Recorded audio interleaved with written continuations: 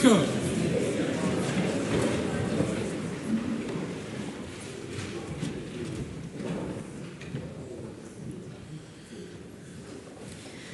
Almighty God, we give thanks for the blessings which have been bestowed on us. Laying aside all personal interests, we acknowledge the King and pray for guidance in our deliberations, that we may conduct the affairs of this House with wisdom, justice, mercy and humility, for the welfare and peace of New Zealand. Amen. No petitions have been delivered. A paper has been delivered for presentation. Ministerial response to the petition of Robert Glennie. That paper is published under the authority of the House. Stand by. There are 60 select committee reports which have been delivered for presentation. Reports of the Economic Development, Science and Innovation Committee on the 2024-25 annual reviews of Callaghan Innovation, Commerce Commission, Meteorological Service of New Zealand, New Zealand Post Limited, Financial Markets Authority and the Ministry of Business, Innovation and Employment. Reports of the Education and Workforce Committee on the 2024-25 annual reviews of the education sector and the Accident Compensation Corporation and WorkSafe New Zealand. Reports of the Environment Committee on the 2024-25 annual reviews of He Pouarangi Climate Change Commission, Climate Change Chief Executives Board, the Parliamentary Commissioner for the Environment and Predator Free 2050. Department of Conservation, Energy Efficiency and Conservation Authority, Environmental Protection Authority and Ministry for the Environment. Reports of the Finance and Expenditure Committee on the 2024-25 annual reviews of the Guardians of the New Zealand Superannuation, Inland Revenue Department and the Natural Hazards Commission and Southern Response Earthquake Services Limited. Reports of the Governance and Administration Committee on the 2024-25 annual reviews of Fire and Emergency New Zealand, Taumata Arawai, the Water Services Authority, Department of Prime Minister and Cabinet, National Emergency Management Agency, Office of Film and Literature Classification, Department of Internal Affairs and the Digital Executive Board, and the Public Service Commission Long-Term Insights Briefing 2025. Reports of the Health Committee on the 2024-25 annual reviews of Health New Zealand, Te Whātau Ora and Briefing on the New Zealand Health Plan and the Ministry of Health. And report on improving arrangements for surrogacy bill. Reports of the Justice Committee on the 2024-25 annual reviews of the Criminal Cases Review Commission, Independent Police Conduct Authority, Judicial Conduct Commissioner and the Public Trust, the Crown Law Office, Electoral Commission, Human Rights Commission and the Law Commission, Parliamentary Council Office, Privacy Commissioner and Serious Fraud Office. Reports of the Māori Affairs Committee on the 2024-25 annual reviews of Te Puni Kōkiri, Ministry of Māori Development, Te Reo Whakapuaki Irirangi, Māori Broadcasting Funding Agency, Te Tari Whakatau, the Office of Treaty Settlements and Takutai Moana, Te Taurawhiri I Te Reo Māori, Māori Language Commission, Tupu Tono Ngāpuhi Investment Fund. Reports of the Primary Production Committee on the 2024-25 annual reviews of Land Information New Zealand, Land Court Farming Limited, Ministry for Primary Industries Outdoor Access Commission. Reports of the Social Services and Community Committee on the 2024-25 annual reviews of Kāinga Ora Homes and Communities, Oranga Tamariki, Ministry for Children, Ministry of Disabled People, New Zealand Lotteries Commission, New Zealand Artificial Limb Service and Social Workers Registration Board. Reports of the Transport and Infrastructure Committee on the 2024-25 annual reviews of Genesis Energy Limited, Mercury New Zealand Limited, Meridian Energy Limited, Air New Zealand Limited, Airways Corporation of New Zealand Limited, City Rail Link Limited, Crown Infrastructure Delivery, Maritime New Zealand, National Infrastructure Funding and Financing Limited, Civil Aviation Authority of New Zealand, Electricity Authority, Electricity Corporation of New Zealand Limited, Ministry of Transport, New Zealand Infrastructure Commission, New Zealand Transport Agency, Waka Kotahi, Transport Accident Investigation Commission, Transpower New Zealand Limited, Kiwi Rail and New Zealand Railways Corporation, briefing on the performance of ferry holdings. If you could all have those...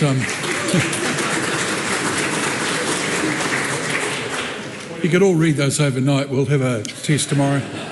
The bill is set down for second reading and the briefings are set down for consideration. The clerk's been informed of the introduction of a bill.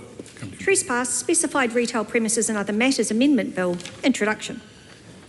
The bill is set down for second reading. The Honourable Phil Twyford. Thank you, Mr Speaker. I seek leave to make a personal statement to correct a statement I made in the House last week. Leave is sought for that purpose. Is there any objection? There appears to be none. Speaking in the debate on the first reading of the Immigration Enhanced Risk Management Amendment Bill, I incorrectly asserted that Erica Stanford had attended a 5 countries immigration ministers meeting. I withdraw that statement.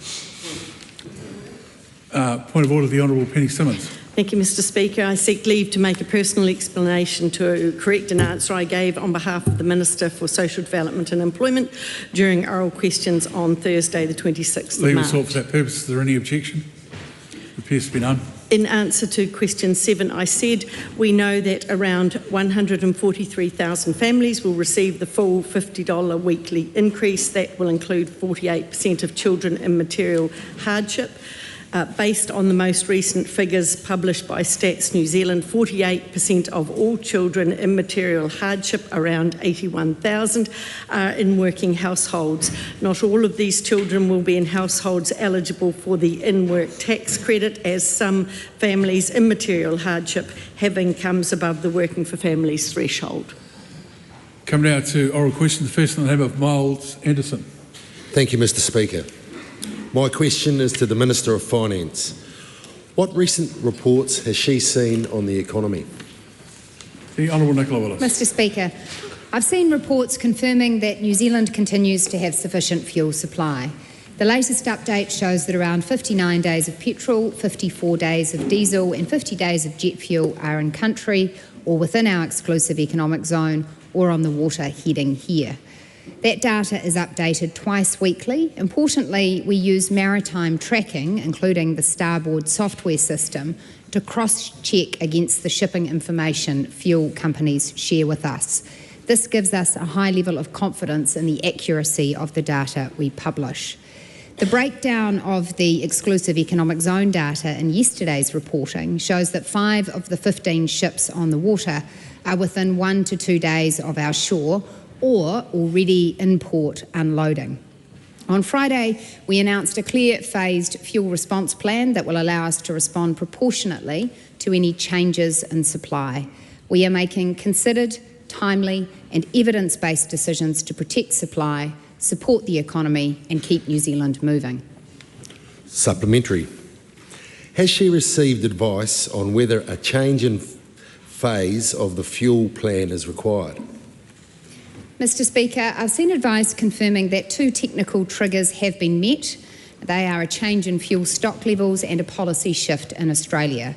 However, the full data set updated yesterday shows no material deterioration in supply risk. Under the fuel response plan, decisions to have an assessment are based on a range of indicators, not any single movement, and any shift requires careful assessment, including engagement with industry.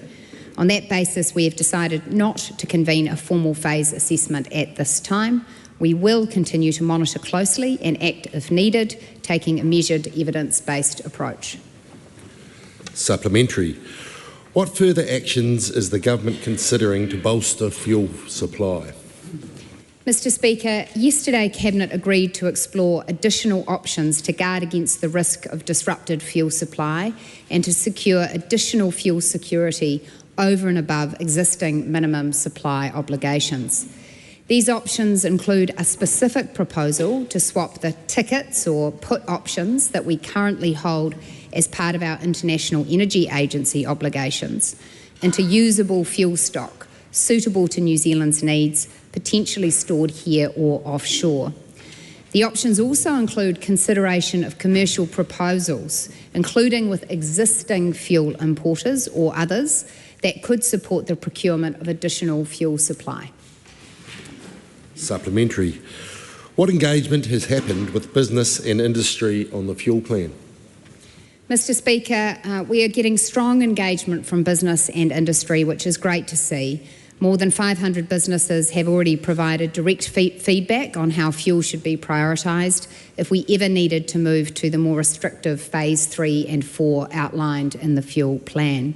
The government is working with industry to get the settings right. We will make sure that any future decisions are practical, targeted and minimise disruption to jobs, supply chains and the wider economy. Question 2, the Right Honourable Chris Hipkins. Thank you, Mr Speaker. To the Prime Minister, does he stand by all of his government statements and actions? The Right Honourable Prime Minister. Yes. Supplementary, Mr Speaker. Did his government cancelling the planned 70 million litre strategic diesel reserve increase or decrease New Zealand's exposure to a diesel supply shock? Well, what this government did is it cancelled Labor's approach by putting fuel companies on the hook to making sure that they meet their obligations to hold higher levels of stocks. This is about working with industry and they're on the hook for that. So did his government's decision to delay increases to minimum diesel stock holding obligations until July 2028 increase or decrease New Zealand's fuel resilience right now? That's why we agreed to increase the minimum stock holding obligations for fuel importers from 21 days to 28 days. Does increasing the minimum stock holding obligation in 2028, rather than doing it earlier as previously planned, increase or decrease New Zealand's resilience right now? Well, as I've said, we remain focused on supporting New Zealand's energy security. That's why we agreed to increase the minimum stock holdings. Supplementary. The Right Honourable Chris Hipkins. Did his government cutting support for businesses transitioning away from fossil fuel dependence increase or decrease New Zealand's long-term exposure to oil price shocks? Well, that member banned oil and gas. That member, it's a bit... Just a moment, one moment. Promise to answer again at his own side might give him a bit of space to answer as well. Well, what I was about to say was that was the member who banned oil and gas that drove up electricity prices to $800 a megawatt hour. We ended up making the rather unique transition, thanks to a Labor Greens government, of domestic gas to imported Indonesian coal. Supplementary question. The Honourable David Seymour. Would it be pretty handy right now if New Zealanders had been allowed to look for oil and gas over the last 8 years? Absolutely. We have an energy security strategy which is about economic security, and that means and. Supplementary. Did his government reducing nationwide public transport subsidies increase or decrease the options available to households trying to cut their transport costs right now? Well, actually, we believe in an adult-to-adult relationship with the New Zealand people, not a parent-to-child relationship. It's one of the learnings coming out of the COVID experience that member led. And actually, it's great to see New Zealanders making their own decisions. Some of them are choosing to use more public transport. Good on them. Supplementary question. David Seymour. Have organisations such as Auckland Transport reported record usage of public transport despite this terrible government taking away all these subsidies? I'm proud to report that our Minister of Transport has met with the public transport authorities. He confirms that there is capacity in our public transport network. The public transport authorities are looking at rejigging their network schedule so they can maximise support for people in key peak times. All of that's good stuff. Right Honourable Chris Hipkins. Does he regret cutting the clean car discount, given estimates suggest that had New Zealanders continued to buy electric vehicles at the rate they were under the discount, there'd be 50,000 more electric vehicles on the road today than there are now under his government? No, because we believe in farmers in this country and they need utes, and actually they shouldn't be subsidising people who want to buy EVs. And as you've seen in the last week, EV sales have been just fine. Don't get personal. Question number 3, Dr. David Wilson. Mr. Speaker, my question is to the Associate Minister for Energy. What reports, if any, has he received on fuel security? The Honourable Shane Jones. I have received a number of reports, not the least of which is that the fuel import companies and the decision that they made to move New Zealand towards a just-in-time model is working as they contemplated. But sadly, we are bereft of adequate storage.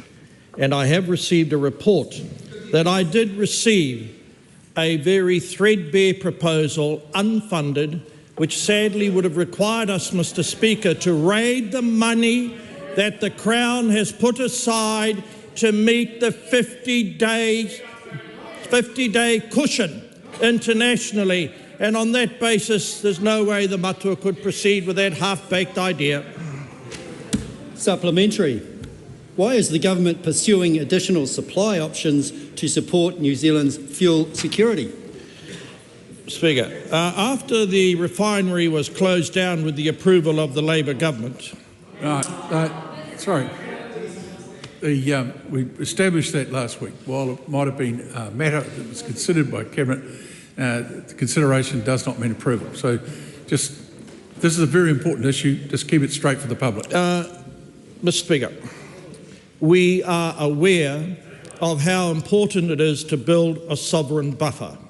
We are relying upon the oil companies to honour their word and to avoid very serious penalties in the event they do not comply with their statutory mandate. However, the development of future storage capacity is underway as we work through a proposal. This proposal will happen not over 3 or 4 years, but in a matter of months. Supplementary. Where would the government secure fuel from? Speaker, as I've said elsewhere, we have the option of 960 million litres, given that the nation consumes 24 million litres a day. That will require time to convert that virtual fuel into genuine physical material. We also have been in receipt of a range of offers. However, they will require alacrity from the Crown, as we are in a very competitive market. But I say again, once the refinery was closed, New Zealand lost 700 million worth of storage capacity. Look no further than that side of the House. Supplementary. The answer was fine right up until the last minute. It's the government who's accountable here, not the opposition. Point of order, sir. Point of order. The Honourable Shane Jones. I think you are being unfair.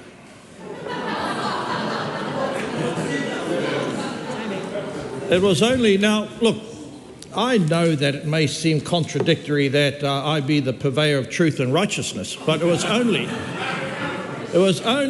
a week ago, sir, I was brandishing a cabinet paper that clearly states the other side of the House agreed to the closure of the refinery. The cabinet paper says Labor agreed to the closure of the refinery. How can I possibly be wrong? No, it's the cabinet paper. Cabinet paper says that, if you were to interpret it anyway, it would be that the government of the day chose not to support it remaining open, which was a entirely different proposition. Dr. David Wilson. Supplementary. How will the government ensure that the additional fuel stock is securely and effectively stored? There has been a random press reference that apparently the Channel proposal, Channel being the import facility up in Marsden Point, may not be able to develop the project within the original time I've referred to, i.e. a matter of months. That is not accurate. There is scope to rapidly develop the capacity for 90 million litres worth of storage in a matter of months. I suspect the person who made that stupid remark in the media was reading the Maori calendar or something like that. We'll go to question 4, the Honourable Marama Davidson. Ki te Premier, e tautoko ana ia I ngā kōrero me ngā mahi katoa a tōna kāwanatanga. Yes. Is tomorrow's minimum wage increase of just 2% or 45 cents enough for working families to keep on top of the bills when inflation was over 3% in the last year and is likely to be even higher this year, especially when we know beneficiaries and other low earners typically face worse inflation than others? Well, as we've explained, as we deal with this and navigate this global fuel crisis, we want to make sure that any support we offer is timely, targeted, and actually make sure that it gets to the people who most need it. As of April 1, there's a series of increases coming through, including for students and superannuitants, and also for job seeker supports and beneficiaries, and that will help people at this time. Why has he left more than half of the children living in hardship, disabled people on the supported living payment, and care workers without children to weather this fossil fuel crisis without support by excluding them from his government support package? Well, we've learnt the lessons from COVID, which is that you don't go spend $60 billion and half of it go walkabout and can't be explained. What we need to do is make sure that we protect New Zealanders, low and middle income working New Zealanders, by making sure we are economically responsible, not adding to and impacting inflation and growth, and minimising the impacts on that as much as possible. And therefore, that's why we have a criteria which we've laid out from day one of timely, targeted and temporary support for people who need it the most. What does he say to the woman I spoke with in Manurewa over the weekend who cannot afford to take her partner to the hospital for his life-saving medical treatments because of rising fuel prices? Well, again, as we've talked about support last week, this is a government that will continue to look at what it can do to support New Zealanders in this difficult time. But we have also been upfront that we are not going to be able to alleviate the pressures for everybody. And that's why we've been incredibly targeted for the 143,000 families, working families, who are using their cars, getting to work, getting their kids to school.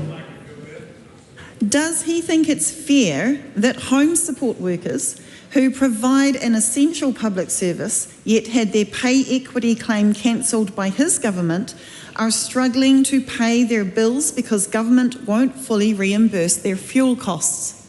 Well, as I've said, this government continues to look at ways it can support New Zealanders, but it's through the frame of timely, targeted and temporary. I'll let that last question go, but you need to think carefully about how you ask those questions and the content you put in them. Understood. Thank you, Mr. Speaker. Is he comfortable with some of our hardest working but lowest paid workers going into debt or using their emergency savings and essentially paying to have a job, with Kira Sadlam from Aotearoa Great Barrier saying, quote, "If I can't get more money out of Health New Zealand, I will use our crisis fund"? Well, again, I don't know how to explain it any further to the member. We are looking after New Zealanders and their future, having learnt the lessons from COVID, that having an 84% increase in spending drove to a 32-year high of inflation, rapidly high interest rates, and actually really put massive pressure on low and middle income working New Zealanders. We care about working New Zealanders, and we're making sure that we can support the most vulnerable as best we possibly can. Question number 5. The Honourable Dr Megan Woods. Thank you. My question is to the Minister of Finance. Will the government, under any phase of the National Fuel Plan, offer a financial underwrite or guarantee to fuel companies, as Australia is doing? The Honourable Nicola Willis. Mr. Speaker, yes, I can confirm that is something we are giving consideration to. Cabinet yesterday agreed to explore additional options to guard against the risk of disrupted fuel supply and to secure additional fuel security over and above existing minimum supply obligations.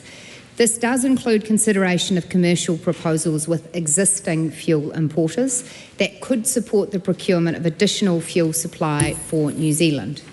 Any proposal will need to be assessed to ensure that it delivers additional fuel security over and above that which would otherwise be provided by those commercial fuel importers, including in respect of their minimum stockholding obligations.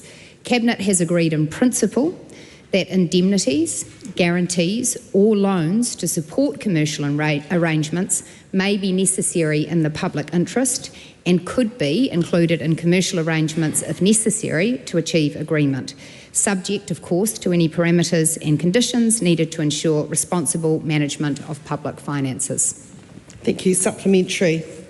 Has the government yet considered what the triggers would be in terms of stock levels, price spikes or supply disruptions that would cause the government to move from relying on market settings to government interventions such as she just described? Well, Mr. Speaker, in terms of triggers that would lead to an assessment that would lead to a stronger response phase, we set those out when we released the fuel plan on Friday, and those include a number of indicators that would lead us to believe that fuel was at risk of being further disrupted in its supply. In terms of the measures that I outlined in my answer to the primary question, these are options we are actively exploring right now because we believe that this is an insurance policy which we would be grateful for if it does prevent us later having to go into a phase 3 or 4 response in which fuel needs to be prioritised across the economy. Thank you. Has she been briefed by the New Zealand Export Credit or the broader Treasury on the Australian initiative to give importers the confidence such as she is describing? Mr. Speaker, yes, I have been briefed by the lead of the Ministerial Oversight Group, who is in close communication with the lead in the Australian equivalent regime. The Australians informed us ahead of their announcement about their proposed move to consider guarantees, so we were aware of that development and we will continue to work closely with them. We have determined that it is in both countries' national interests to share information with each other, and I note that our sharing of our fuel response plan was also appreciated by the Australians. Thank you. Supplementary. Are there any further measures to harmonise fuel regulations or conditions with Australia being considered? Mr. Speaker, we will continue to give consideration to those. There isn't one actively being explored right now. However, we have said to fuel importers and those with an interest in ensuring fuel supply that should they think changes in specification would assist them in securing more fuel, then we will give active consideration to changes in specifications. Question number 6, Dana Kirkpatrick. Thank you, Mr. Speaker. My question is to the Minister for Social Development and Employment. What changes to financial support will come into effect from the 1st of April to help respond to cost of living challenges? The Honourable Louise Upston. Mr. Speaker, from the 1st of April, the Ministry of Social Development's annual adjustments will increase financial support for more than 1.5 million New Zealanders. This includes working age beneficiaries, superannuitants and students, as well as non-beneficiaries receiving supplementary assistance. The global fuel price surge is impacting New Zealand's cost of living, and our government is determined to keep progressing sensible, measured changes that provide some relief. Supplementary. Who will benefit from these changes? Mr. Speaker, around 960,000 Kiwis receiving superannuation and veterans' pension will get increased payments. There will be over 435,000 working age beneficiaries who will get increased support.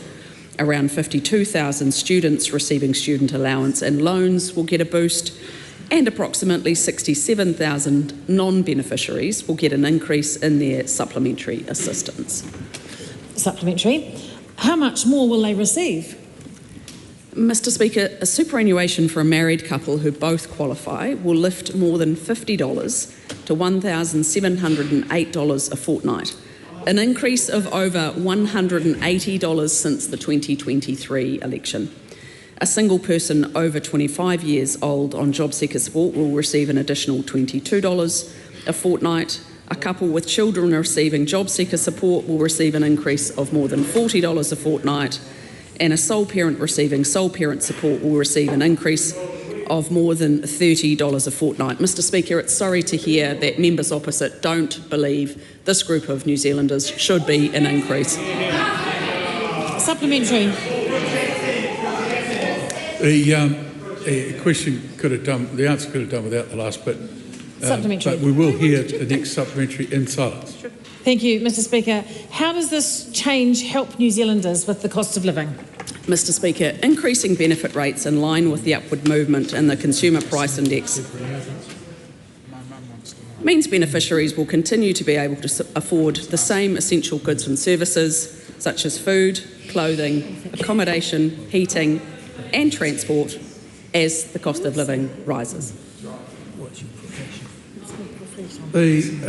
Question number 7, Chloe Swarbrick. Ki te Premier, e tautoko ana ia I ngā kōrero me ngā mahi katoa a tōna kāwanatanga. Right Honourable Prime Minister. Yes. Why did MB stop publicly reporting on fossil fuel profit margin data on the 18th of March? I just asked the member to direct her question to the Energy Minister. I'm sure they give an answer. Does the Prime Minister believe that MB should continue its reporting on fossil fuel profit margin data for sake of the public interest in fossil fuel companies not price gouging during a fossil fuel crisis? Well, we have the New Zealand Commerce Commission that has a watching brief to make sure that fuel companies aren't gouging, but I'm proud of the way that our government's actually working with the industry to provide solutions to New Zealanders at this time. Does the Prime Minister understand the difference between the Commerce Commission monitoring this information and public reporting on fossil fuel profit margin data? Yes, but more importantly, I understand the importance of securing fuel. Supplementary. On that note, Supplementary question, the Honourable David Seymour. Can the Prime Minister confirm that the importer margin, which has been misnamed as the profit margin, fell dramatically in the early days of the Iran war, but has subsequently ceased to be reported because the data had become so erratic it might not be reliable? And wouldn't it be easier to invent that than make up conspiracies? Well, I can't speak to the specifics of that, but what I can speak to is the way that this government is working in an adult-to-adult way, partnering with industry to deliver solutions for New Zealand. We are working with industry. We are not doing things to industry. Kiwis Robert. can the Prime Minister then name just one thing that his government has done to implement the International Energy Agency's recommendations to immediately reduce demand for fossil fuels? We're flying economy. Well, I'm sorry, but we are going to secure fuel for New Zealanders. That is our number one priority. We are a government that has delivered a renewables boom because we have action and investment, not just words. We are a government that has created a strategic coal reserve for a dry year risk, and that's all good stuff. And we're a government out there making sure that we get fuel to New Zealanders. We're going to continue to do so. Point of order. Point of order. Point of order. Kiwis Robert. Mr. Speaker, you've just told the House about how serious an issue this is, and I purport the Prime Minister did not even attempt to answer or address the question, which was about reducing demand for fossil fuels off the back of the International Energy Agency's recommendations to all jurisdictions. Well, that might be right, but his answer was that the government is acting in the interests of New Zealanders. And I think that's quite reasonable. We're not subject to the directions from outside international agencies. I understand he couldn't name one. So, supplementary, Mr. Speaker. Sit down. E pātai tāpiri? I beg your pardon? Has his government commissioned any advice whatsoever from officials on making public transport free to reduce demand for fossil fuels during this crisis?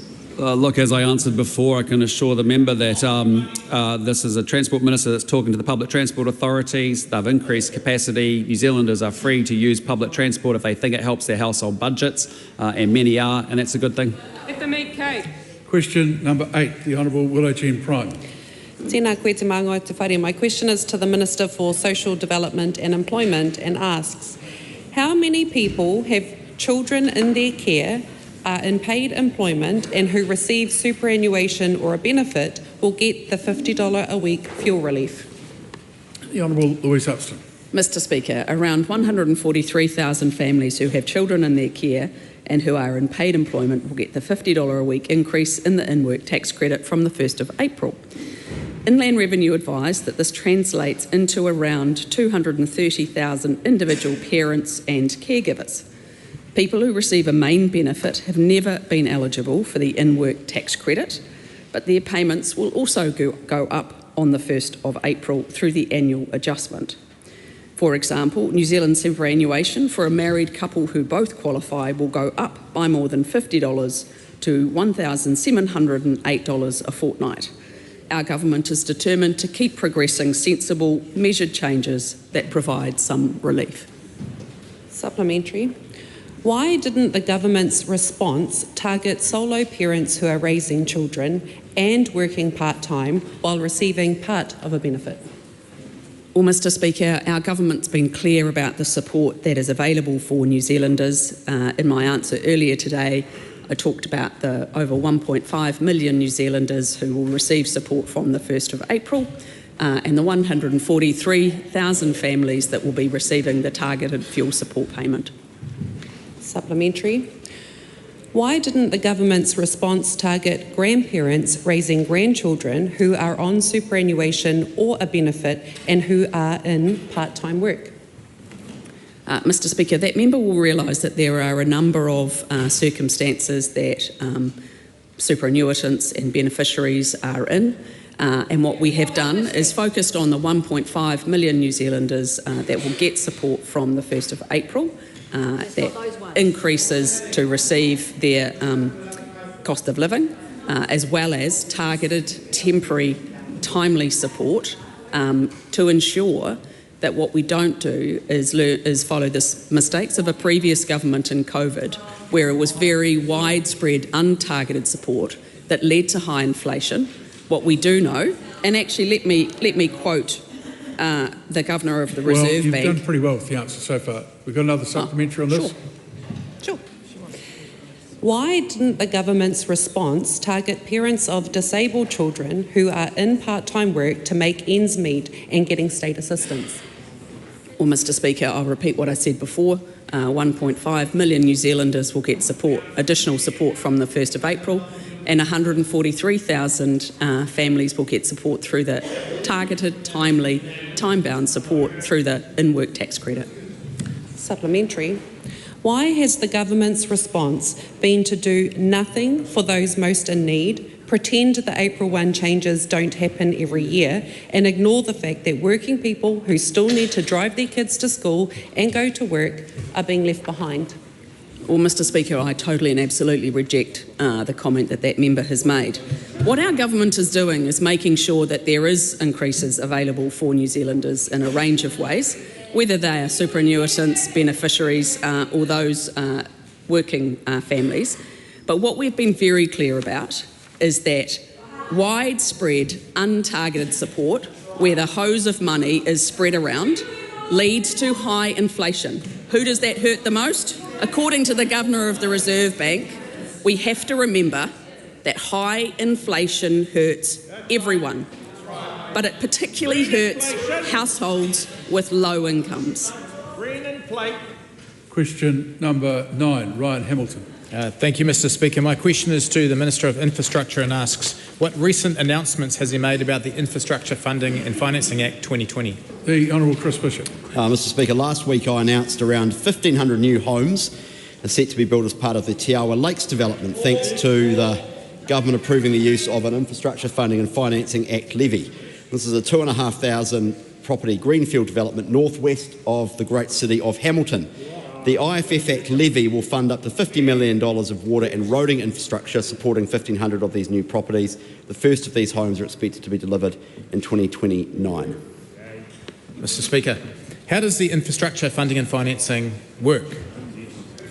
Well, Mr. Speaker, about 5 years ago, or 6 years ago now actually, Parliament passed the Act to try and accelerate Greenfield's housing development supported by both sides of the House.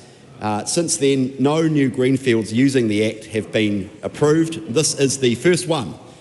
It makes it easier for new housing developments to get off the ground away from the borrowing constraints that councils are often subject to. Developers with viable projects should not be held back by an inability to gain infrastructure funding and finance. The model works by establishing a special purpose vehicle for a project separate from council balance sheets. The SPV then repays the finance raised by charging a levy to homeowners and landowners who benefit from the infrastructure that is delivered. The model allows growth to pay for growth. Supplementary. What does the Te Awa Lakes development mean for Hamilton? Well, Mr. Speaker, the wider development is a great example of the type of urban growth we need in this country. They are transforming an old sand quarry into a master planned community with residential development, retail, hospitality, recreational facilities and tourism. It means more construction, more homes for families, more business opportunities and a vibrant mixed-use suburb that blends housing, amenities and services all in one place. What else is the government doing to improve infrastructure, funding and financing to support urban growth? Well, Mr. Speaker, the government is a believer in the IFF Act model and of course we have a piece of legislation to amend it before Parliament right now to make it easier and more nimble so that we can get more greenfields developments underway. The amendments enhance the Act's usability and remove unnecessary barriers to uptake. We're also making different changes to funding and financing of infrastructure more broadly, including replacing development contributions with a new development levies regime. The fundamental point, sir, is that for commercially viable projects, infrastructure should not be used as an excuse to prevent growth.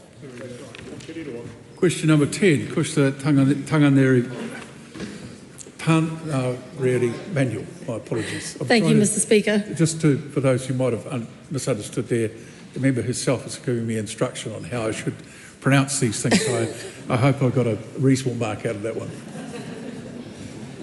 To work on. Thank you, Mr. Speaker. Some things you just got to let go, don't you? My question is to the Minister for Emergency Management and Recovery. Does he stand by his commitment to, quote, strengthening New Zealand's emergency management system and ensuring that it can meet the growing risk we face from severe weather events and other emergencies, end quote? Mr. Speaker. The Honourable Mark Mitchell. Yes. Supplementary. How would a move to Phase 2 of the National Fuel Plan impact civil defence and emergency services access to fuel in emergencies? Mr. Speaker, Emergency Management NEMA is heavily involved and engaged. In fact, they were the architect of the original fuel plan for us as a country.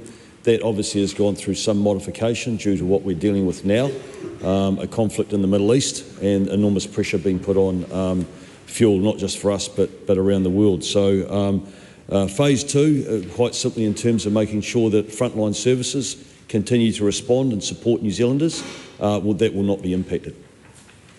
Supplementary. What is he doing to prepare civil defence and emergency services in the scenario where there is a shortage of diesel?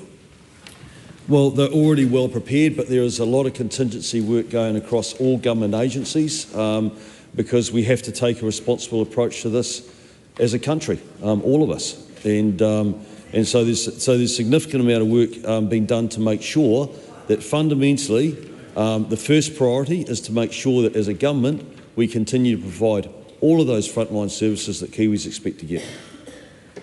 Supplementary.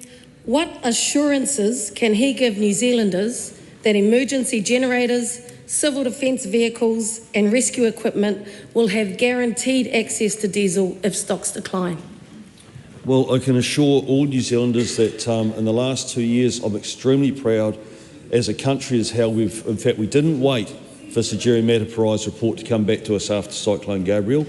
The whole of our emergency management system had already responded, and that goes from mayors, the councils, the CDM teams, chief executives, right through to our world-class first responders, community groups, iwi and hapu in our rural sector. The best response to these events is whole of society.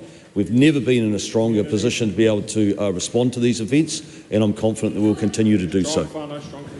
Supplementary. How will diesel supplies be prioritised for the emergency management system in the National Fuel Plan's Phases 2, 3 and 4?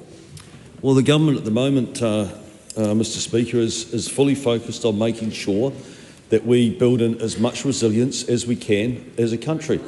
I think everyone can see the global challenges and the headwinds, but our government has been proactive from day one, and we've put ourselves in the best possible position, and we remain fully committed, as a government should do, to make sure.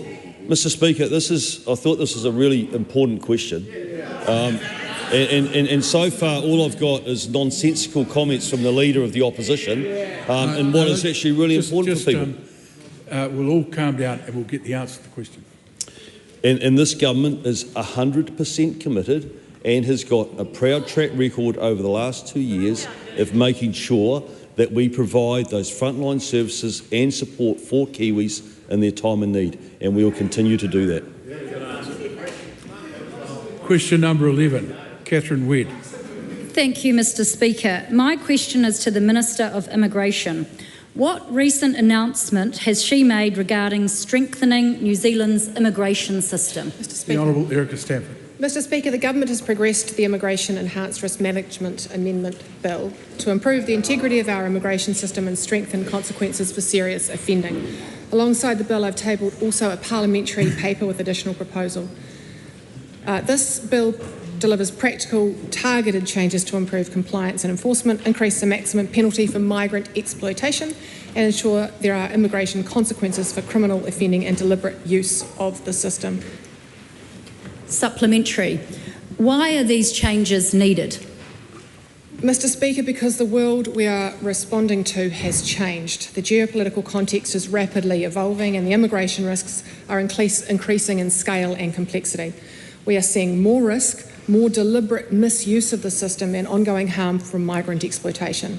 New Zealanders have also been appalled by cases where people have committed serious crimes like the Jazz brothers who are not able to be deported due to how long they've been in New Zealand. The system needs to be fit for purpose and ensure that our priority is on victims of crime and public safety while ensuring that individual cases are considered on their particular circumstances. It's about maintaining public confidence and making sure the system adapts to this changing world. Supplementary. Why is the government proposing to exclude people who commit serious crimes in New Zealand from refugee status? Mr. Speaker, we will always meet our international obligations, including allowing people to remain in New Zealand who genuinely need protection.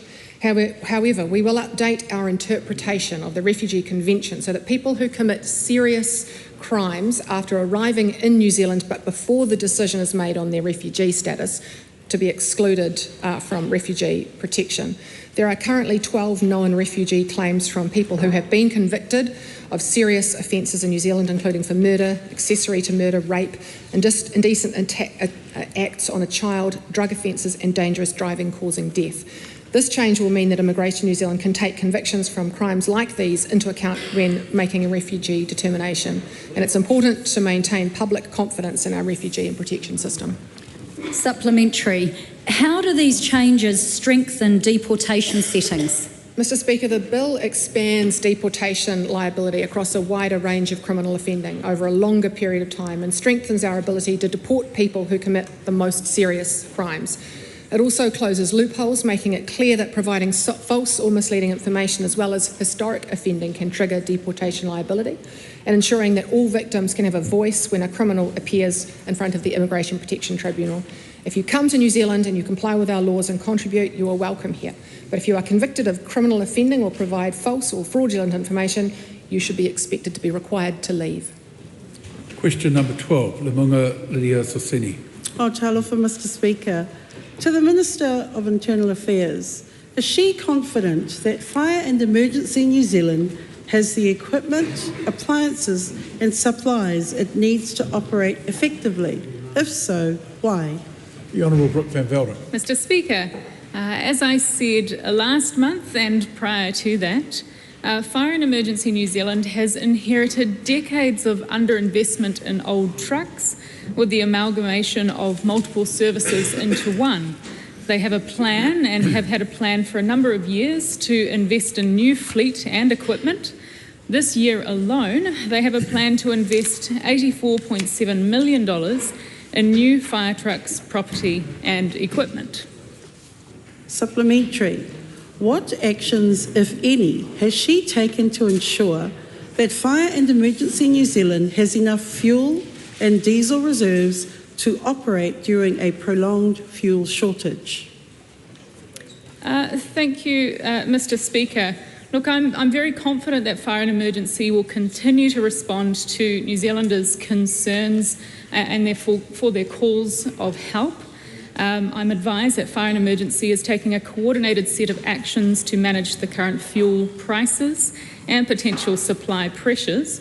They have established a fuel planning group to assess potential impacts on fuel availability and cost and to coordinate contingency planning across the organisation.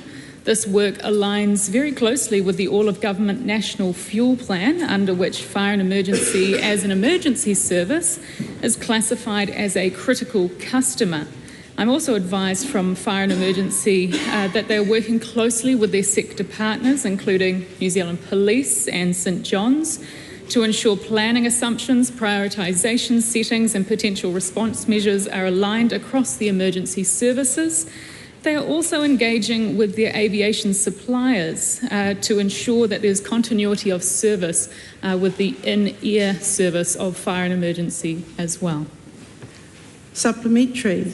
How many days of operational diesel reserves does Fire and Emergency New Zealand have to hand, and how are these distributed across the country? Mr. Speaker, that sort of question would have been quite helpful to have in writing as the primary question. That sort of detail can be sourced through a WPQ. Supplementary. How will diesel supplies be prioritised for Fire and Emergency New Zealand in the National Fuel Plan Phases 2, 3 and 4? Mr Speaker, as I have earlier alluded to, Fire and Emergency is working with the all-of-government National Fuel Plan, under which they, as an emergency service, are classified as a critical customer. However, we are only in the first phase, and I have had conversations with the Chief Executive, Kerry Gregory, and we are on the same page that all New Zealanders should expect a response from Fire and Emergency in a time of need, even while we have this fuel crisis. Supplementary. Would professional crews be prioritised over volunteer crews at the National Fuel Plan Phases 2, 3 or 4, and if so, why? Mr Speaker, as I said, if this question had actually been about the fuel plan, I would have been able to come to the House with those relevant pieces of information, and so I'd ask the member to actually put those down into WPQs, because I've had the exact same question in writing for pretty much month on end, and it's very difficult to know where she's going to go with the technical aspects of the questions.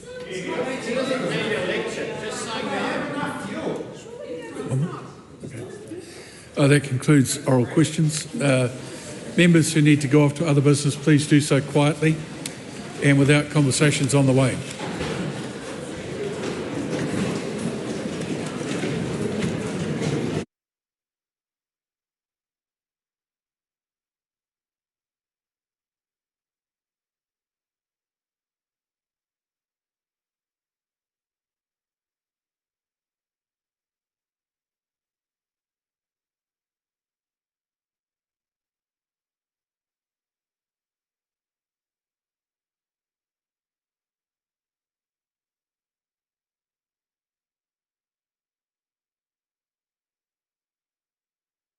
Number 1.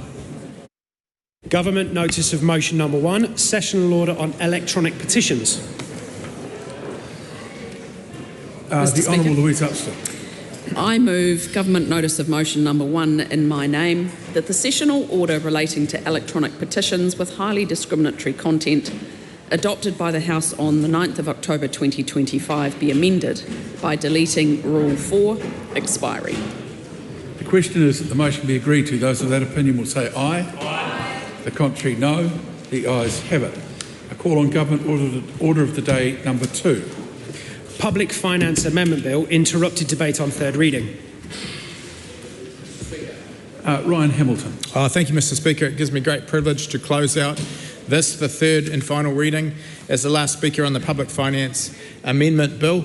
Mr Speaker, this bill seeks to do a few things. To introduce more specific disclosure requirements for the statement of specific fiscal risks, to introduce a requirement to publish a tax expenditure statement, to increase the forecasting period for the economic and fiscal forecasts to align with current practice and remove fiscal cliffs such that this government inherited coming into the election, and finally, Mr Speaker, to repeal the requirement to articulate well-beings, Mr Speaker, that were put in the previous administration and gave the last administration the ability to chase ideology, remove tangible measurements and enable local government without any fiscal constraints. I commend this bill to the House.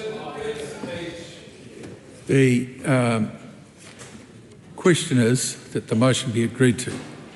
Those of that opinion will say aye. Aye.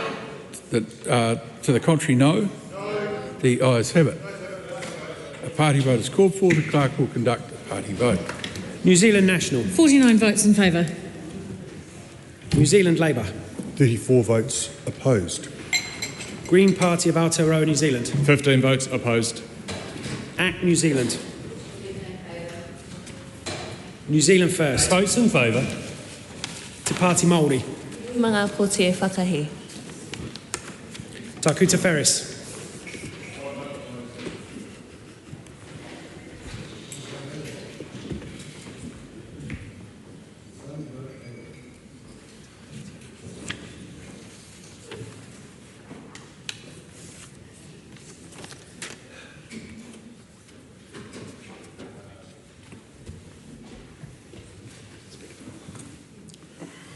The ayes are 68, the noes are 54. The motion is agreed.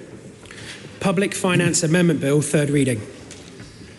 I declare the House in committee for consideration of the racing industry. Sorry, Mr. Speaker, could you call on Government Order of the Day number 3? I'm sorry, I call on Government Order of the Day number 3. Racing Industry, Closure of Greyhound Racing Industry Amendment Bill, committee stage. I declare the House in committee for consideration of the racing industry, closure of Greyhound Racing Industry Amendment Bill.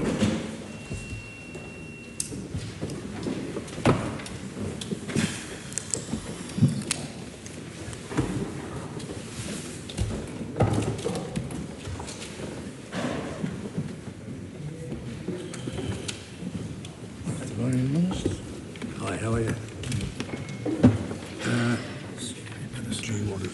That also might be helpful in terms of things like. Okay. Do you want to speak? No, just let him do it. Members, the House is in committee on the racing industry, closure of Greyhound Racing Industry Amendment Bill. Members, we start with part 1. This is debate on clauses 4 to 16. Amendments that commence on the 1st of August 2026 and schedules 1 and 2. The question is that part 1 stand part. Tangi Utakiri. Kia ora, Mr. Chair. Thank you. Appreciate the Minister and the Chair. Just in relation to part 1, just a couple of quick questions that focus around the functions, the duties and the powers of the new transition agency. I know the Minister has publicly indicated, and indeed in this House, around his desire that the members of the agency would effectively be the members of the Ministerial Advisory Committee at the moment. And I think that does provide, although it's over to his remit, that does provide some continuity in terms of some of the issues there.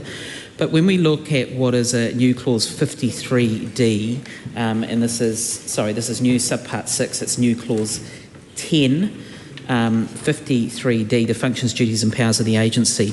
There are a number of things that are outlined there. The Select Committee did hear about the need to ensure that the rehoming of the specified greyhounds was a process that was clear and understood. There is an expectation that the agency would be responsible under H for keeping a record of specified greyhounds that have been successfully rehomed. Given this was a key part of the Select Committee's consideration, the question to the Minister is whether he thinks that there needs to be any other changes around the record keeping, or whether he is satisfied with the information that he's received to date that the incoming agency, once it is stood up, will have processes in place. Some of it might be inherited from Greyhound Racing New Zealand, but nonetheless will be in place to be able to ensure that the record of those specified greyhounds that had been rehomed was accurate. Cameron Luxon. Thank you, Mr. Chair. I was fortunate enough to be on the Select Committee, the Primary Production Committee, for hearing this bill, and we heard many concerns, but I think, Mr. Chair, I'd just like to first reiterate that the universal thing we heard and why we are here is concern for animal welfare in the greyhound racing industry, concern for the dogs, concern that the right practices are being put in place, and that's what's brought this bill to the House. But during the Select Committee, we also heard concerns that go to the human aspect of what's being done here. Concerns for a community which has been established for a long time in New Zealand, that has been a core part of New Zealand's identity, that have built their own community around the sport and have intergenerational connections to it. The concern for the people, Mr. Chair, is what came through in the Select Committee. And so I have a couple of amendments that I've tabled, Mr. Chair, and in this part 1, I have an amendment to inserting clause 10A. And the reason why this clause, I think, Mr. Chair, is important is that there has been concerns that were taken seriously at the Select Committee to the point that the government's intention to allow overseas betting be put into this law, and that would provide funds through the TAB to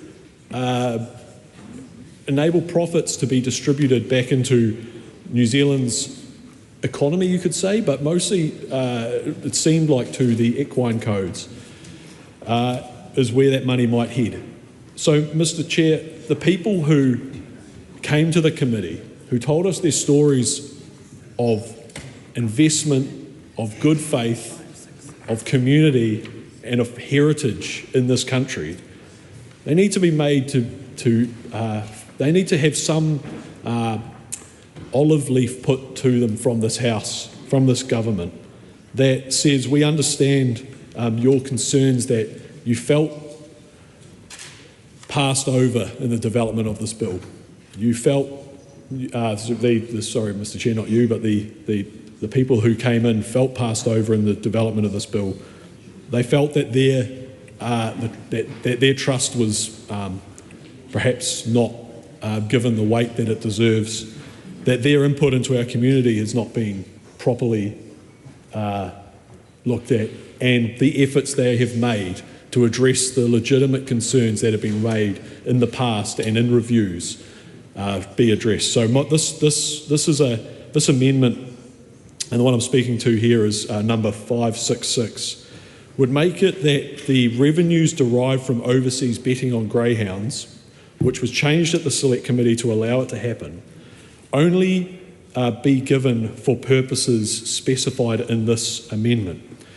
Any profit from which this section applies, to quote it, is only to be used for animal welfare related purposes, an approved greyhound rehoming program, or an approved compensation regime.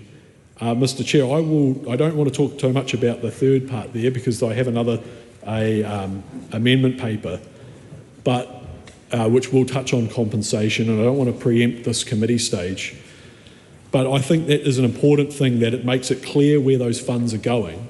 It also makes it that there is some flexibility where the Minister must, in every 12 months after the date of the Amendment Act coming into force, approve where those funds are going.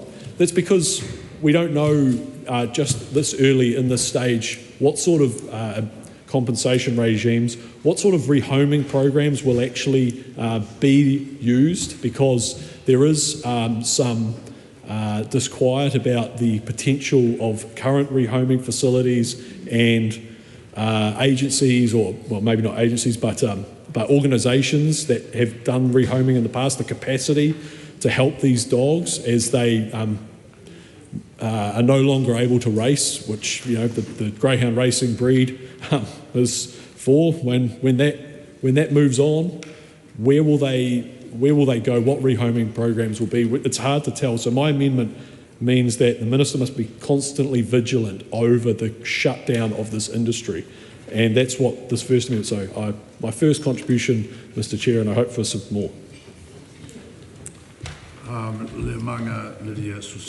Thank you, Mr. Chair. Just have a couple of questions in this clause, clause 10, new part, subpart 6. And the questions to the Minister, which is to the establishment of the transition agency.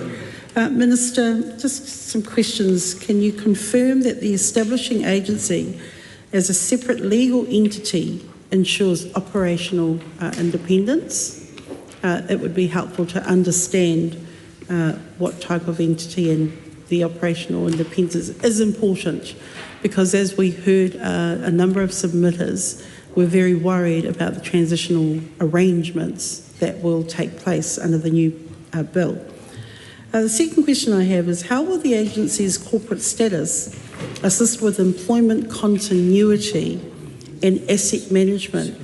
And we heard the concerns of when it moves to the new regime, will those who have experience and also a number of skills with rehoming dogs understand the industry, will they be allowed to continue, or will there be opportunities by the agency to look at those types of arrangements? Like, they're not the employment, the people that are currently employed are not just out in the cold, but there's the experienced people that can transition through and continue in that space of employment.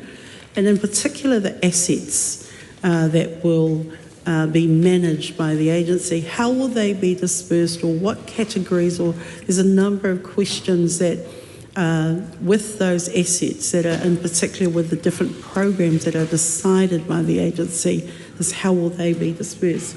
And my last question is it expected that this structure will improve confidence among industry participants, and specifically with rehoming agencies, Minister?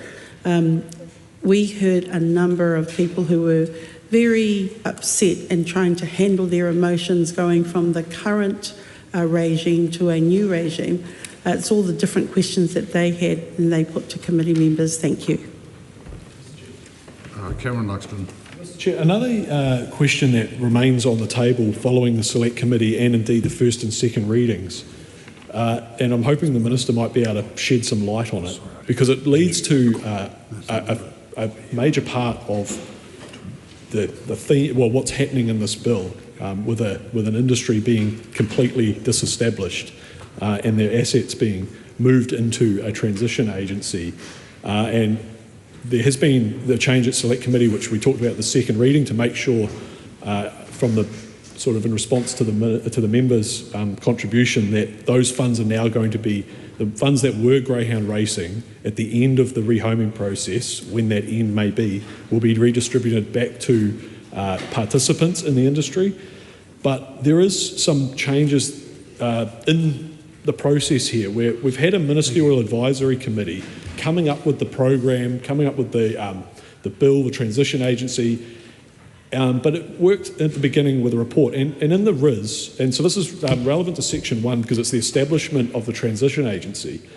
In the RIS, there has been a paragraph 164 where it says that the final report, after the MAC, the Ministerial Advisory Committee, disbands, which is at the beginning of the transition agency, they will document steps taken towards closure, what steps might be needed, and any remaining aspects of the closure. And interesting, Mr Chair, it's got one further part of their role, which is provide advice about any general lessons learnt from this process should the government consider disestablishing any other industry in the future. And I would like to ask the Minister, what other industries or even recreational activities could be referenced in this? What other industries or activities could the Minister see this process being replicated upon? It leads to speculation in many New Zealanders' heads if this can happen to, as the Racing Industry Board has said, a industry that is meeting all its obligations, that's deemed compliant, that's acting within the law. What lessons have been learnt as we move from the Ministerial Advisory Committee into a transition agency? What lessons have been learnt that could be applied to disestablishing any other industry in the future? What minister industries do you expect this could relate to?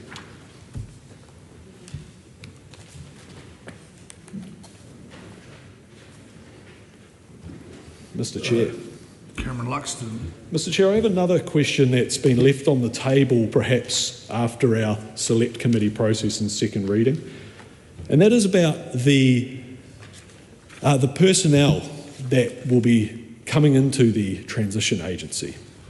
For example, there is a lot of people in rehoming who have got a great deal of experience in finding homes for retired or uninterested racing dogs that never found their calling despite their breeding to become racing greyhounds, going off to find loving homes for these beautiful animals. We've got a lot of experience in this country in that regard. We've also got people in greyhound racing New Zealand who have got deep connections into the community, people who have got who know the individuals, because that's what we're talking about, an industry of some 1,000 people whose livelihoods and industry and community are about to be ended. There was a great deal of concern at the Select Committee from members across the House, from across the parties of this House, about the welfare and the connections that these have been now deemed industry participants are losing. And I would love to hear the Minister address questions that have been left on the table about who will actually be in the transition agency, managing the transition, the rehoming but also the people and the relationships. And there are members on the opposition with portfolios in places such as mental health that I think would be very interested, as they were at the Select Committee, and I hope they take contributions on this, as to what the transition agency will be doing to make sure that the people whose communities and livelihoods are being taken away from this are seen right.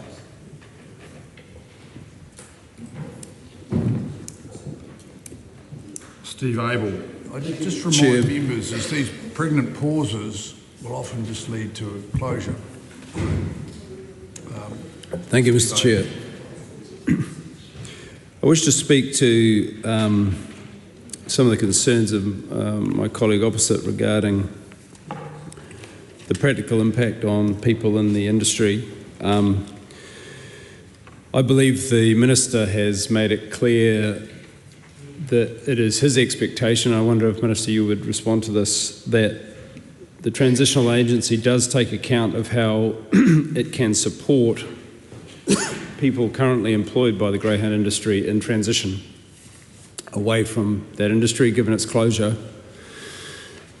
As it is currently drafted, Cameron Luxton's amendment, I believe, goes too far. It puts an expectation on the Minister to evaluate all of the factors and the cost to the industry of the closure and then make a report. What's that? Oh, okay, sure. I'm sort of talking more broadly because it relates to the impact on the industry itself and how that might be addressed. So sure, I can speak to your amendment later if you prefer. But perhaps the Minister can respond in terms of the intention that he expects of the transitional agency and how those who are part of the industry are treated. Obviously, it's very clear the intention to protect the animals and ensure that they are rehomed in an effective way. Thank you. Cameron Luxon. Thank you, Mr. Chair. I have spoken, this being part one, so just in that interjection I had with Steve Abel there, he was referring to one of my later amendment papers, but in the amendment paper I have right in front of us in part one, number 566, relates to a rebuilding of trust, and I hope that the Minister takes this opportunity to take a call in this part one, and that pregnant pauses as directed by the Chair do not lead to moving on before such parts are addressed. And I'm sure the Minister would like to talk about making sure that the betting on overseas greyhounds, which was a change that the Select Committee made, is addressed and speaks to an amendment paper that has been tabled. That means that the decisions every 12 months as we move through a transition process, which involves the ending of a historic and culturally important industry in New Zealand, a legally abiding and complying industry, is taken seriously. I just urge the Minister to address the amendment paper 566 before the pregnant pauses of this House move on to another part. I'd just remind the member too that his second amendment paper is to the schedule, which is actually being debated in this part at the moment too. So just for his information. Mr. Speaker. The Right Honourable Winston Peters. There's only one thing more depressing than what we're doing today, and that's not doing it. It's 2013, and there's an investigation into greyhound racing with some serious concerns. Then the Hansen report 2017, a superb report with some serious concerns. And then 2021, the next report turns up, again more and more concerns. So pray do not tell me that this is an industry that was not on alert as to what was going on. That's first. The second thing, our bona fides in this industry is that We gave them the highest earnings that they'll ever have in the history of this country by a factor of 150%, more than ever before. And then when they were broke during the COVID years, we bailed them out. Perhaps it is important to say that at no point have I ever received a letter of thanks from anybody in that industry. But anyway, that's what life's like. We're not here for gratitude, otherwise we'll be very disappointed. Now, the functions and powers of the Transition Agency. Can I just first of all say, someone questioned as to whether or not they were legal in their standing. Well, yes, they're a separate statutory body. So that's the answer to that question. I think it was Honourable Sorseni asked that question. And then she talked also about the dog industry personnel being used in the transition, and as much as we can do that in a positive way, of course that'll be a sound idea. In terms of confidence in the rehoming structure, well, there's an enormous amount of preparation and work going into it as we speak, and in every respect, the plan and the time duration and the statutory safeguards for that to happen, and the choice of the right people, we believe, is well under control. But I see emerging of late two questions. The idea that you can have an industry that is concerned massively in terms of animal safety and cruelty to animals, despite that, be massively compensated for that failure, not once, not twice, but 3 times, is somewhat a tall poppy to recognise.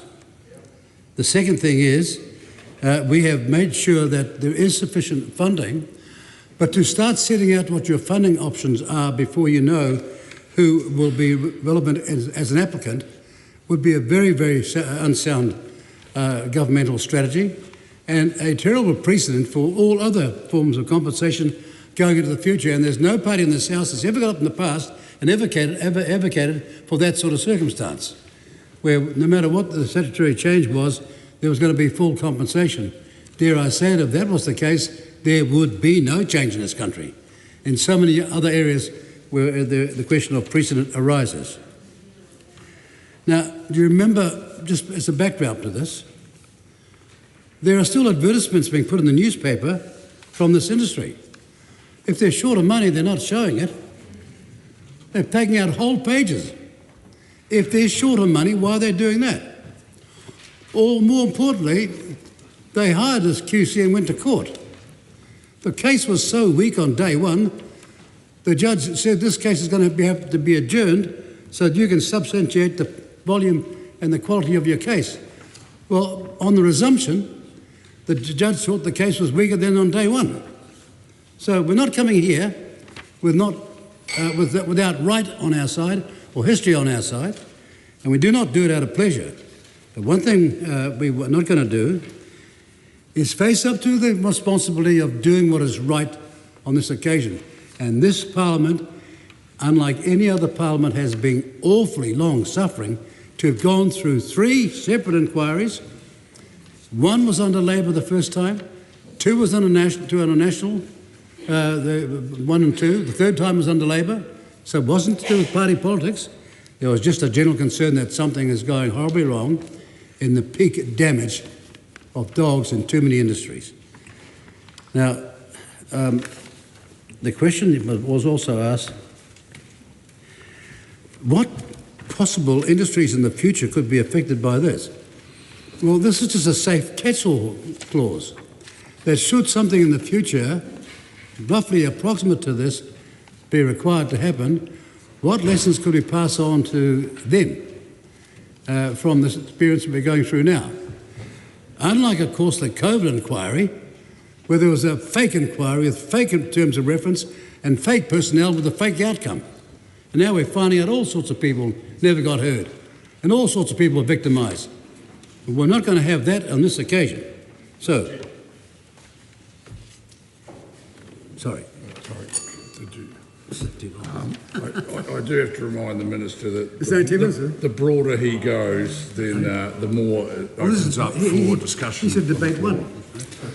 Cameron Luxon. Thank you, Mr. Chair, and thank you, Minister, for addressing the questions that have been proposed so far. It's good to have some of those answers.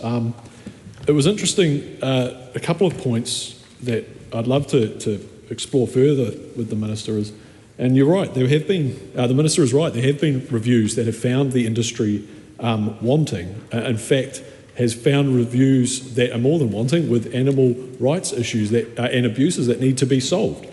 But that goes to the very point. What we have here is an industry who the Racing Integrity Board has marked as compliant on every issue, exceeding on most of them, and saying this industry is an industry that is full of people who have invested in good faith. These reports that the Minister and reviews the Minister talks about, yes, over that 8 years, there was 3 reports that identified issues. That was 5 years ago. We are now talking about an industry of people who are not tall poppies to be cut down. They are tall poppies to recognise. These are individuals representing themselves and their families and their communities, their sport, their industry and their hobby, their lives, that have invested.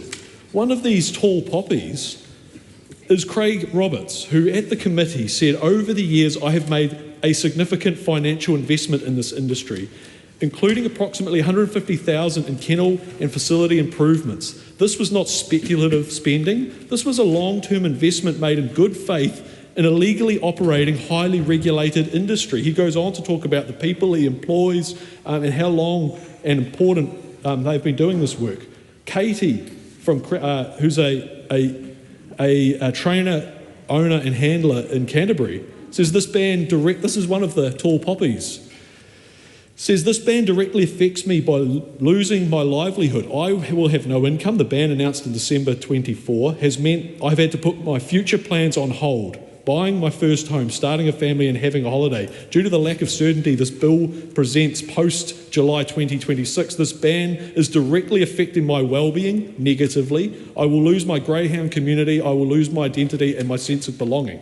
These are not tall poppies to be cut down. They are tall poppies who we should recognise for putting the effort in that they have done and look at them and say, well done, and thank you for taking the concerns of the past seriously and moving and investing and complying in a way that you have done in the last few years. People have invested in good faith, Mr. Speaker, and that goes to, and thank you for your guidance, Mr. Chair, thank you for your guidance earlier about the amendment paper 567 being in this part. This amendment paper is not a speculative agreeing to a compensation regime without any numbers attached. It is saying that when good people complying with the law asked of them by government, that a defence of that investment and of that asset and of that life is that if you comply with the law, that your investments will not be made worthless overnight. The lesson otherwise is for the next industry, and the Minister was not, doesn't have any industries in mind. I take him at his word when he said that. But the lessons to any other future industries, when they look back at this process, and when the next industry, whoever it may be, fly fishing perhaps, how dare these people catch a trout, take it out of the water for just a selfish photo and then release it back. When they are put on notice perhaps, if they invest on a promise by the Crown in gear to go fishing, in vehicles and access and training in a life, which means that a compensation regime, which is not numbers, it is in my amendment paper 567, that says that there will be a review of the financial loss. There will be a recommendation made, not a binding recommendation, but a recommendation. The Minister can assess it then. The funding will be coming from sources of the TAB, which in all likelihood will be overseas greyhound bedding. This is not a binding situation. This is saying that when the next industry looks back on the lessons we've learnt here today, that a government didn't just come in and destroy their livelihood and take their assets without recognising the pain that they have put in. That is what my amendment paper speaks to, Mr Chair, and I hope the Minister addresses it. Hang on. Right Honourable Winston Peters. So somebody spent $150,000 on kennels in their industry, and that's being proposed as some sort of terrible sacrifice made on behalf of the industry? I would have thought that would have been essential from day one. That's the problem we've got here.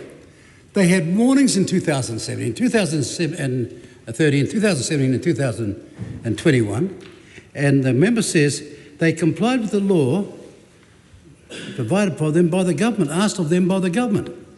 No, they did not. How many warnings would you need to be told, look, if you don't change dramatically and change those figures, then something's going to be done? That's the point I'm making. I don't know where all this righteousness came at the last moment, because I was there at the time during COVID when they were flat out on their bones, and we saved them. And as I said, if consultation and conversation was required, why haven't anybody in my office or I got any communications on that score? Mr Chair. Tom Rutherford. I move that debate on this question now close. Cameron Luxon. Thank you, Mr Chair. It would be a shame for a government to be proposing laws that enter industry without having a proper back and forth with at least one member of this House on what that means to the people in that industry, but also to the wider lessons that will be learned. The Minister, I wouldn't be unkind, scoffed perhaps at $150,000 investment in kennels. It's not the only investment that's been made. Yesterday, there was a piece in the Post which outlined a whole lot more has been invested by participants in this industry, employed loads of people, and the article doesn't quote a minister, but it does quote a spokesperson for the racing minister, Winston Peters, who said compensation for lost earnings was part of the closure plan, and support for trainers and owners would be rolled out while dogs were being rehomed. And that is a good thing to hear. But the Select Committee, the second reading, and now we're in the Committee of the Whole with members taking closure motions, the Select Committee has not seen a plan for these earnings compensations that were alluded to by a spokesperson for the Minister. But earnings are not capital. And I think the lesson that in my last contribution, Mr Chair, that I was trying to draw members' attention to, that is being learned here, is yes, there was money spent on kennels. We don't know how much of that was upgrades required, how much was already invested in kennel infrastructure. Scoffing at $150,000 for a lot of people, that is a great deal of money, and that was one example. There has been many others come to the Select Committee talking about their investments, but just scoffing at a tradie in a van worth 25 grand with 20 grand worth of tools. Are we going to scoff at a $45,000 investment into a small trades business? I really hope that's not the precedent that's being put here. Just because it doesn't seem like a great deal of money means that the government can step in and take it whenever it pleases. What my amendment paper is trying to do, Mr Chair, to improve this legislation for the future, for the people who are having this industry closed, to give them some understanding that the money that they have invested to exactly comply with the law, meet the guidelines, you could say they should have invested it for animal welfare, and yes, they should have. You can say they should have invested it because that was asked of them by the government, and yes, they should have. But the very fact that they made that investment, there requires a good faith on their part that should be recognised in good faith on our part, on the part of the government, who says, yes, we recognise that your industry is coming to an end, we recognise that you've acted in good faith, but we also recognise that the precedent that's being set here, that just because, I think was what the Minister said, we have might on our side, we can do it. That's quite a principle to be supporting around the House. So my modest amendment paper, use it with the words from the Minister, my modest amendment paper is simply saying that we will recognise the words that have been spoken in this legislation. We will say that there must be an arrangement for an independent review of this Act for the purposes of assessing the extent of the financial loss to any affected person that has resulted from the commencement of this bill. Recommend an establishment of a compensation regime that seeks to address the financial loss, and recommend any eligibility requirements for the scheme. Propose the funding for the scheme comes from the TAB, not the taxpayer. We have a beautiful solution here where the Select Committee has enabled overseas betting and that to be brought in. In consideration of the appointment of an independent reviewer, the Minister must consult with and have regard to the views of GRNZ before its dissolution, which will enable the people who are connected to the industry to make sure that those views are going to be taken into account. The recommendations of the review must be reported to the Minister. That is what we are asking here. It doesn't say will pay, but it says the Minister must assess the losses here and reckon with the damage that is being done to livelihoods, lives and communities. Mr. Speaker, The Honourable Minister. the reality is that on the question of the amendment paper, we don't believe it's needed. It's not necessary to ring-fence the revenue from overseas greyhound betting in the legislation.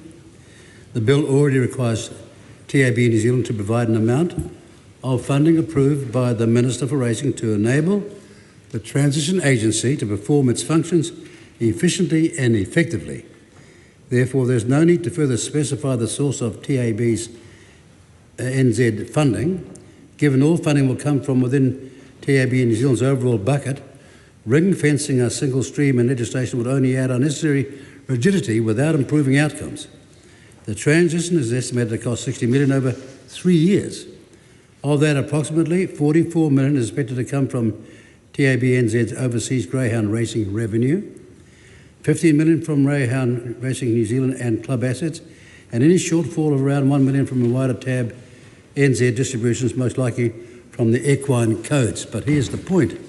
Revenue generated from betting on overseas greyhound racing is intended to support greyhound welfare and industry participants, reducing the financial burden that would otherwise fall on the remaining 2 equine codes. So that's our position.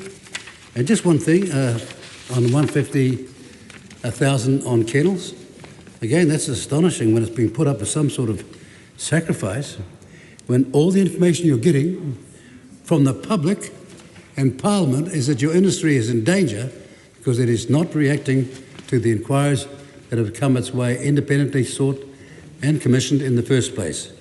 And then to think we haven't reacted to that, but we're still going to get full compensation no matter what because we're blameless, is not a meritorious position.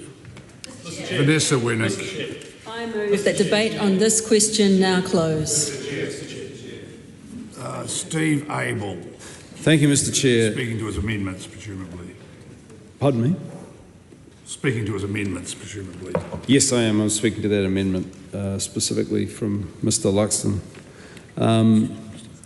The concern we have with that amendment is, I think, what the Minister has expressed is just how broad it is. It does set a problematic precedent if there's an expectation that when an industry has fallen out of favour with the public, has moved beyond being acceptable in terms of social licence, that they will be compensated if the government does what is appropriate and brings an end to that industry. That would be a problematic precedent for us to set in the House. And so I think there is another option available that recognises that we would wish that legislative structures around the closure of the industry not only protect the animals but also give some recognition of the need for transition for the workers. So I have a proposed amendment to Mr. Luxton's amendment. His one, number 567. And that is that at new clause 35, the purpose of the review is to assess the extent of transitional challenges for any affected person that has resulted from the commencement of the Amendment Act and recommend the establishment of a scheme that seeks to support retraining for those affected persons. So it very specifically narrows the scope to just support and retraining. It articulates in specific terms, Minister, what I think is your intention, that the transitional agency take care to the welfare of the people involved, but it certainly doesn't move to the extent of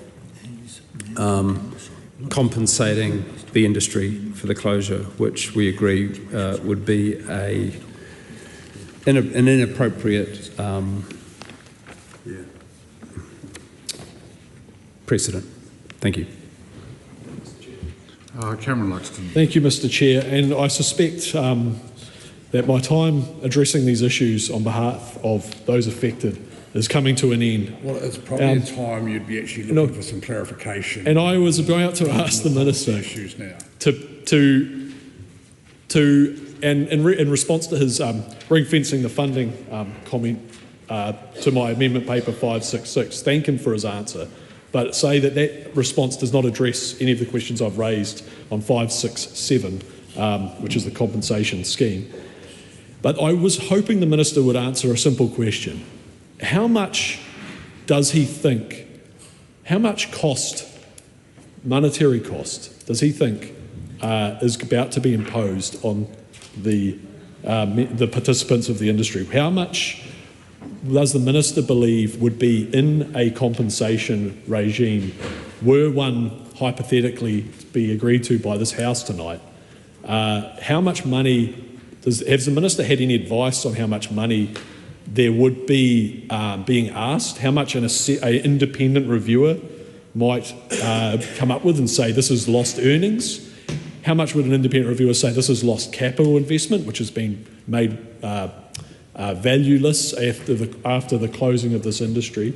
How much retraining costs? And to the member Steve Abel's amendment paper, how much above the retraining costs? Yeah, well, maybe you'd be surprised that we're not. You know, it's like, how much, Mr. Minister, above the MSD job seeker and retraining schemes we already have in New Zealand, does he think it would cost to implement Mr. Steve Abel's amendment paper? Why would we need that? I suppose I couldn't re-ask the Minister that, but how much does he think it would cost to retrain? How much to compensate for earnings? And how much to compensate for capital? Honourable Minister. Well, the member asked that question 7 times. Yes, I did.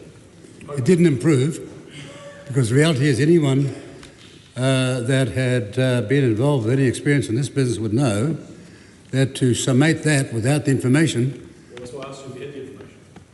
Because I've got a transition authority of experts, serious experts, who are going to find that out.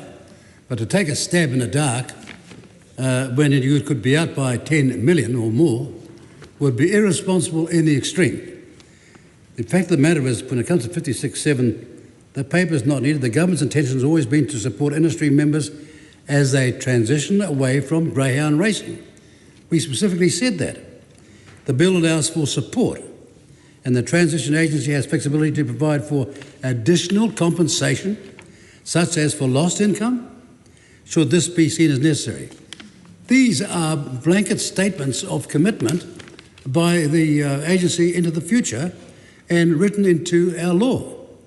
Or is it that somebody has gone around the back door and lined up some politicians and said, well, hang on a minute now, you can't trust these people, we don't have any faith in them, and they're out to cheat us?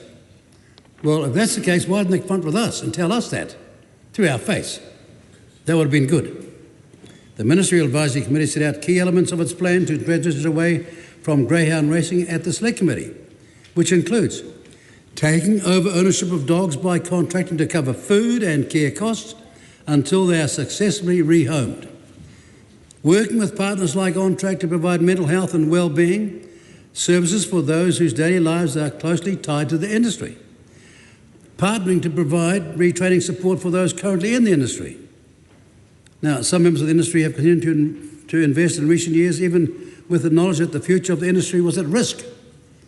Probably even done it in the last year when they knew this was the last year. Participants were on notice for a long time that the continuation of greyhound racing could not be guaranteed. Now, the reality is, not only have we put this structure in place, but we've given it a timeline with an extra 2 years just in case we got it wrong, to ensure when it's all wrapped up that all the concerns that members are expressing will have been attended to. But I want to say this thing as well. This was never going to be a painless exercise. But the fact is that the dogs are no longer going to be in pain. Mr Chair. Catherine Wedd. I move that debate on this question now close. The debate on this question, the question is that debate on this question now closed. All those in favour say aye. Aye. To the contrary, no. No. The ayes have it. Party vote. Party vote is called for. Please conduct a party vote. New Zealand National. 49 votes in favour. New Zealand Labour. 34 votes in favour. Green Party of Aotearoa, New Zealand. 15 votes in favour. Act New Zealand. 11 opposed. New Zealand First. In favour. Te Pāti Māori. 4 votes in favour. 5, pardon me, can I correct that? It's 5 votes in favour. Tākata Whereas. 1 vote in favour.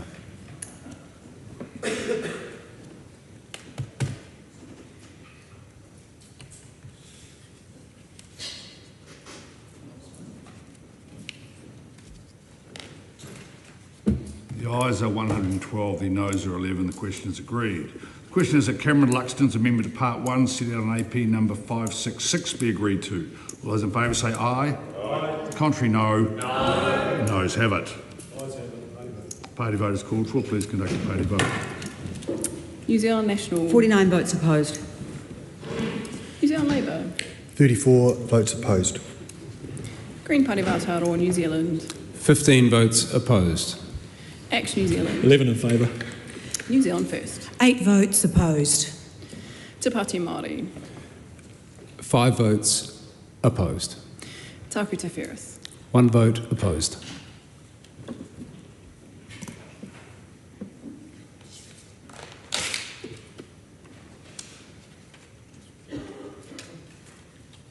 The ayes are 11, the noes are 112. The question is not agreed. The question is a Part 1 stand part. All those in favour say aye. Aye. To the contrary, no. The ayes have it. Members, we come now to Part 2, the debate on clauses 17 to 24D, amendments that commence on the 1st of August 2026. The question is a Part 2 stand part. Mr Chair. Cameron Luxon. Mr Chair, there has been commentary happening through the process that meetings haven't been happening, that people haven't been able to be contacted, that conversations that needed to happen had not happened. And it was interesting to have the Minister's last response, come and tell us. If you've got problems, come and tell us. Come and tell us. I've said it a few times. I have a question for the Minister. How many times this parliamentary term had he met with Greyhound Racing New Zealand? I'm not sure that relates to this exactly part of the Act. That was probably a question for the previous one. The Minister may decide to answer it. It's not actually pertaining to this part of the bill. Question is, can I just say, look, right. we've had a transition team talking to them all the time. At any time they wanted to be consulted and to talk to. And just one thing, the member has just, in this debate, used the word and was jarring on us when we heard it because he talked about us having promised compensation. No, we didn't. That's in none of the documents, and where he got that from, I don't know. But we never used the word compensation. The question is that Steve Abel's tabled amendments to clauses 17 and 19 and to delete clause 19.8 be agreed to. All those in favour say aye. Aye. To the contrary, no. No. The noes have it. The question is, oh, yeah, party vote is called for. We'll conduct a party vote. It is a long way down to the back of the House. New Zealand National. 49 votes opposed. New Zealand Labour. 34 votes opposed. Green Party of Aotearoa, New Zealand. 15 votes in favour. Act New Zealand. 11 opposed. New Zealand First. 8 votes opposed. Te Pāti Māori. 5 votes in favour. Taku Te Whereas. 1 vote in favour.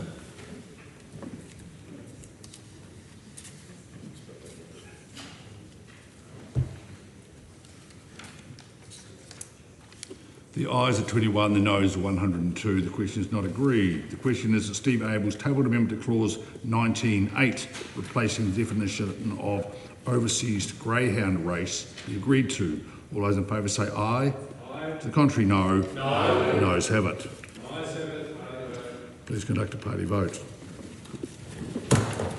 New Zealand National. 49 votes opposed. New Zealand Labour. 34 votes opposed. Green Party of Aotearoa, New Zealand. 15 votes in favour. Act New Zealand. 11 opposed. New Zealand First. 8 votes opposed. Te Pāti Māori. 5 votes in favour. Taku Te Whereas. 1 vote in favour.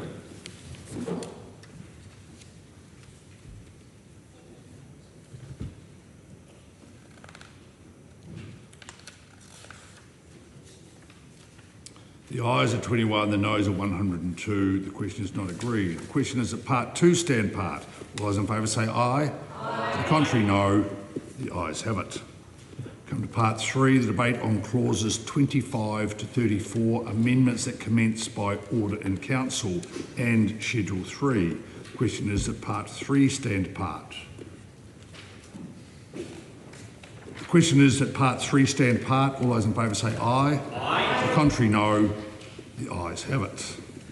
Coming out of Schedule 1, the question is that Steve Abel's tabled amendment to AP number 567 be agreed to. All those in favour say aye.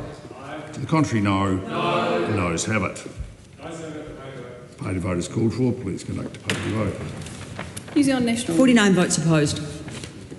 New Zealand Labour. 34 votes opposed. Green Party of Aotearoa, New Zealand. 15 votes in favour. Act New Zealand. 11 opposed. New Zealand First. 8 votes opposed. Te Pāti Māori. 5 votes in favour. Taku Te Whereas. 1 vote in favour.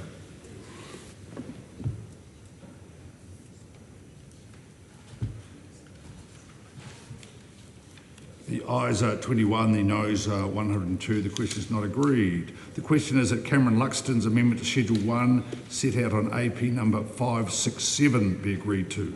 All those in favour say aye. Aye. To the contrary, no. No. The ayes have it.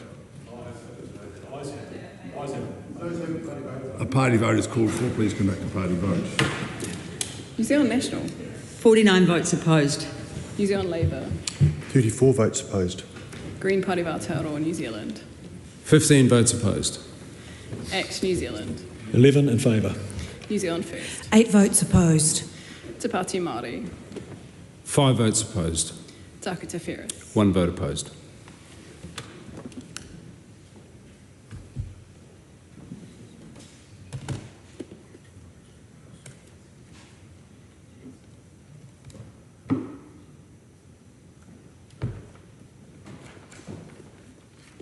The ayes are 11, the noes are 112. The question is not agreed.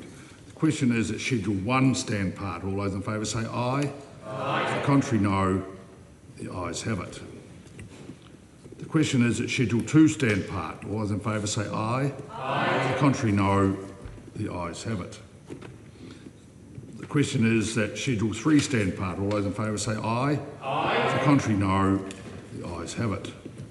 Members, we come to our final debate. This is the debate on clauses 1 to 3, Title, Commencement and Principal Act. Mr. Chair.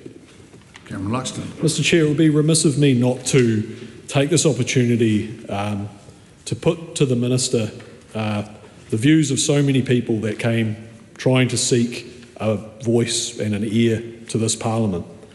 And the question is to the Minister, why can we not extend this racing ban out, to give the people a chance to graciously end their industry that's been operating in New Zealand for so long, to give the dogs that have entered a chance to run their races in the prime of their life and go on to a retirement worthy of champions. Would the Minister indulge in addressing the question that's on so many people's mind? Why so fast? Why not another 12 months? The Right Honourable Winston Peters. The reality is that the motives behind this request is that they can get another 12 months in the future Parliament after the 7th of November 2026 may change its mind. That's the forlorn hope that's being expressed here. Wow. Why so fast? Wow. Well, I don't think 2013, someone might change. 2017 and 2021 is lightning speed reacting to damage to the New Zealand reputation occasioned by this industry. It's not a matter of being so fast. You're asking to extend it beyond August of this year by a further year, but that is, in our view, a Trojan suggestion. It's designed to keep the industry going. At the very time that Wales is out, Tasmania is saying they're out, they're finished, and I bet you within 2 years, New South Wales will be out as well. Thank you. Cameron Luxon. Mr Chair, there was, the response from the Minister opened up a question about the Tasmanian closure and the time that they are giving. Tasmania is giving more time to the industry than the Minister is proposing. Tasmania's got a compensation regime in there which it interacts with the title and commencement, Chair, and time, because in a way you can say compensation versus time. Like, the longer that an industry has to wind down, the more it can run down its assets, depreciate its buildings, its infrastructure, its vehicles, its small the people's small minor investments, and that leads to a less of a cost imposed on those people who interact. So I would, final question, Mr Chair, to the Minister, why did he think that Tasmania would not, the Tasmanian model of allowing a time to let assets depreciate is beyond the pale for you, Mr Minister? Honourable Minister. Because in duration, the Tasmanian model is very similar to New Zealand. It's 2026 and they want to close in 2029, and we announced what we were going to do, and we're now in the third year of that announcement. Mr Chair. Steve Abel. Thank you, Mr Chair. I wonder if the House and the Minister might indulge me somewhat in the definition of the title and commencement. Given, and I'm seeking comment on an issue around timing, given that the commencement relates to the overall timing. There was a proposal put at committee stage that that there not be a process of us continuing to collect income from Australian greyhound racing. And I wonder if the Minister would consider giving us some reflection on the reason for allowing that when there is closure here, and what consideration he gave to there being a time-bound limit on that, which was just voted down in my amendment that be only 3 years and a fixed time-bound limit. Understanding, as we all do on the committee, that the logic behind there continuing to be overseas gambling, even though it will be no longer allowed here, is that will assist in funding the closure. We recognise that, but I wonder what consideration was given to funding the closure entirely from the TAB. And I realise that's slightly broader than the scope of this particular section of the debate, but perhaps the Minister would be open to reflecting on it. Thank you. Well, I suggest the member call up his teal mates in the New South Wales Parliament, because that's a matter of their sovereignty.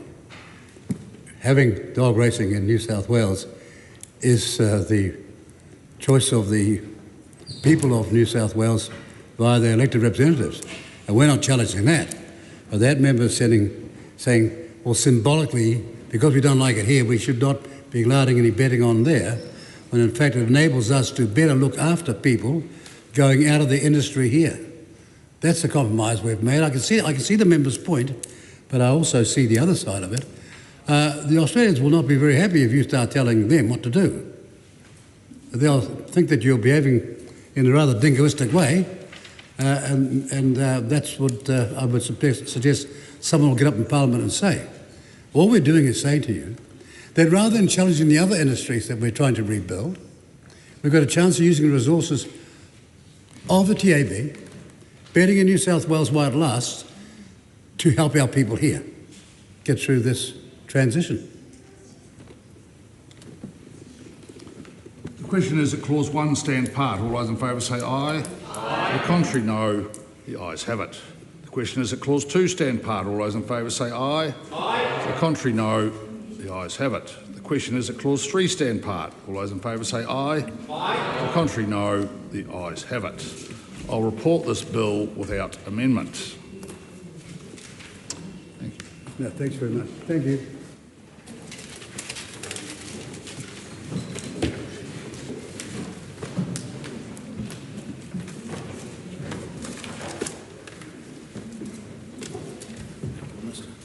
Sorry for bombarding. It's okay.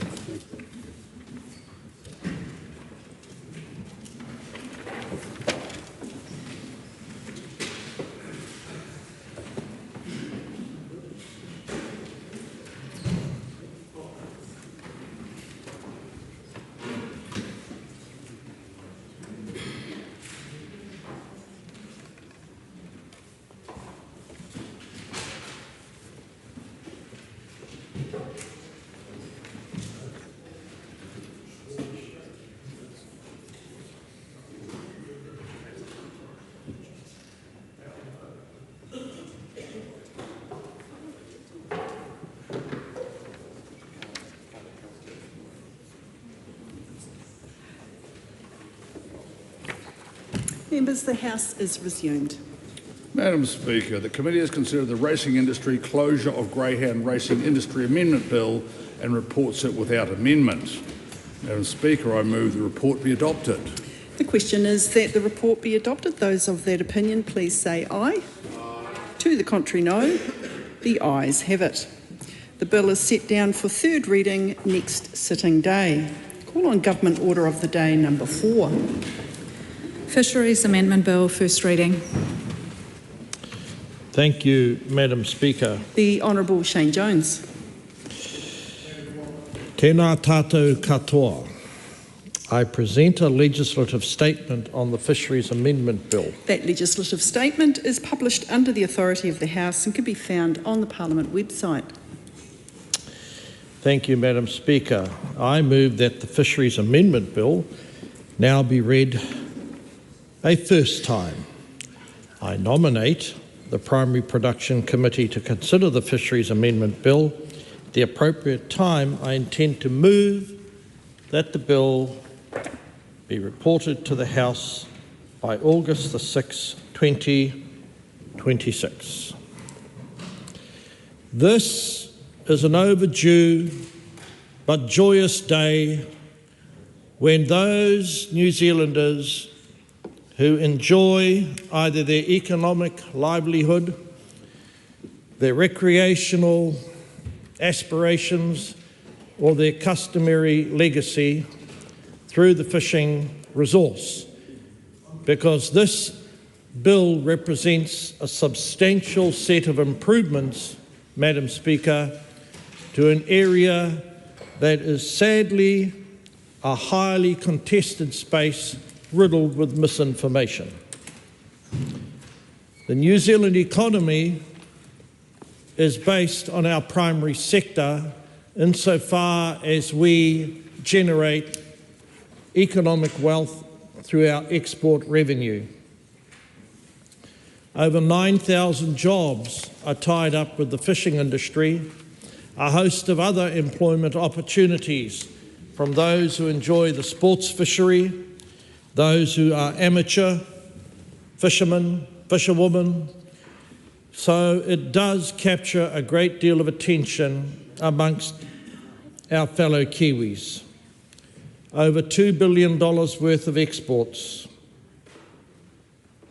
And the quota that underpins the functioning of the commercial sector has a value of $10 billion. So for those of you who are listening to this speech, please don't think that it's the New Zealand way to indiscriminately, summarily confiscate property rights. Quota means actual wealth, and this bill is going to keep that wealth flowing. I belong to a government, the last time I checked, that believed in property rights. I presume that will continue to be the case. Building on the economic base of regional New Zealand, we should not overlook the fact there is a strong global level of demand for our seafood. We should also bear in mind that the industry represents a broad portfolio of activity and products. And we do face a host of geopolitical barriers, trade restrictions hitherto unknown, and a variety of other shifting trends in the market. Expectations that our exports will adhere to sustainability thresholds. Look no further for a recipe of success than our fishing industry. It's important that we bear in mind that there are some principles underpinning the legislation that we are dealing with. Sustainability, utilisation, and it's important that we bear in mind that there are a variety of stakeholders in this sector. None of those stakeholders will have seen a suite of changes of this scale, dare I say, since 1986, with the advent of the quota system. A part of my personal history, a part of my iwi history, a part of our nation's history. These foundations, i.e. utilisation, sustainability, providing scope for all stakeholders, means that the system has to be robust. And our quota management system has for a long period of time given us an enviable reputation internationally. Of course, this piece of legislation reflects a commitment in our coalition agreement that legislation would be passed to address regulatory barriers and other factors that inhibit the growth of this sector for jobs, earnings within guardrails. Now, there are a host of fisheries decisions, Madam Speaker, that are complicated by litigation. This bill seeks to ensure that litigation takes place within manageable guardrails. This bill seeks, Madam Speaker, to ensure that when catch limit sustainability utilisation decisions are made, they don't turn into a free-for-all where litigants seek to solve problems that lie well beyond decisions pertaining to how much snapper should be caught at a given within a given period of time. The bill introduces a 20 working day limit for lodging judicial reviews of decisions under the Act. The High Court will retain discretion to extend the time frame where appropriate. People will still have the opportunity to challenge the state. But we are not going to create a situation where serial offenders like Eli wanting to contest every single decision, costing the state hundreds, if not millions of dollars, thousands. We are not going to have a situation where they can conveniently go back many years and reprise a decision from another regime. There has to be discipline. The Minister will also have the ability to recognise industry-led measures such as catch shelving, decisions where evidence demonstrates that it's supporting sustainability. It's important that we have balance and we step away from these febrile-like responses that I've seen in more recent times. This is a resource that not only belongs to our time, but has to serve the needs of the future. But a resource must be used. A resource has to generate economic well-being at a given point in time. And this is the time to upgrade the rules and regulations pertaining to our industry.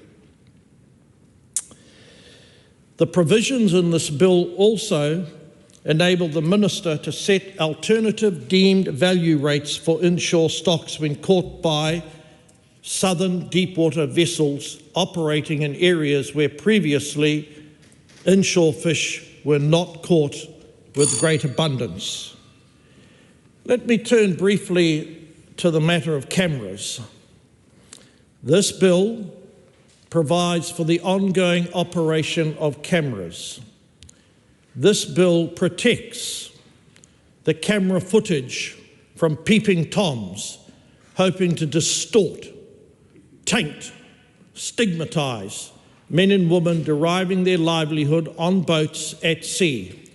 Camera footage is made available for those who are charged by the state to effect statutory outcomes, charged by the state to exercise regulatory power. They will not be made available to a range of groups who exist only to undermine the ongoing confidence of the men and women, the investors and the owners of the industry.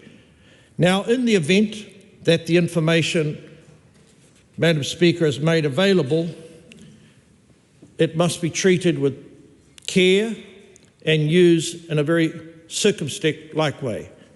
Any attempt to leak information or destroy the purpose for why the information is collected will lead to significant penalties. Now look, I've listened a great deal to people concerned about the future of our fisheries, and I'll pay a great deal of attention to what comes through the Select Committee.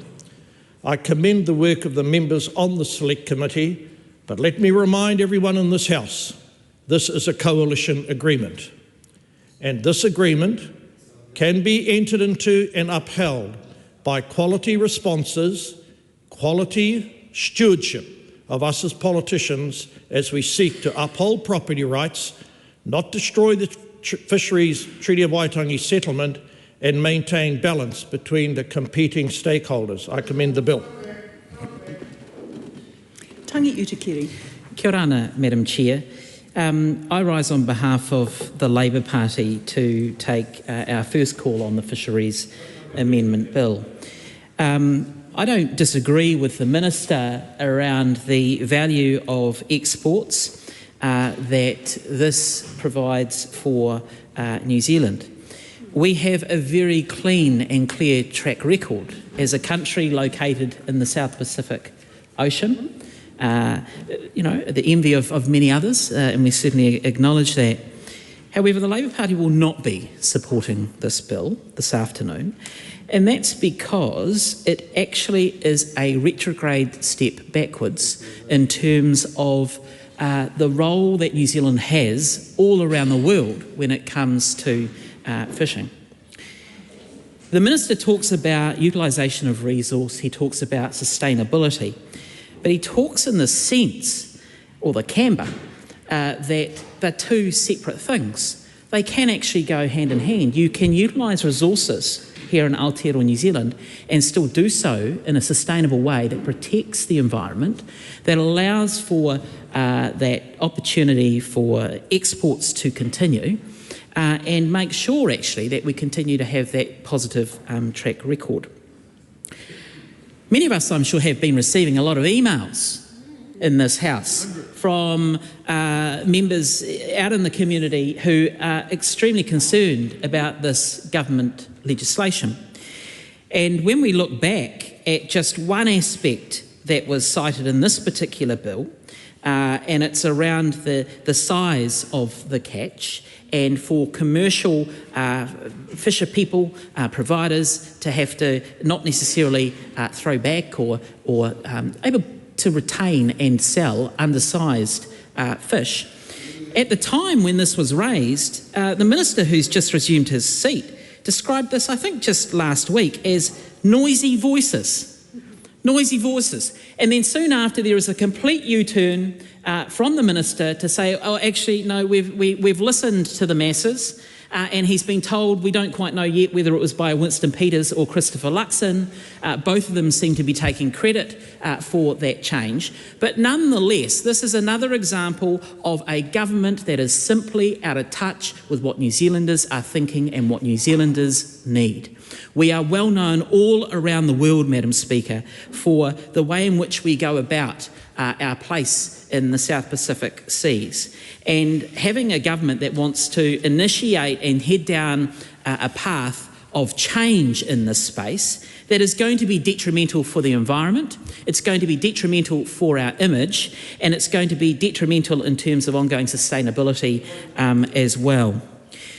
The concerns that have been expressed, I'm sure, to all members in this House via emails and other means, is the real concern that there is a shift away from a focus on public and community involvement and influence towards the smaller players that seem to be perhaps seeking to gain something out of these particular moves. That the level of transparency is nothing shy of dodginess when it's seen through that particular lens, where the environmental protections simply seek to be degraded by this government, and in a global sense that's deeply disappointing. And then we have this reliance on self-reporting. Now, I'm not intending to cast negative aspersions across everyone in the industry, far from it. But when you start to allow an increase in the level of self-reporting without an independent lens over what that looks like, naturally you get that sense of creep that allows that sense of dodginess to continue to pervade. Reform is meant to be something where you make things better. What we're experiencing under this government is all their forms of reform actually do quite the opposite, that they make things worse, and certainly for communities. And I think the uproar from the community as to why this bill is a bad bill, and continues as recently as this afternoon, despite the government's announcement, is because there is an acknowledgement that this is a government that have their blinkers on and they have their earplugs in, because they have no understanding of what this means for communities. And they might say that these are particular tasks that are tagged to commercial fisheries, but that will filter down to recreational fishers. And that is a fundamental part of any kid's childhood here in this country, and on an ongoing basis. And for that reason alone, the government should simply withdraw this bill. It won't, so we will have to continue to oppose it. Chloe Swarbrick. Madam Speaker, I go out fishing with my mate Cam whenever I can, and given the gig in this place, that unfortunately isn't very often. But Cam is a fisherman, and he likes to often reflect on the fact that he believes that this place, not his homeland, is in fact the real land of the free. And what he and I talk about when we're talking about that point is the fact that here in Aotearoa, New Zealand, we pride ourselves on the fact that one can go and catch a feed for your family and your friends from the oceans or from the land. And Madam Speaker, what we have presented in the House in the form of this bill from the government today is absolutely doing everything that it can to destroy and undermine that very birthright of New Zealanders. This government has not met a part of the environment yet that it will not do everything that it possibly can to destroy and pillage and extract as much short-term profit as possible for the benefit of industry at the expense of regular, hard-working New Zealanders just trying to get by, just trying to live their lives and just trying to feed their families. This bill today turns the Fisheries Act upside down. The Minister himself actually said that pretty explicitly when he said that this was the most significant reform that we had seen in the fisheries space since 1986. So, Madam Speaker, let's be really crystal clear here that the government is not only making bad law, but it's doing it badly. We already know that many of the changes that are presented in this legislation were consulted on, and over 90% of the 27,000 submitters last year rejected many of these proposed changes. Yet we saw when the government dropped this bill seemingly out of nowhere about a week or so ago, and then those out there in the real world had to use all of their energies and resources to pour over it, that we then ended up with the Minister backing down on some of the most egregious examples of private profiteering and plunder at the expense of regular people and the future of our fish stocks in this country. Namely, the specific allowance for commercial fishers to have minimum fish size requirements removed while they remained in place for recreational fishers. But, Madam Speaker, it's critical that New Zealanders know and understand that there are so many other egregious and awful things in this legislation, winding back the accountability and the transparency necessary in the commercial fishing sector if we are to have sustainable fisheries in this country. Now, we can already see that the National Party are starting to get cold feet with a number of the changes that they have enabled this government, and particularly, apparently, Shane Jones to push through in this term. Notably, the fact that the National Party has now come out and said that they are going to campaign on undoing the commercial fishing allowances in high protected areas in the Hauraki Gulf, Te Kapa Moana. Madam Speaker, I'd just like to put it on the public record once again that the National Party, this government, didn't actually have to progress with those carve-outs for commercial fishers in those high protected areas because the Green Party offered our 15 votes to progress without New Zealand First and to keep the high protected areas doing what it says on the tin. So how on earth are we supposed to respect, let alone believe this government when it says that it's going to roll back some of the egregious changes that have been proposed as a result of the massive public pushback that we have already seen so far? And I hear there Grant McCulloch heckling me, and I'd just like to make the point to that Member of Parliament that he does not have to vote for this legislation, because despite what New Zealand First has been saying about the coalition agreement, you can drive a bus through the terminology in that language, and it is up to every member in this parliament to stand up for what they think is the right thing. So the National Party does not have to be supporting this, and they cannot be scapegoating New Zealand First. This bill does not have to progress, and every member of the government that votes for it is doing so of their own free will to continue to undermine the sustainability of our fishing stocks in this country. But I just really want to make the point that the Minister was saying that apparently he's going to listen to the Select Committee. How ridiculous is that? Off the back of the fact that there has already been 27,000 submissions, 90% of them opposed to many of the proposals that are in the legislation that we are debating today. Madam Speaker, in summation, the Green Party ardently opposes this legislation, and it actually shouldn't even be on the floor of the House. But more than that, we don't only want to defend the status quo, we can and should go further. We need to ban bottom trawling and protect at least 30% of our oceans, because there is no separating the economy from the environment that sustains all of us. Cameron Luxon. Thank you, Madam Speaker. Why does this bill resonate with our communities, with people up and down New Zealand, with so many in this House, with myself? Why? I mean, this fishing is an intrinsic part of our cultural identity, I heard it said. And I think that is exactly right. It's in a 5-minute speech, Madam Speaker, as a lifelong fisherman, I would like to spend my time talking about how much fishing has meant to me in my life, how going on the ocean with my father and my family, taking my daughter and my son out, how much catching a feed is important to my feeling of well-being, not just buying one. How we have a joint resource that is the definition of the tragedy of the commons, of why it needs to be managed. Madam Speaker, I've spent 2 years in this House now. In that time, I'll say I have not been the the ACT Party spokesperson for Fisheries. But in recent weeks and months, I have begun to pay a lot of attention. This is before this hoo-ha all kicked off. It's because, Madam Speaker, I trust the evidence. I trust the objective science that has been about in the fishing world. And that is part of the core of what makes up our fishing management situation. It's trust that we have to have in the systems, in the processes and in each other. And it's the evidence that supports that trust is what we must rely on. This system shares a resource between recreational, commercial, customary, but also it shares with a healthy environment. It's a system that must balance so many different objectives.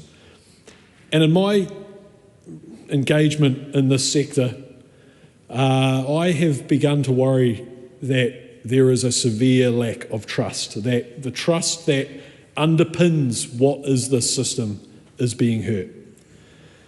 This bill exposes why evidence and trust is so important. We've had something in New Zealanders' busy lives as they deal with a cost of living crisis, with fuel insecurity and with other things on their plate.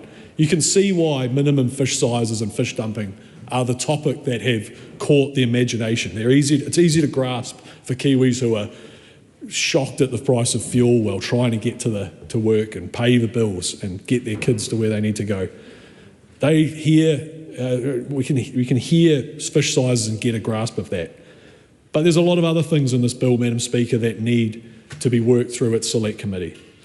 I've heard the Minister in this presentation of the bill and his opening speech talk about property rights. And the most I have heard anybody say in property rights or quota, this is not my position, it's not the ACT Party position, but people have only ever talked about buying out. The idea is we have a system in which recreational limits are managed through bag limits and commercial are managed through a cap and trade quota system. But there is things that have become the norm in the fishing system, shelving of catch. But this bill talks about carryover provisions, which would increase a property right. If you could carry over a fish stock, perhaps that fish stock would have value. If it wasn't caught in year one, it might have value in year two. This is an increase, so this needs to be addressed at committee. The judicial review timeframes, Madam Speaker, in my remaining minute, the judicial review timeframes, reducing it to 20 days.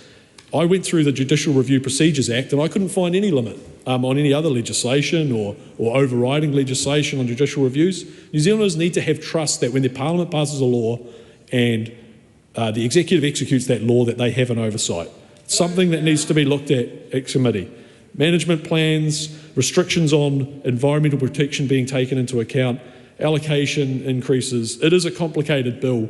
It needs to be assessed at Select Committee. Madam Speaker, I have watched kahawai schools become scarce. I've watched my youthful catch of gurnet disappear. Scallops have been shut. Northern crayfish is under attack. We need a fishing system and management system that people trust in, so that in the future, my grandchildren and yours can actually go out and take part in that resource. Grant McCullum. I rise to take a call on the Fisheries Amendment Bill. As a keen fisherman and a consumer of fish, when I'm fortunate enough to catch one, I understand the passion of this recreational fishing sector. I also acknowledge the importance of the fishing sector to all New Zealanders, both commercial and recreational. We're supporting this bill at first reading so it can go to Select Committee and the public can have its say. But we have concerns. Some worry their voices won't be heard, and that we won't listen. But let me assure you, we will. National will listen, I will listen. In fact, we have already listened.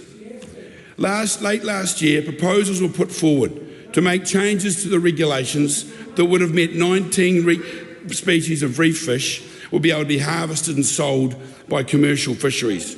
We rejected that. There was a proposal to allow dead marlin to be landed as a bycatch. The sports fishing sector were horrified by this. Why? They remembered the swordfish experience in the 1990s, when dead swordfish were allowed to be landed and sold. The bycatch, when they changed this rules, went from 100 tonne to 1,000 tonne in only a few years. And now the swordfish are part of the QMS. And this world-class fishery was devastated. So after a meeting with the New Zealand Sports Fishing Council and Legacy and boat building businesses from the north, the message was clear: stay away from our marlin. As Northland MP, I fought to get the marlin bycatch proposal thrown out. That is what representing your electorate means. In fact, at 6 a.m. on Boxing Day, there was an article in the paper highlighting this issue, and that well-known fisherman from the north, Matt Watson, a constituent of mine, it was highlighted with his concerns. And I made it clear as Northland MP I did not support the proposal. Now to the current bill. The initial proposal was to allow commercial fishers to harvest 9 different species, including snapper, without a minimum size limit. The feedback from the recreational sector, which has been acknowledged, we've all had plenty of it, was loud and persistent, and they said no. No to the commercial sector not having a minimum size limit. Why was that? Well, because they have, the recreational sector has. So not only is it unfair, but it also meant that smaller fish would never have the chance to breed. The Prime Minister listened and asked Shane Jones to remove the proposal he agreed to do, and he agreed to do this during the Select Committee process. There are other changes proposed in the bill. This is where we need your help. Please submit to the Primary Production Select Committee. We want to hear from you, and we need to hear from you. Ultimately, if National is not happy with the bill following the Select Committee process, we will not support it at second reading. Let me say that again. If National is not happy with the bill following the Select Committee process, we will not be supporting it at second reading. After the last few weeks, I've had further meetings of Sports Fishing Council and Legacy, and numerous other conversations with that well-known member of the Northland community, Matt Watson. Yes, as I said, he is one of my voters, or he might vote for me, I don't know, we'll find out. One thing I've learnt from all these conversations is that they all want one thing: an abundant fishery and a healthy marine environment, so our kids and grandkids can pick up a fishing rod, chuck on a life jacket and head out and catch a fish for generations to come. I recently attended the Snapper Bonanza on 90 Mile Beach. What an event. 1,200 hopeful anglers spent a week trying to win a $30,000 cash prize for the biggest snapper. The tickets for that event sold out in 30 minutes, with a waiting list of 500. Entrants came from all over New Zealand, and some even came from Australia. It is an annual pilgrimage. For future generations to be able to enjoy experiences like this, we need an abundant fishery and a healthy marine environment. Ultimately, the commercial sector also needs an abundant fishery, or else their businesses will struggle. The best examples of where we haven't got it right are the scallop fishery and the crayfish fishery in the Upper North Islands, which have been closed.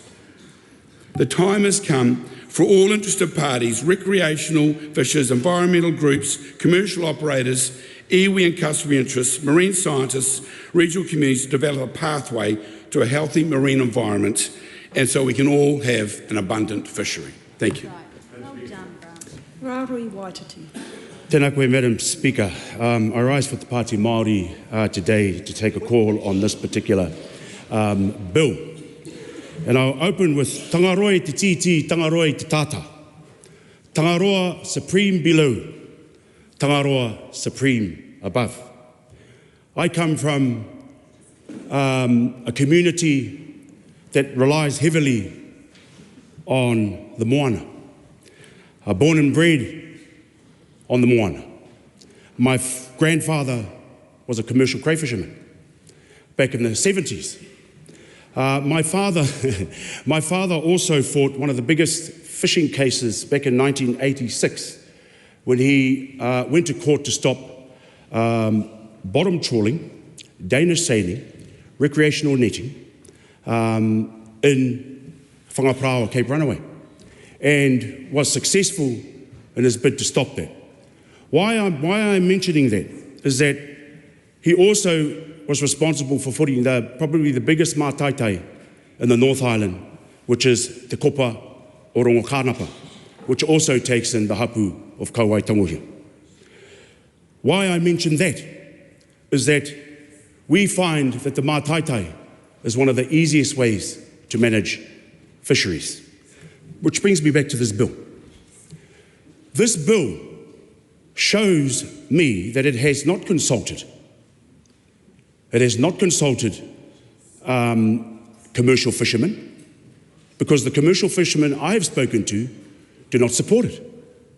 And I'm talking about commercial fishermen who are Māori commercial fishermen who hold huge, Māori have one of the biggest interests in commercial fishing here in Aotearoa. And the commercial fishermen I have spoken to, and I'm talking about small little commercial fishing companies and operators, do not support this bill. Also, what is evident is that he didn't consult recreational fishermen. Hence why we got millions of emails last week that we've also spoken to since then. I can tell you what, he hasn't spoken to customary fishermen. And so you've got the three sectors who haven't been consulted with in regards to this particular bill, which tells me that this bill has been created by bureaucrats. It has been created by bureaucrats and has been created by the Ministry of Fisheries, who are absolutely out of touch and have not consulted the right people in regards to this particular bill. Hence the turnaround. And I don't want to come to the defence of the Fisheries Minister, but I know that this has been in the pipeline for a while and has now come to light. And so, where does the responsibility lie when it comes to legislation that has a damning effect on our fisheries here in Aotearoa? Absolutely agree with our recreational fishermen and their disgust at this particular bill. But also I want to bring it to the point of view that Māori commercial fishermen also do not want this. And if they have to catch over their quota, right, they have to pay deemed value on fish. That deemed value is a cost of that commercial fisherman. So little small operators have to now pay, through this bill, the amount of fish that they catch over and above their quota. And then they have to get rid of it. You know, this was the turnaround. Then they have to get rid of it in landfill, which they have to pay for also. So these were the discussions I had last week, and I welcome the turnaround by the Minister. But this is an absolute, I agree with Labour and I agree with the Greens, they should get rid of this bill, because it does nothing but pit recreational fishermen against commercial fishermen. It's okay for the Tallys and the Sanfords. They've got the money to be able to deal with this type of stuff. But the smaller operators cannot, and it will be a huge cost to them. Customary fishing has not been consulted in this particular space. Hence why I talked about mātaitai. We have a mātaitai in my particular hapu, where commercial fishermen still have an active role in there. It's because commercial, recreational, and customary are all talking together to make sure that we have abundance, to make sure that our fisheries are safe. But this is not about pitting recreational against commercial and customary. This is about bureaucrats making rules, making decisions without consulting the right people to in order abundance in our fisheries. Kia ora tata. Miles Anderson. Thank you, Madam Speaker. Fellow members and everyone who cares about the future of New Zealand's oceans, today I rise not just as an MP but also as a Kiwi who knows what happens in our waters touches each and every one of us. The Fisheries Amendment Bill that is before us is one of the most consequential pieces of legislation for our marine environment in recent years. It promises a sweeping overhaul of the 1996 Act, aiming to modernise management and ramp up commercial efficiency while changing the rules on landing and discarding fish and increasing ministerial powers over sustainability measures. Madam Speaker, the bill at its heart is about commercial fishing. But the reality is, when commercial fishing rules change, every recreational fisher, every person who spends the weekends casting lines, every family who might gather around a bonfire on the beach, every child learning to bait a hook for the first time, they feel the ripple. Already recreational fishers have made their voices heard loud and clear, and their concerns are genuine. They worry about the future of our fisheries, the impact of these changes on their livelihoods, and the experiences that make the backbone of New Zealand's culture. Madam Speaker, we have listened and we have responded. Last week, the Prime Minister, Chris Luxon, intervened, requesting that amendments removing commercial minimum legal sizes for 9 fish species be dropped. We share the concern about protecting young fish stocks. We want to make sure future generations can enjoy healthy fisheries, not just as a resource, but also as a legacy. Fishing is more than a hobby in New Zealand. It's a tradition, it's a connection to our coastline, and fundamentally a part of our national identity. But there are tough questions we need to ask. Are we doing enough to protect our marine resources? Are we creating fair rules that hold commercial fishers accountable so they can't haul undersized fish and toss them back without consequences? Are we balancing the interests of exporters, quota holders, iwi, community groups and recreational fishers, all of whom have a stake in these waters? The bill is not without merit.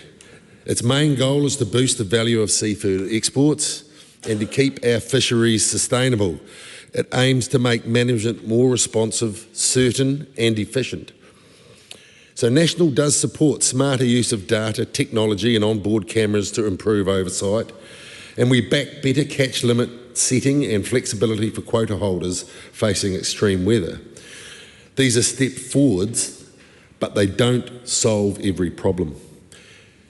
We remain wary of provisions that could let commercial fishers exceed catch limits and pay less for extra quota, potentially harming fish stocks and undermining fairness. Privacy concerns around cameras must be addressed with strong protections and clear guidelines. And we're open-minded, but we're not naive. If this bill doesn't undergo real, meaningful improvements at Select Committee, National cannot support it. Our priority is to ensure that any changes made reflect the best interests of New Zealand fisheries, balancing sustainability, fairness and the rights of all users, commercial, customary and recreational alike. The Select Committee process is vital. So this is New Zealand's chance to speak up, to participate and help shape a system that serves all Kiwis. We urge everyone, especially recreational fishers, to share their views, raise their concerns for a sustainable outcome. So let's be honest, the choices we make now will echo throughout the generations. We must work together, listen and act boldly to protect our precious marine resources. The Fisheries Amendment Bill and the process that follow is your opportunity to be part of real change. So let's make that count. Thank you, Madam Speaker. Commissioner Tangaro Manuel. Oh, thank you, Madam Speaker. You moved to the front of the class for that pronunciation. Oh, thank you. Hoi anō Madam Speaker, kei te tū ana wau ki te whakahe I tēnei pere ara Fisheries Amendment Bill mō te Pāti Reipa. It's almost unsettling to hear the speeches opposite, Madam Chair. I feel like they should be sitting on this side, and I'm all for it. Ka pai koutou. I'm really glad to hear that you are listening to the public of New Zealand. And on that note, I must commend the many, many people who not only sent me emails about their concerns, but hit me up in the street and sent me messages by any means possible. And power to the people it works. We've seen the U-turn on size limits. That's excellent. There's still work to go. That'll do. As we're sitting there listening to people recount their childhood memories and their experiences fishing, Madam Speaker, I thought of the many peculiar traditions we have in Rangitukia, where I'm from, the Ngutuawa of the Waiapu River. In fact, one of our local haka, Tihei Tauruke, is named specifically for a type of net peculiar to our area. The saying goes, hara mai ki roto Waiapu, kia ki te koe te awe mapua, e te paripari Tihei Tauruke. Come to the Waiapu where you will meet te awe, the people of te awe mapua, who fish with this net peculiar to Rangitukia. Now, why that's important, Madam Chair, is because when you think of customary fishing rights and the massive concerns people have about this and why it matters, because no blanket legislation would ever have known the peculiarities to the Waiapu River, to the Ngutuawa in Rangitukia. So that is obviously a concern, which I'll get back to shortly, and addressing the issues of kaitiakitanga. I want to address some of the issues that people who emailed me raised in particular. We've talked about environmental issues. That goes without saying. Environmental safeguards is naturally a massive concern for people writing in. For people of Aotearoa, Māori mā, Pākehā mā, Ahakoa ko wai, everyone knows how important maintaining our takutai moana and our species is. I've addressed the undersized issues, Madam Chair, and again, I do commend the U-turn on that. But let's talk about kaitiakitanga. The issue here is kāpata kai, and it's nice to listen to people's own memories of fishing and all that. Where I'm from, we're very famous for the kahawai, and over my lifetime, Madam Chair, I have caught a grand sum of 0 kahawai, or as we call them, Ngāti Pro salmon. Also throughout my lifetime though, Madam Chair, I observed my father, my uncles, my kuia, my cousins, negotiating in good faith takutai moana deals that would allow commercial fisheries. I mean, Ngāti Pro Fisheries is one of our key contributors, not only to the Ngāti Pro economy, but to the Māori economy. And we know that fisheries, Māori fisheries, accounts for billions of dollars.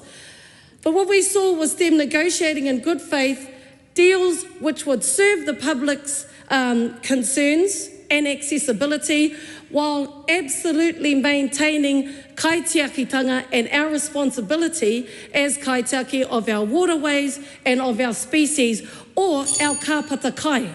Kāpata kai not just for commercial purposes, but for the traditions and, in times like this, indeed, feeding the whānau.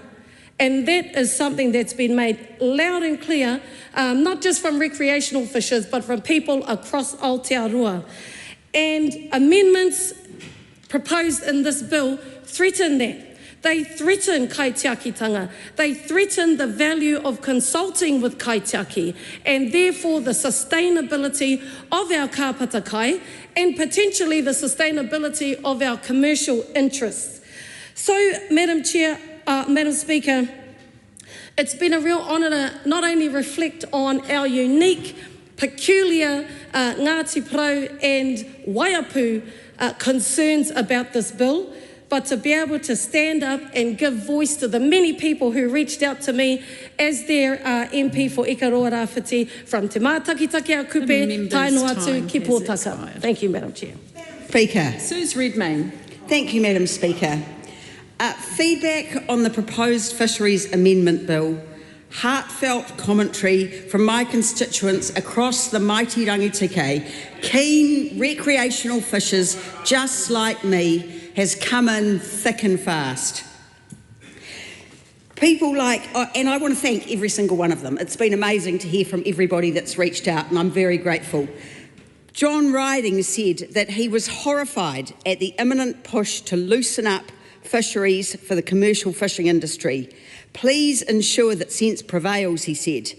He went on to say, you're national. You must be our sensible future too, please. You're right, John. We are sensible and we hear you.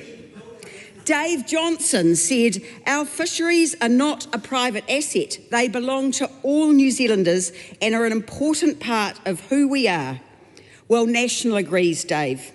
Dave also wrote, "If this bill passes its first reading, the opportunity to meaningfully change it will be limited. That's why I'm asking you to take a clear position now." Well, Dave, the bill will pass its first reading, but be assured our position is crystal clear.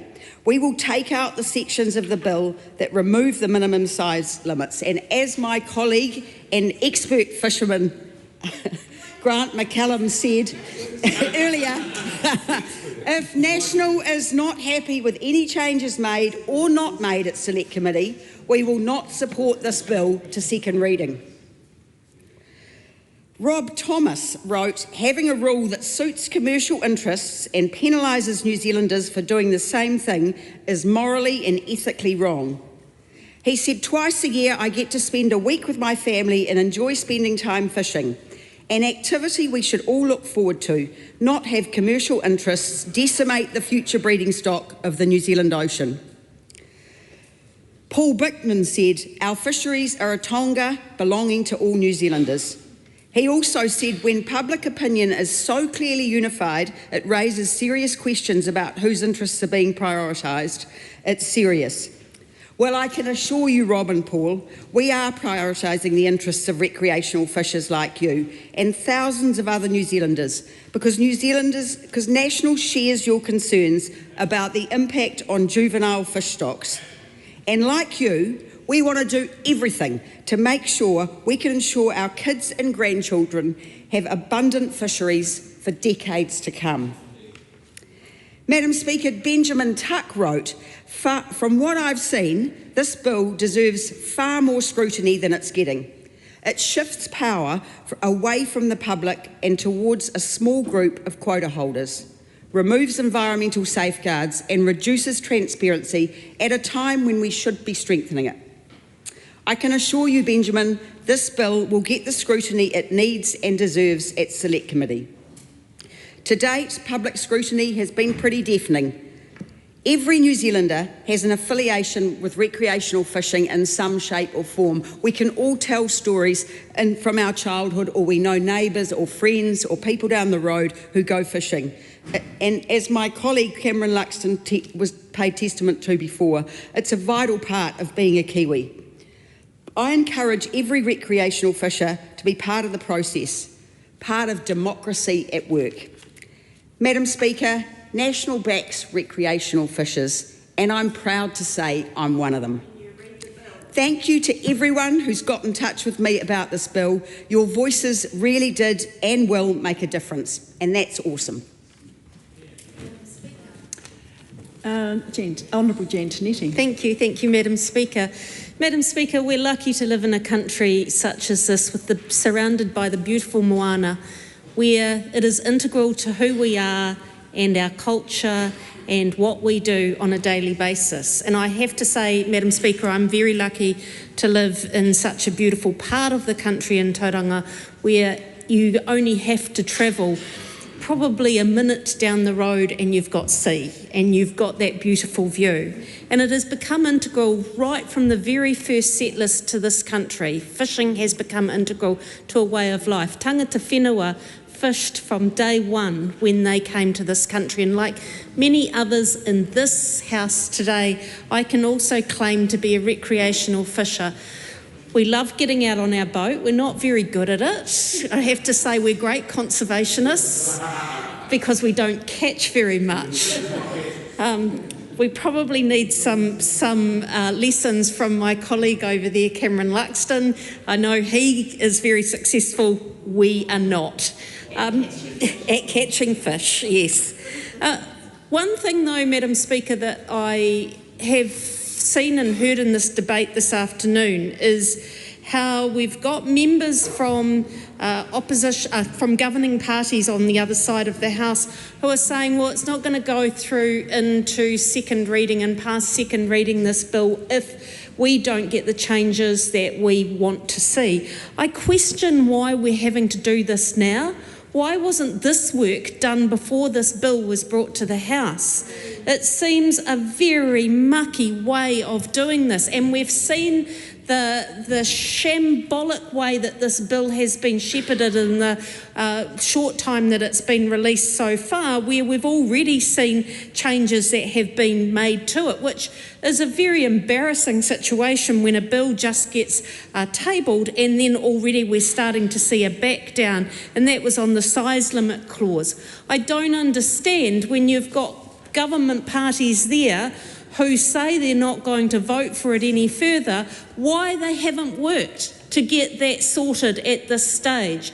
That tells me that this bill should not be progressing even through to select committee, because as one of the people that was mentioned in one of the letters that was read out from the other side, is that it is difficult to get such broad-ranging changes being made at select committee. So it feels like at this point that we're wasting the House's time by even progressing this bill to the next stage. So, Madam Speaker, we stand really united on this side of the House in our huge opposition to this bill. First, that opposition was around that size limit clause, but there are so many other clauses in this and so many other parts of this bill, such as the ability to challenge fishery decisions with a 20-day limit on judicial review, and changes to allow for multi-year catch limits without adequate data to support such decisions.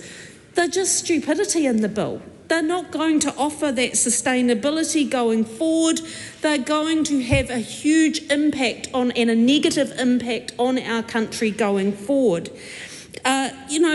We've heard a lot here today, Madam Speaker, about people who have contacted various members of Parliament asking for this bill to be thrown out at this stage. They want it to go back and they want it to be reworked. They don't think it's in a state now that can be reworked. Usually when you take a bill, Madam Speaker, as we all know, to select committee, it is in a stage where it needs tweaking. This doesn't need tweaking, this needs a massive overhaul, and that's why we really stand opposed to where we're sitting with this bill right at the moment. We have a vision on this side of the House for sustainable oceans and fisheries sector, and I don't think that that's too far apart from what I've heard from the speeches on the other side. I think that this is an area that we're all agreed on, is that we want to see that sustainable oceans and fisheries sector, and that includes looking out for our oceans. It includes supporting our recreational fishers as well. So why, again, I go back to the fact of saying, after listening to this debate thoroughly this afternoon, I am so disappointed and so surprised that the work to get this bill into a good shape wasn't done before it came to the House. And on that, Madam Speaker, I will once again say that Labor thoroughly opposes this bill. Madam Speaker. Mike Butterick. Thank you, Madam Speaker. I rise to speak on the Fisheries Amendment Bill, and this bill seeks to overhaul the 1996 Act to modernise management and increase commercial efficiency, including changing the rules on landing, discarding of fish and increasing ministerial powers over sustainability measures. This bill's mainly about commercial fishing, but what happens in commercial fishing affects everyone who fishes for fun, for recreation, because they are intrinsically linked. Already this legislation has generated some fairly significant attention, particularly from our recreational fishers, and their voices have been loud and have been pretty clear, expressing their genuine concern about the future of our fisheries and the impact of the proposed changes on their livelihoods and their experiences.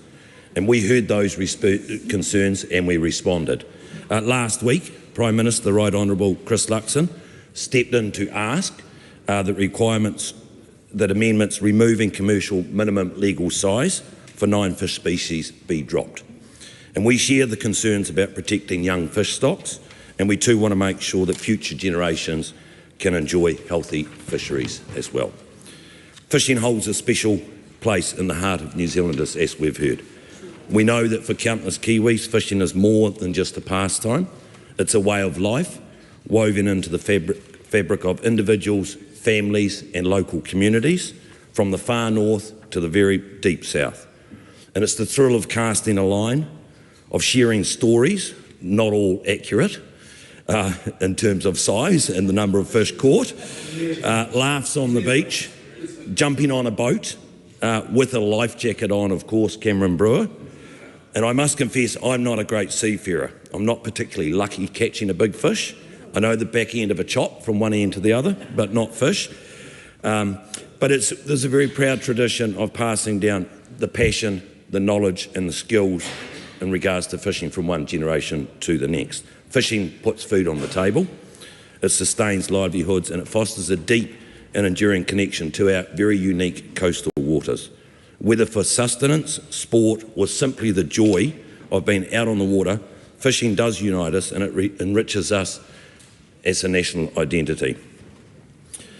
We respect the passion, knowledge and experience that recreational fishers bring to this debate.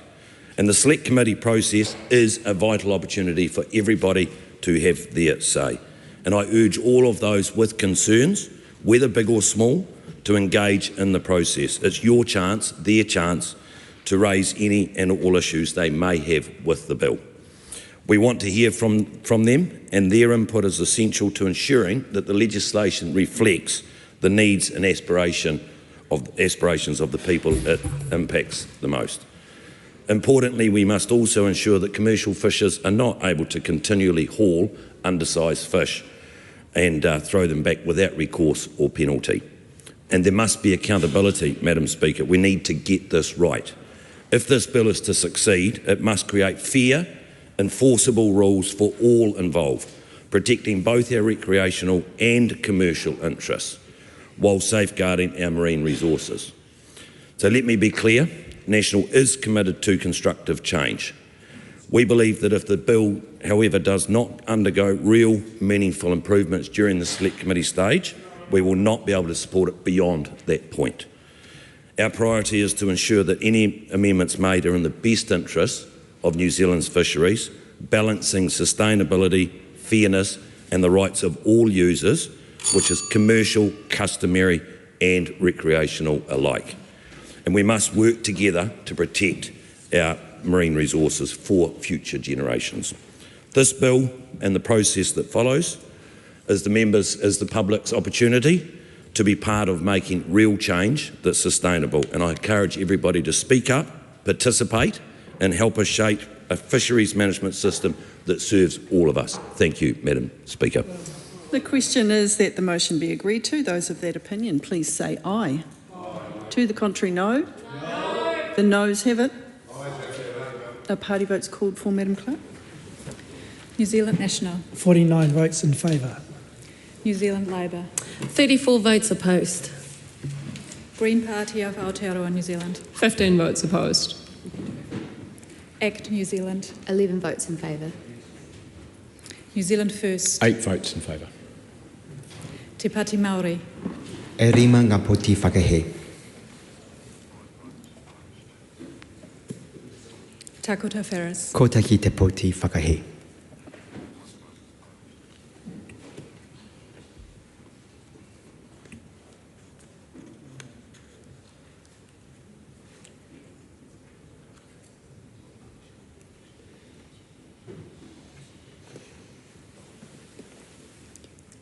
Members, the ayes are 68, the noes are 55. The question is agreed to.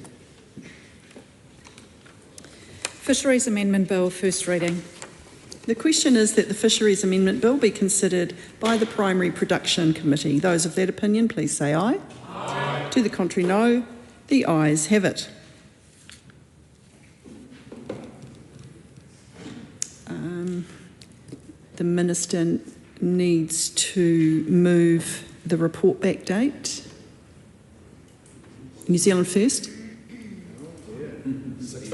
Doesn't it? He's not a minister. Report back date. On behalf of the Minister of Fisheries, I move that the Fisheries Amendment Bill be reported back by the 6th of August. The question is that the motion be agreed to. Those of that opinion, please say aye. Aye. To the contrary, no. The ayes have it. Party vote, Madam Clerk. New Zealand National. 49 votes in favour. New Zealand Labour. Tori te kaumawha e whakahe. Green Party of Aotearoa, New Zealand. Te kaumarima ngā poti whakahe. ACT New Zealand. 11 in favour. New Zealand 8 First. votes in favour. Te Pāti Māori. E rima ngā poti whakahe. Takota Ferris. Kotahi te poti whakahe.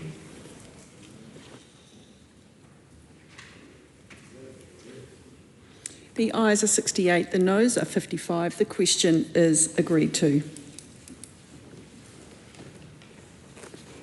Madam Speaker, I move that urgency be accorded to the introduction and passing through all stages of the Resource Management Auckland Housing Amendment Bill and the committee stage of the Local Government Auckland Council Transport Governance Amendment Bill. Madam Speaker, the Resource Management Auckland Housing Bill is being passed through all stages urgently to give Aucklanders certainty on the process and requirements for Auckland Council's Plan Change 120. This debate has gone on long enough. It is time to get on with it. The committee stage of the Local Government Auckland Council Transport Governance Bill is also important to progress. There is a longer recess now, and the government's intention is to crack on with this as it is a high priority for Auckland.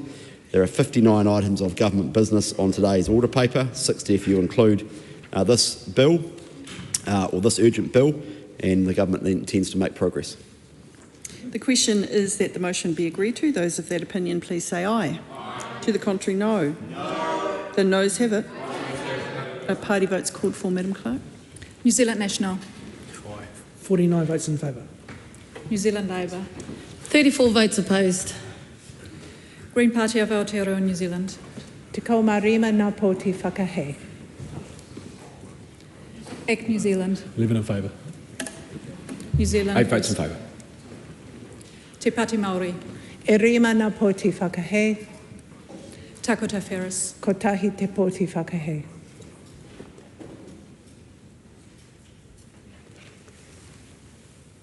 The ayes are 68, the noes are 55. The question is agreed to.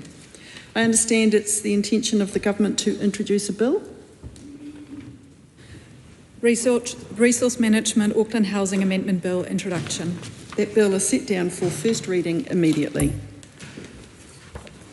Madam Speaker, Honourable Chris Bishop. I present a legislative statement for the Resource Management Auckland Housing Amendment Bill, and I move that the bill be now read a first time. Madam Speaker, this bill responds to real and immediate problems in how Auckland's planning system.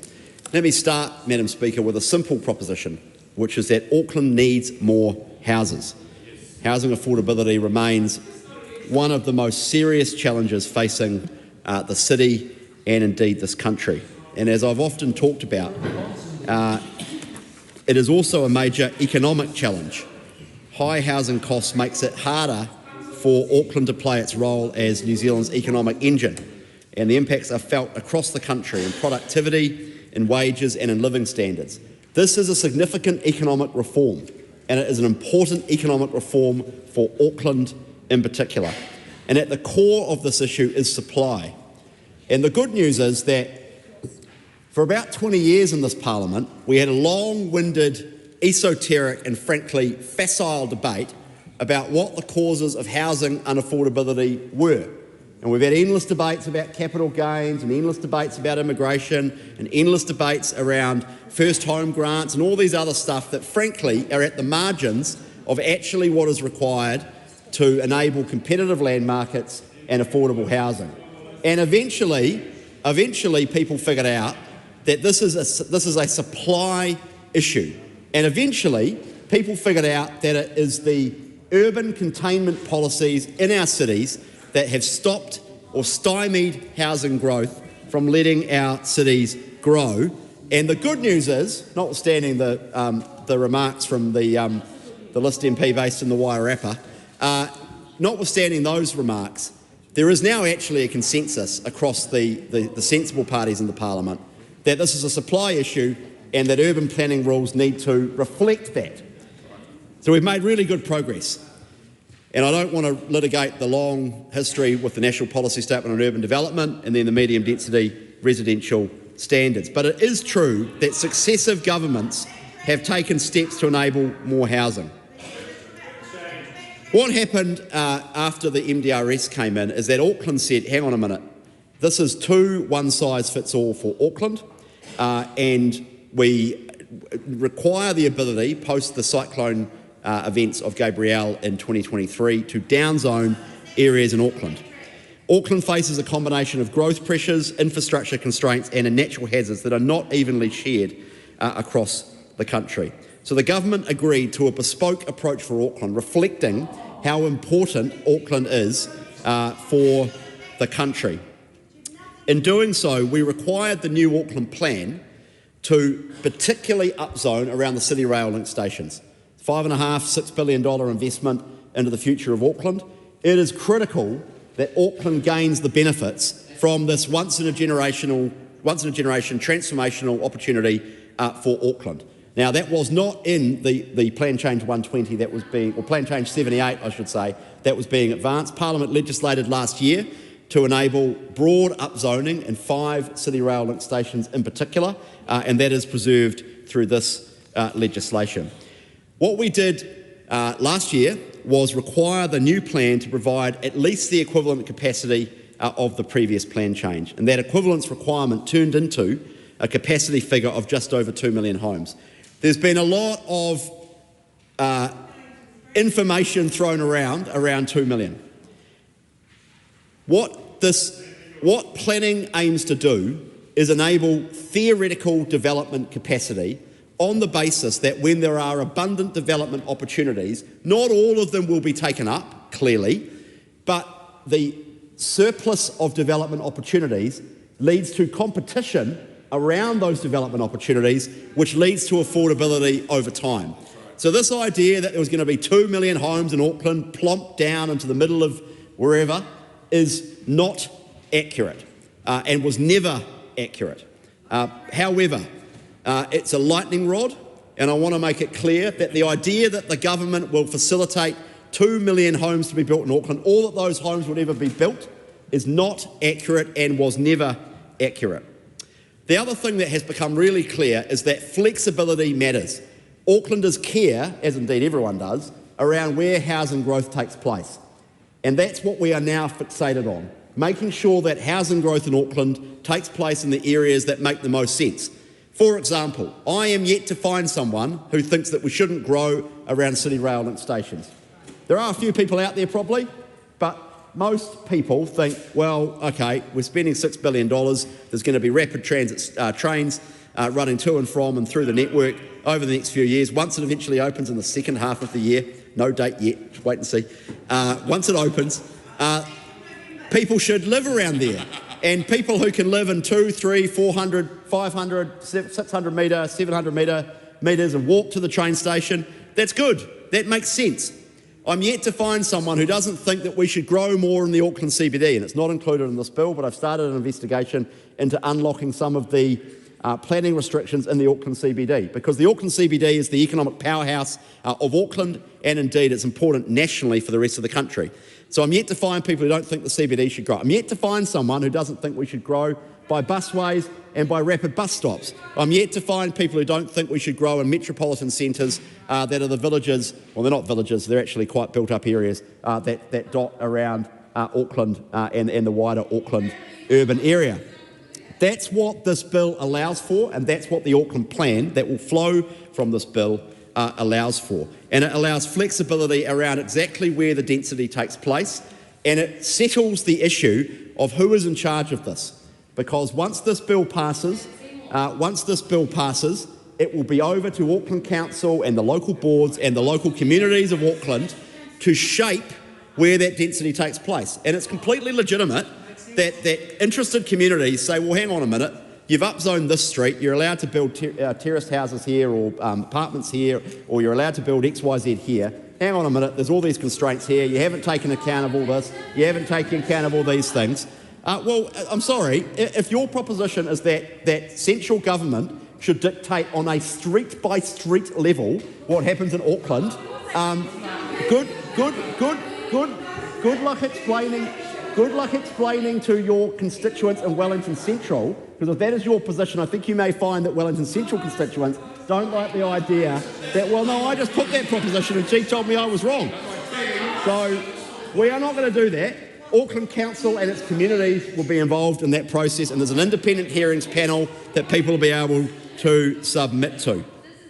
So this is about flexibility and making sure that we reduce down the rigidity. So the minimum capacity required under this plan change will be reduced down to 1.4. However, I want to be clear with the House about what officials have advised us. Once you take into account the City Rail Link upzoning, once you take into account the mandatory legal requirements through the National Policy Statement on Urban Development, that's the legal instrument advanced under the last government that we have supported. That legal instrument means upzoning around rapid transit stops, around busways, around metropolitan centres. That is unchanged and in fact is a core legal requirement, and every other council in the country has implemented it with the exception of Auckland. So once you take those two things into account, the capacity that will be unlocked as a result of this will be roughly around 1.6 million homes. That is a substantial advance on the status quo, which is in the Auckland Unitary Plan, which hasn't been updated for years, which is around 1.2 million homes. The Auckland Unitary Plan has been internationally studied and scrutinised as an example of successful upzoning. It is true, almost objectively, that rents in Auckland are lower now than they would otherwise have been as a result of the upzoning.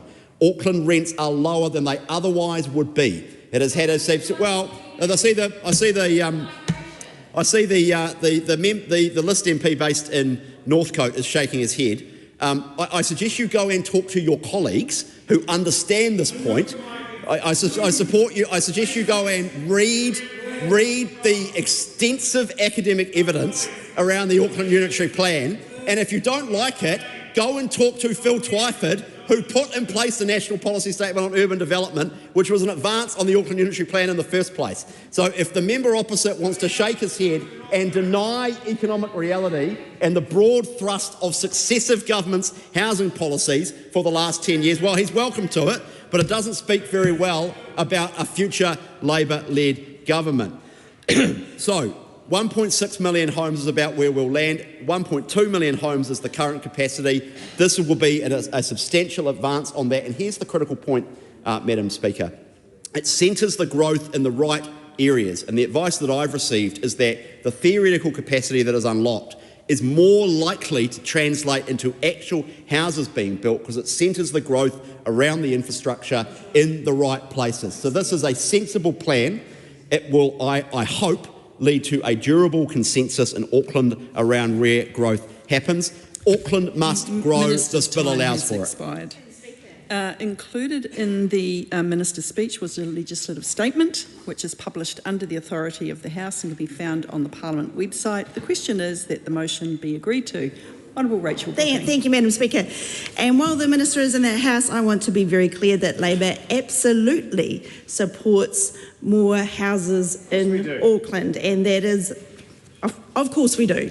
What a ridiculous statement that he just made. He's full of it. But it is also an interesting potted history that he gave there, and I want to remind the House that National came in the last term to Labor with a bipartisan proposal of that mixed density standards. They said, yes, we want to do this together.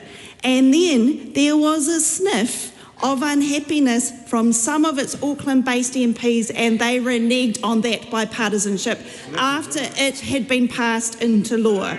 They then campaigned nothing to do with the Hawke's Bay, nothing to do with cyclones and hazard issues, because if that was the case, then we would have seen a lot more hazard work in the RMA that we have not seen, instead of focusing on repealing things and fast-tracking projects in floodplains. We have not seen the work that could have been done at the outset on natural hazards and national instruments regarding those things. No. Instead, we saw a promise that, well, we'll get rid of the MDRS, but do not worry, Auckland and Aucklanders who are worried about housing and housing prices. do not worry, we will replace it with something that we're going to do through a very convoluted resource management process, and we will require this equivalence that we just heard about, that whatever the plan change you are doing to implement that MDRS, that we will have as many houses, but it will be better intensification. And so we went through the resource management amendment process, and we understood that the Minister was talking with Auckland Council about how to make it work. And so we let that process roll. Then, the day that we were debating the committee stage of that bill, a giant amendment paper landed.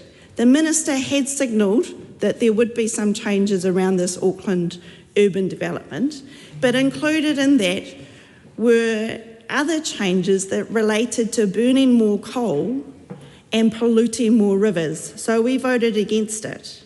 But what that change did, that was changed at that last stage, was to have this equivalence test. And so the Minister has said that that would relate to about 2 million dwellings.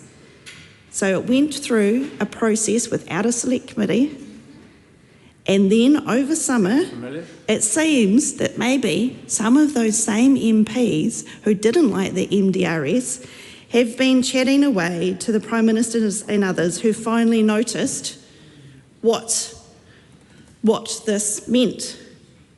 And they could have, of course, read the legislation when I presume it went through a cabinet process.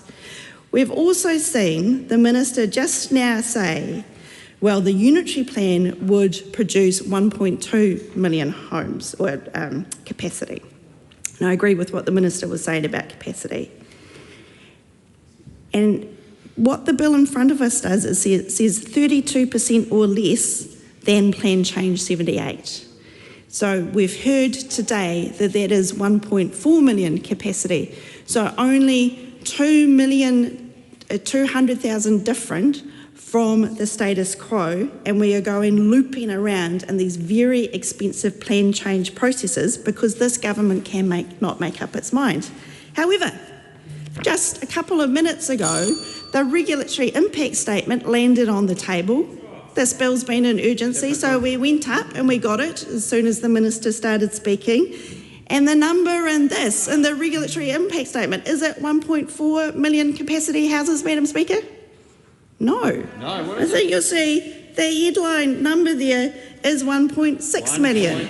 So what is it that this government wants to do?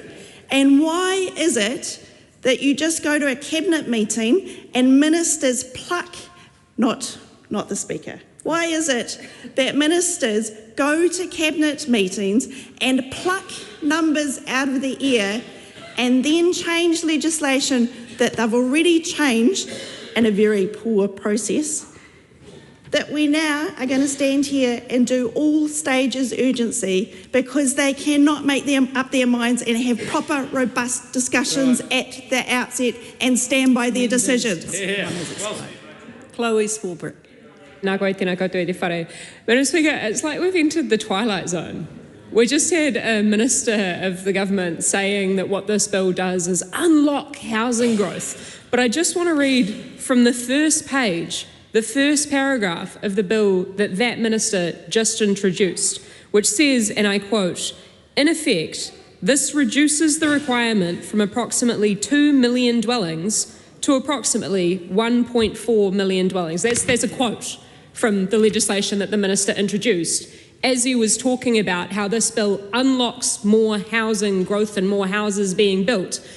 The legislation, which itself says on its very first page, in its very first paragraph, that in fact what this bill does is reduce the supply of housing, or the potential supply of housing in our largest city, by 600,000 units. It's insane. It's bonkers. We are truly living in the upside down, where we have a Minister of the Crown who can say something that is so demonstrably untrue. Madam Speaker, I don't know where that leaves us as a House if we're not able to have, I don't know, a debate on what is literally contained within the legislation. The Minister's saying one thing, and it is actively being undermined by the very law that he is tabling in the House for us to debate. How are we supposed to have any form of rational engagement on that basis? This government tells us it's all about the market and the market needing to just sort everything out. And I guess they mean that. If you are somebody who right now is struggling to get by and being pushed on to commuting for hours by bus on a public transport system that has been systemically underfunded for generations, but they don't mean it, if you want to build some housing where, God forbid, people actually want to live nearby the city centre and the surrounding amenities in suburbs like Parnell and Remuera and in the Epsom electorate. This government says that they want to cut red tape. Oh, but they mean it everywhere but the Epsom electorate. They say that they want localism, and it seems as though, perhaps, maybe, at least in the language that we're hearing, they want it, but they don't actually want local decision-making for our largest city that is already so far progressed on the process that had been undertaken per Plan Change 120. So I know that we've already had a bit of a potted history from both the Minister and from my Labour colleague, but I think it's really important to put this on the public record. Because in 2022, there was an agreement by two of the legacy parties in this place that we would have something called the medium density residential standards. Then in 2023, the National Party started getting cold feet, funnily enough, as the Minister Paul Goldsmith was just heckling at me, from places like my electorate, where I have very clearly made the case for density done well and managed to retain that electorate because my constituents understand that our city is not a museum. It needs to house people, and in fact, leafy suburbs should be the same thing as dense suburbs. But nonetheless, we had that rollback from the Nats in 2023 who promised that they would undo the MDRS and promise instead 30 years of growth. Then in 2025, we saw that they passed an update to the Resource Management Act, which again, we're now amending today, despite the fact that the government is saying that it wants to completely undo the RMA. And that resulted in plan change, resulted in a break in the process under Plan Change 78. Then Auckland Council had to move on to something called Plan Change 120, which it has done significant consultation on. And guess what? The government's now pulling the rug out from underneath Auckland Council, prompting some statements from Mayor Wayne Brown, the likes of, and I quote, they, by which he means this government, they don't want any concerts in Auckland. They don't want any sports events because they're opposing the bed night levy. They don't want people living intensively. 2 million. I was happy enough with that. Just let the market sort itself out. ACT is meant to be about the marketplace, but they are the most anti-marketplace outside of Russia, end quote. That is the position of Auckland Mayor Wayne Brown. If this government believes what it says about localism, then let's be honest and hand back the local decision-making powers to Auckland Council and to our Mayor, who very clearly has made the case for density done well. Madam Speaker, in closing, I just think it's utterly bonkers to hear from a minister who is waxing and waning lyrical about this all being about increasing supply, despite introducing legislation that actively and explicitly says that they are cutting 600,000 units from that potential supply. But more than that, to say it's about where we build this housing, as this government enables more sprawl, more climate-changing emissions, and people being pushed further and further away from work and from where they want to live. Honourable David Seymour. Thank you, Madam Speaker. I rise on behalf of ACT and my electorate of Epsom in support of this piece of legislation. And I'll start by saying there's nothing more important for New Zealand to achieve in terms of public policy than making it easier to build more homes. Because you could give a potted history of the economics of the last decade, that productivity growth has been almost flat. Wages have not risen. However, some people have done okay out of asset value inflation, while others have fallen behind, looking at the eye-watering price of getting themselves into that same housing market. That's not sustainable. People won't keep voting for a market-based economy with property rights if they see no prospect of advancement and ownership of property themselves.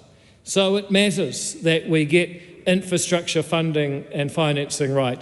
It matters that we get consenting right. It matters that we get building consents and building materials right so that we can be affordable and productive as a country. All of that stuff really matters. But unfortunately, for the last 5 years, a series of well-meaning but misguided interventions from this place into our city of Auckland have distracted from those things that matter to get more homes built.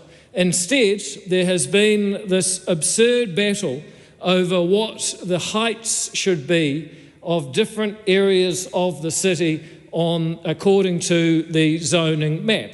It goes back as far as 2021 when a number of parties, I think all parties but ACT in this parliament, voted to impose a three-storey housing law right across Auckland and indeed across all of the larger cities in New Zealand. This was unpopular, this was impractical, because there's people that say, oh, well, we want to talk about the market. Let me tell you a little bit about the market, is that there are such things as natural monopolies. And in case you wonder if I know what I'm talking about, a natural monopoly is a service that has constantly increasing returns to scale, so one provider is the most efficient way to provide. And as it happens, roads and sewer networks and water pipes and public transport networks and a whole lot of things that cities rely on are natural monopolies. That's why you can't have a competitive market, and that is the public policy case for zoning and actually having some central control of where growth and intensification occurs. So you, if you know your economics, will be in favour of having some regime of zoning. The question is who should decide. When Wellington decides and says it's three-storey houses everywhere, they miss the most critical and important facts on each street and in each suburb of our city. They miss the areas that are flood prone. They miss the areas that have cracked pipes that are over 100 years old. They miss so many things that are important to the people in their community that it cannot stand. And when our city flooded, people became clear that the three-storey home rule would not work. So we campaigned and won an agreement to remove that three-storey house rule, and it will be gone. However, there was also in law a proviso that there needed to be at least the same number of homes, 2.078 million, I think, about 2.1 million homes built in the new plan that replaced the three-storey home law. And again, we heard it from Aucklanders, people who actually believe in localism, saying we don't want to have this forced on us and dictated to us from Wellington. We want to be able to have the Auckland Unitary Plan that we all battled over as Aucklanders to establish over a decade ago. And so today, I'm proud to stand here in this House and support legislation that says that required number of homes will only be 1.4. We're not going to force on Aucklanders something that they did not want. We are effectively allowing Aucklanders to go back to our Auckland Unitary Plan, plus intensification around transport corridors, villages and train stations, as envisaged by the NPSUD. This is localism. This is the market with the realities of network infrastructure. This is a sensible approach to getting more homes built for the next generation, and I commend it to the House. Andy Foster. Look, Madam Speaker, I'm going to start by some personal reflections, because one of the things that central government has done, whether it's a red-leg government or a blue-leg government, is continuously interfere in the way in which cities are designed. And I can remember not once but twice during the time that we were developing a district plan in Wellington, that we literally got a call from, in my case it was David Parker, saying, hey, by the way, we're just about to change the rules on you. We were about to go out to consult on a district plan. And he said, well, in two hours' time, we're going to change the rules. And that was the MDRS. So, Madam Speaker, what we should be doing is working with local government, helping local government where it needs to be helped, to design cities in the way that makes the most possible sense. We actually did a damn good job, and you were trying to wreck the place. Yeah, no, absolutely, you were trying to wreck the place, Tamitha Paul. So, Madam Speaker, what we should be doing is trying to work with councils, not continuously intervening, not continuously changing the rules. Can I say one thing that I've stood up and said in this House quite frequently is that we keep saying to councils, well, you need to provide for 30 years of growth. But growth, by and large now, is not driven by births and deaths, it is driven by migration. And this House, doesn't matter whether it's a red-led House or a blue-led House, has not got any clue about a long-term strategy around demographics and migration. It hasn't got a clue, and that makes it really, really hard. It makes it really, really hard for councils to plan.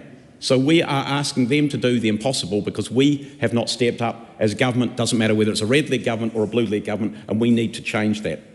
Madam Speaker, it's interesting to look at some of the numbers that are in the bill, whether it's 2 million or 1.6 million or 1.4 million. There are something like, as of 2023, something like 545,000 houses in Auckland. So whatever the number is, and we know it's a theoretical number, it is a massive increase in the number of houses potentially in Auckland. The question you've got to ask is, are we going to have a better city as a result of that, or just more people living in that city? And that's a question that I think is a real one. Madam Speaker, densification, by and large, I think generally people agree, should be around public transport services, around jobs and so on, so it's easier to walk so less pressure on the transport system. That makes absolute sense. And it should also be done in a way that helps to pay for the infrastructure. And too often we have allowed the privatisation of the benefit, and then the public sector has to come along and pay for the infrastructure. And we should be trying to make sure, especially in our biggest city, that we're trying to pay for some of that needed public infrastructure and do that by getting the benefit for the public of that upzoning. And too often we fail to do that. And Madam Speaker, we had the Infrastructure Commission, who I think are a great organisation in front of transport and infrastructure. We asked them that question, what proportion of the costs of growth are paid for by that growth? We keep on talking about growth paying for growth. And they said, rough order of magnitude, 30 to 50%.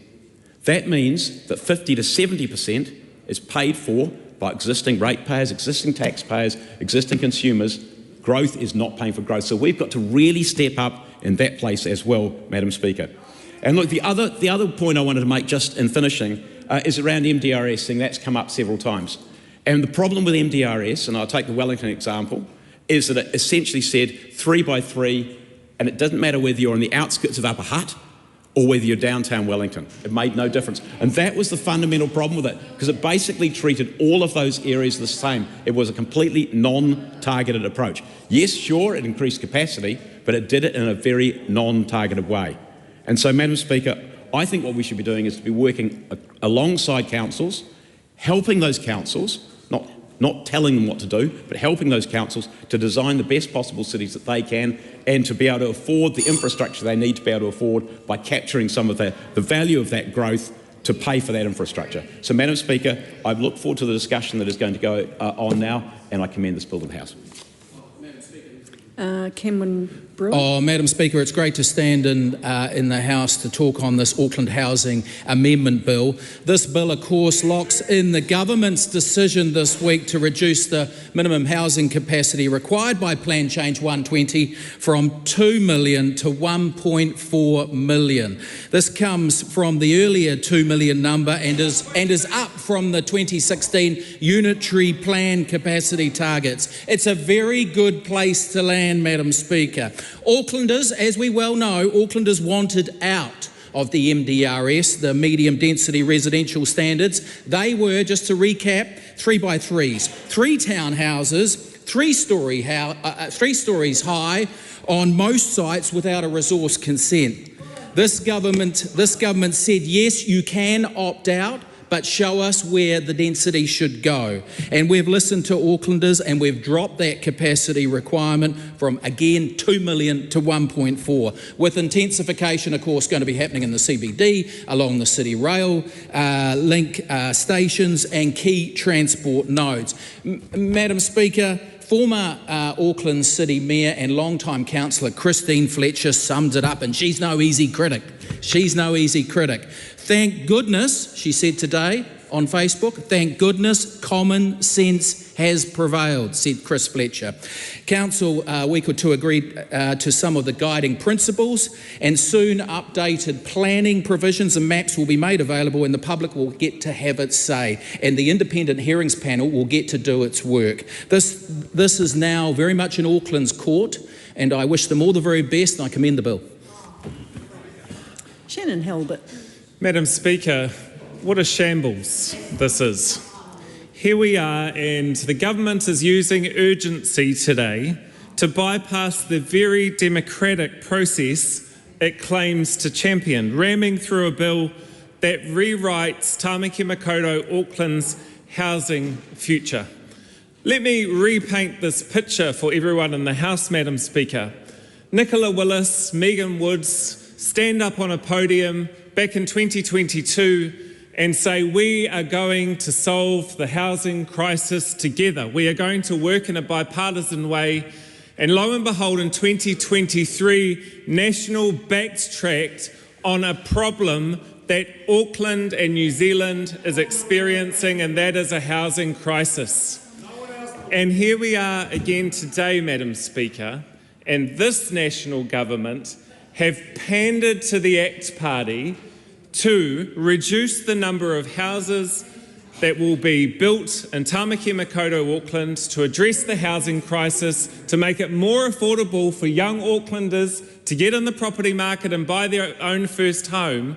This is a backtrack from Prime Minister Luxon, through his influence, from his constituents, to really walk away from the key issue that is in front of us. Madam Speaker, we need to unlock housing in our largest urban centre in this country, and in my community we know what good intensification looks like. We only have to look to the Northcote housing development.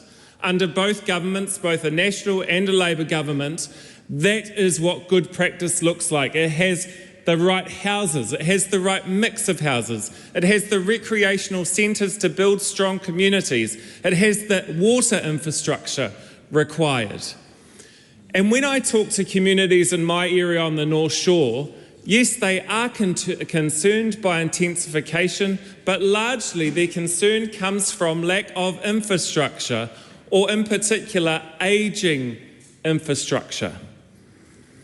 So again, I acknowledge that Minister Bishop's backtrack today on this particular bill, the reduction of the number of houses, the reduction of their commitment to actually demonstrating any leadership to solve the housing issues in front of us, is in fact actually no surprise. Because here we are again under a national government, weak, nothing. It does not serve Aucklanders. But bringing this through urgency is bad process. It doesn't allow the opposition to actually fairly scrutinise the issues that are raised today. It doesn't enable people, communities, Aucklanders to have their say. Council will do that, but they won't get to do that on this important legislation, Madam Speaker. Minister Bishop deflected today.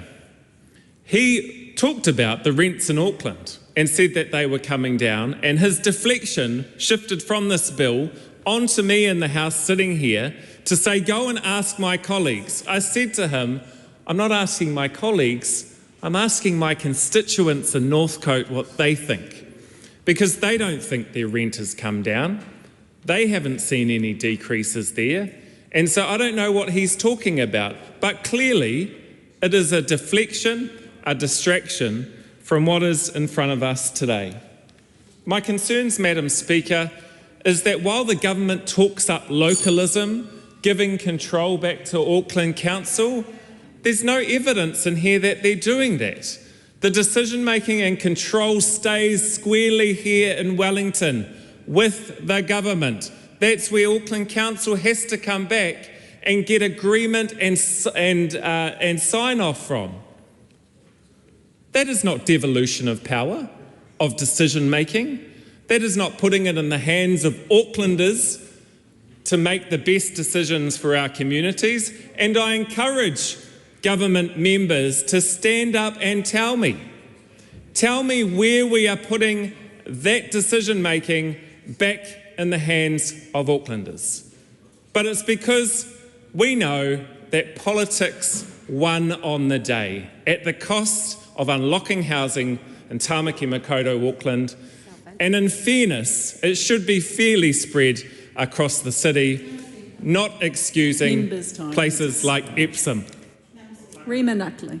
Madam Speaker, it's really an exciting day as we embark on the 3 readings for the Resource Management Auckland Housing Amendment Bill. We're in the first reading, and Madam Speaker, it's no secret that that Auckland has felt the pressure of housing shortage for a very long time, and some members of the House that had 6 years to do something about it didn't do something about it. We are embarking on doing something maybe swiftly, but we need the swiftness after we've listened to our neighbours all around Auckland. I commend this bill to the House.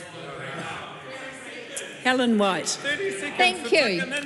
I am probably the MP in this room who is most connected with the area that looks to have the most affordable housing built in it as a result of these plans that we have been looking at, and they have been revisited and revisited. And I've tried to do my job and talk to people about what they needed to know before they made submissions to council, and they did make submissions to council, lots of them good, informed decisions and submissions that were about things that really mattered to them, like stormwater and flooding and all sorts of issues that they should be talking to their council about when such plans are made. And all that, well, what was the point? Because now we have another iteration of the bill, and it's going through in one single day and perhaps tomorrow morning. And there is absolutely no way that I can do the job I want to do for my constituents and go through this in the thorough way that they deserve when it is their neighbourhood that's being affected, when they had the floods that came across Auckland and actually legitimately worried people. They don't get to participate in the way they should have in the process, and I do not accept that there is any reason why this has to happen so urgently when they need to be involved in those processes. And what really worries me, and what should worry us, is we had Chris Bishop tell us that this was all about red tape and we were just going to do things quickly and we were going to get rid of zoning, and he was quoting abundance at us. All that's gone out the window, because what actually seems to have happened is that the interests of some MPs in election year are being looked after rather well. They are not going to have intensification and housing in their areas because it does not suit them. Now that is the opposite from democracy. That is a very dangerous precedent, and I am very concerned. So I'll be asking a lot of questions about why not in certain areas in Auckland. Why not? Why are we not prioritising the things that Aucklanders were worried about, like stormwater, like flooding? These are areas where all those things have happened, and we need to make sure that we look at them. Why are we treating this like a situation that is not of relevance to Aucklanders, yet calling it localism? I mean, how absolutely 1984 can we get? And it does actually make me think about a statement that was made by George Orwell while we're on 1984, which was that some animals are more equal than others. So in this process, we were supposed to be having a transparent process. And what have we found? That the very same people turn round and make sure that some animals living in some areas of Auckland, well, they are more equal than others. And I can tell you, Mount Albert will be furious about that, and fair enough too. It's their communities that are affected, and nobody is even promising them that in those areas they will be getting the support they need for that housing. Now, I am for affordable housing. I want it in my community, but I don't want it to be something that is not rational. And so I come back again to the issue of stormwater management, to the issue of the infrastructure under the ground. And I ask, where is that going to land here? And how do people talk about these things in any intelligent way at a local level when the central government comes to this House with a piece of legislation, which I've tried to get through, but it's actually quite hard in the time frame. When we get a RIS today. We get a RIS at the same time the minister stands up to give a speech. And do you know what that RIS says? Let's have a look. It says, introducing legislative change while a plan change process is underway creates a number of risks, including the risk of challenge due to the changes in the requirements midway through a plan change process. Not all outcomes can be fully predicted, as final implementation decisions will rest with Auckland Council and the panel.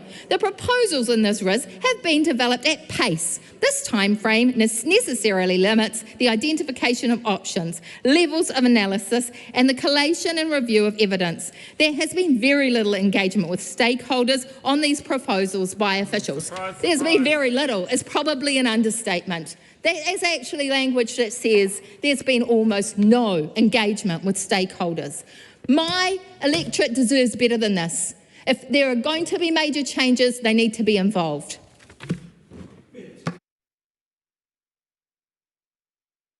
Completely out of touch. Aucklanders have been clear.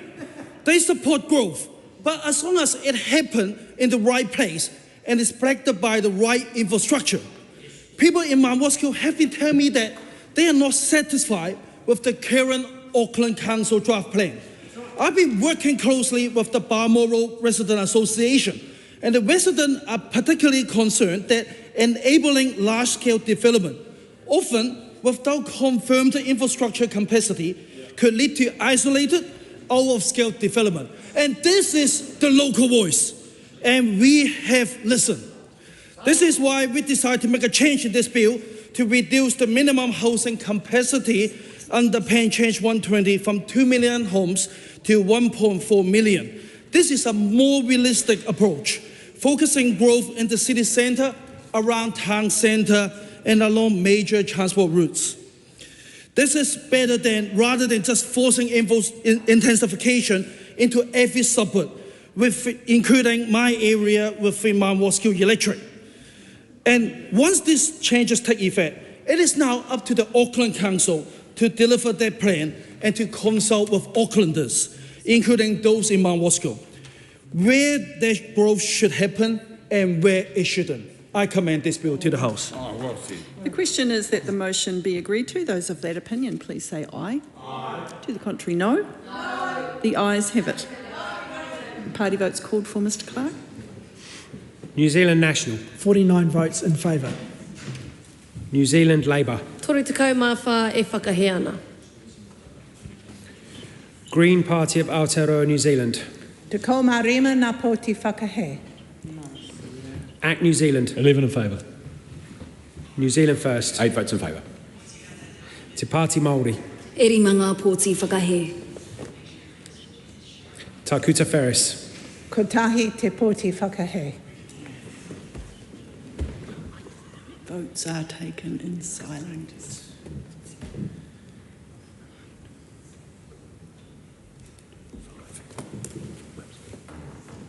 Members, the ayes are 68, the noes are 55. The question is agreed to.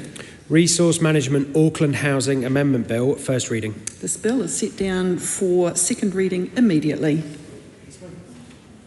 Speaker, I move that the Resource Management Auckland Housing Amendment Bill be now read a second time. Madam Speaker, the need for this bill arises from experience. As Auckland Council has progressed Plan Change 120, it has become very clear that the current legislative settings do not provide sufficient flexibility to respond to evidence, constraints and community feedback. The issue is not whether Auckland should grow, it must grow. Auckland is New Zealand's largest city, home to a third of our population and a central driver of national economic performance. How Auckland grows and whether it can grow efficiently has direct consequences for productivity, investment and living standards across the country. The issue is whether the system allows growth to occur in the right places and avoids it where intensification is unsuitable.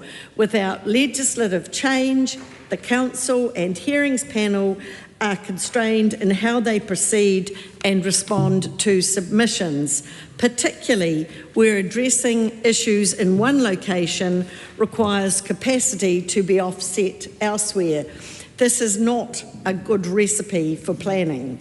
It is also not a recipe for economic confidence. Uncertainty increases, investment decisions are delayed, and housing supply responds more slowly than it should. And it is not what Aucklanders expect. The bill has a specific and targeted focus. Firstly, it reduces Auckland's minimum housing capacity required by 32.5% from just over 2 million homes to approximately 1.4 million homes. This matters because the previous minimum requirement was operating as a blunt constraint on good planning. The 2 million home figure was never a build target. It was technical modelling output, in practice limiting flexibility, and it constrained the ability of the Council and the Hearings Panel to respond to evidence and submissions. Reducing the minimum requirement does not reduce Auckland's ambition for growth. A requirement of approximately 1.4 million homes still represents a very high level of development capacity, well beyond what the city will deliver in either the short term or the medium term, but it restores Auckland Council's ability to operate the planning system as it is intended. This is about smarter growth, not slower growth, growth that is better aligned with infrastructure, with transport and employment patterns. Secondly, it establishes a clear and workable process for how Auckland Council and the Hearings Panel respond to that change, including opportunities for public input on revised provisions. This matters because flexibility must be exercised transparently. The bill does not simply reduce the requirement and move on. It sets out a clear pathway of how the revised capacity requirement is worked through the planning process, updated provisions and maps made available by the Council, so people can see what is proposed and how it affects their communities. Public participation remains a core feature of the system, and the way these changes are implemented matters. Auckland Council will decide where development should occur and will make that public. Importantly, those who have already engaged with Plan Change 120 will not be pushed aside.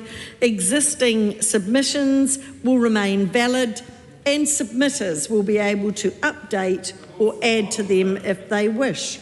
At the same time, Aucklanders who did not previously submit will still be able to take part in the process moving forward. The Independent Hearings Panel will continue to consider submissions and evidence and make recommendations just as it was established to do. This strikes the right balance. It allows the planning process to move forward at pace while ensuring that changes are not made behind closed doors and Aucklanders are not shut out of decisions that matter to their city. It also resolves the MDRS transitional issue, ensuring people who relied on previous rules are not unfairly disadvantaged. When Auckland Council withdrew Plan Change 78, the medium density residential standards were removed across much of the city. That created a transitional gap. A number of landowners and developers were already partway through resource or building consent processes and had relied on those rules in good faith.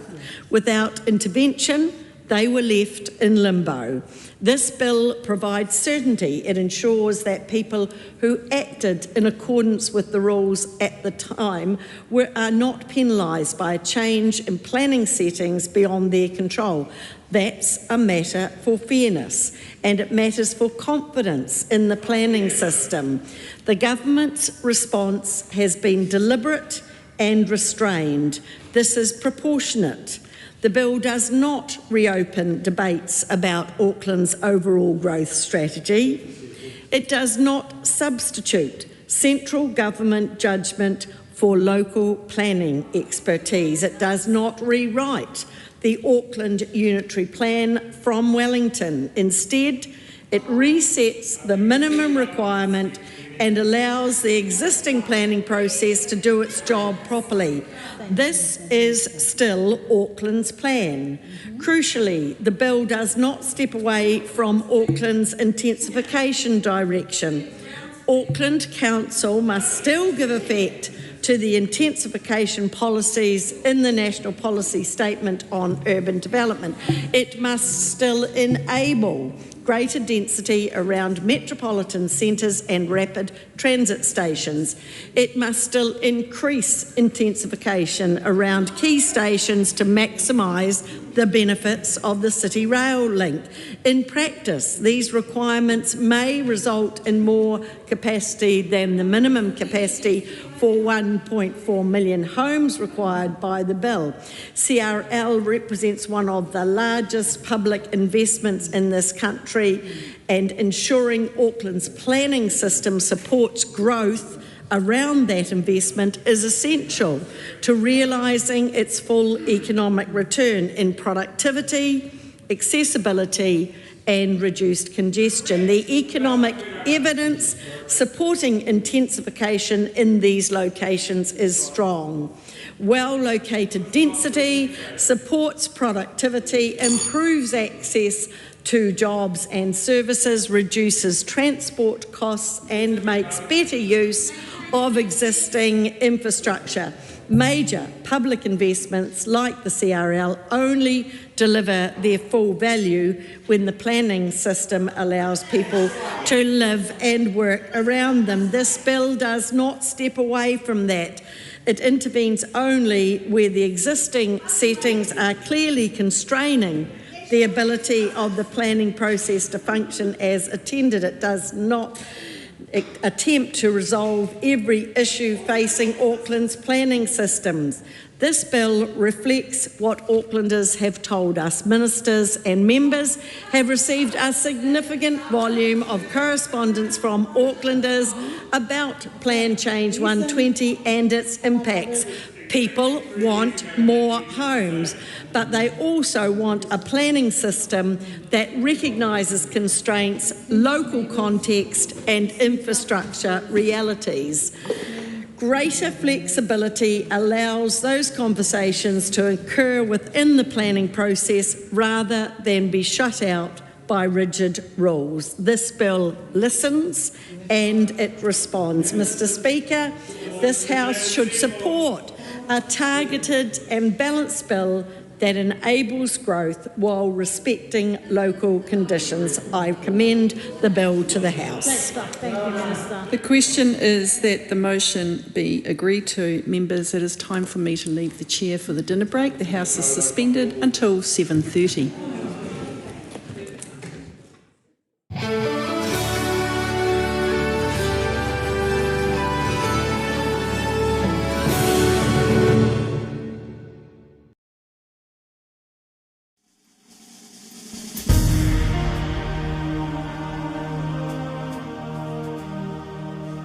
Coming up at 6 p.m. is a repeat of some of today's earlier proceedings. Live coverage from the House of Representatives will resume at 7:30 p.m.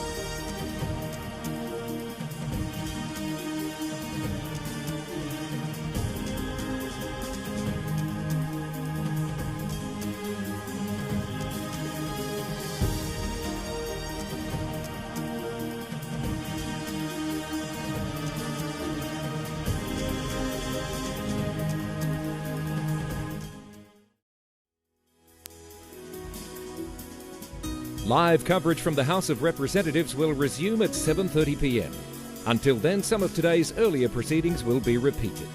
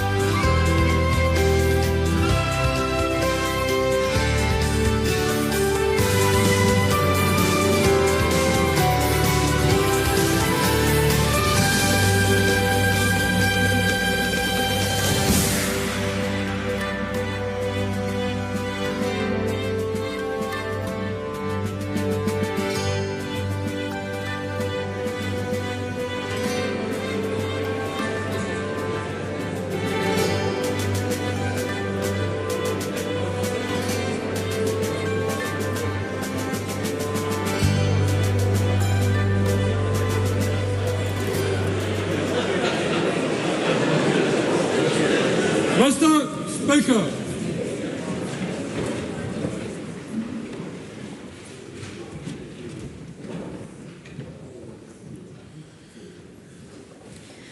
Almighty God, we give thanks for the blessings which have been bestowed on us. Laying aside all personal interests, we acknowledge the King and pray for guidance in our deliberations, that we may conduct the affairs of this House with wisdom, justice, mercy and humility, for the welfare and peace of New Zealand. Amen.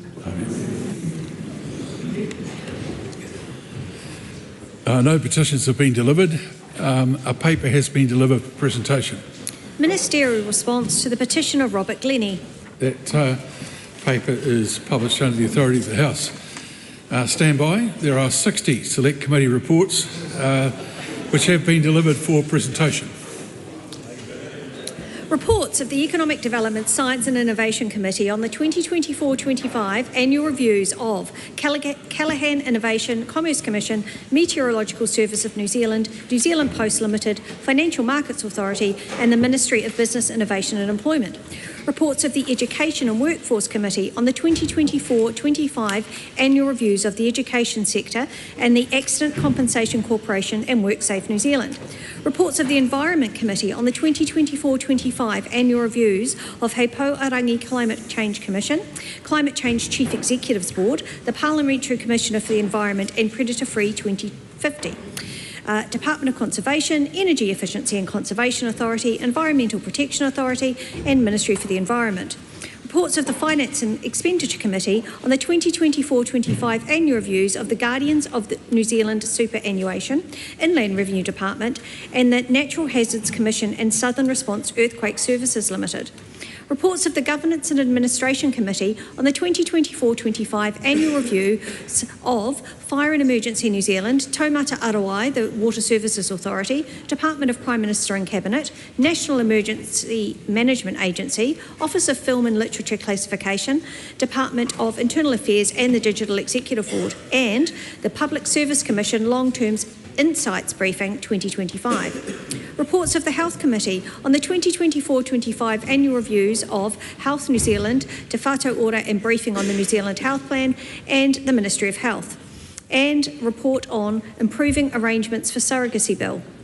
Reports of the Justice Committee on the 2024-25 annual reviews of the Criminal Cases Review Commission, Independent Police Conduct Authority, Judicial Conduct Commissioner and the Public Trust, the Crown Law Office, Electoral Commission, Human Rights Commission and the Law Commission, Parliamentary Council Office, Privacy Commissioner and Serious Fraud Office. Reports of the Māori Affairs Committee on the 2024-25 annual reviews of Te Puni Kōkiri, Ministry of Māori Development, Te Reo Whakapuaki Irirangi, Māori Broadcasting Funding Agency, Te Tari Whakatau, the Office of Treaty Settlements and Takutai Moana, Te Taurawhiri I Te Reo Māori, Māori Language Commission, Tupu Tono Ngāpuhi Investment Fund. Reports of the Primary Production Committee on the 2024-25 annual reviews of Land Information New Zealand, Land Court Farming Limited, Ministry for Primary Industries Outdoor Access Commission. Reports of the Social Services and Community Committee on the 2024-25 annual reviews of Kāinga Ora Homes and Communities, Oranga Tamariki, Ministry for Children, Ministry of Disabled People, New Zealand Lotteries Commission, New Zealand Artificial Limb Service and Social Workers Registration Board. reports of the Transport and Infrastructure Committee on the 2024-25 annual reviews of Genesis Energy Limited, Mercury New Zealand Limited, Meridian Energy Limited, Air New Zealand Limited, Airways Corporation of New Zealand Limited, City Rail Link Limited, Crown Infrastructure Delivery, Maritime New Zealand, National Infrastructure Funding and Financing Limited, Civil Aviation Authority of New Zealand, Electricity Authority, Electricity Corporation of New Zealand Limited, Ministry of Transport, New Zealand Infrastructure Commission, New Zealand Transport Agency, Waka Kotahi, Transport Accident Investigation Commission, Transpower New Zealand Limited, Kiwi Rail and New Zealand Railways Corporation, briefing on the performance of ferry holdings. If you could all have those...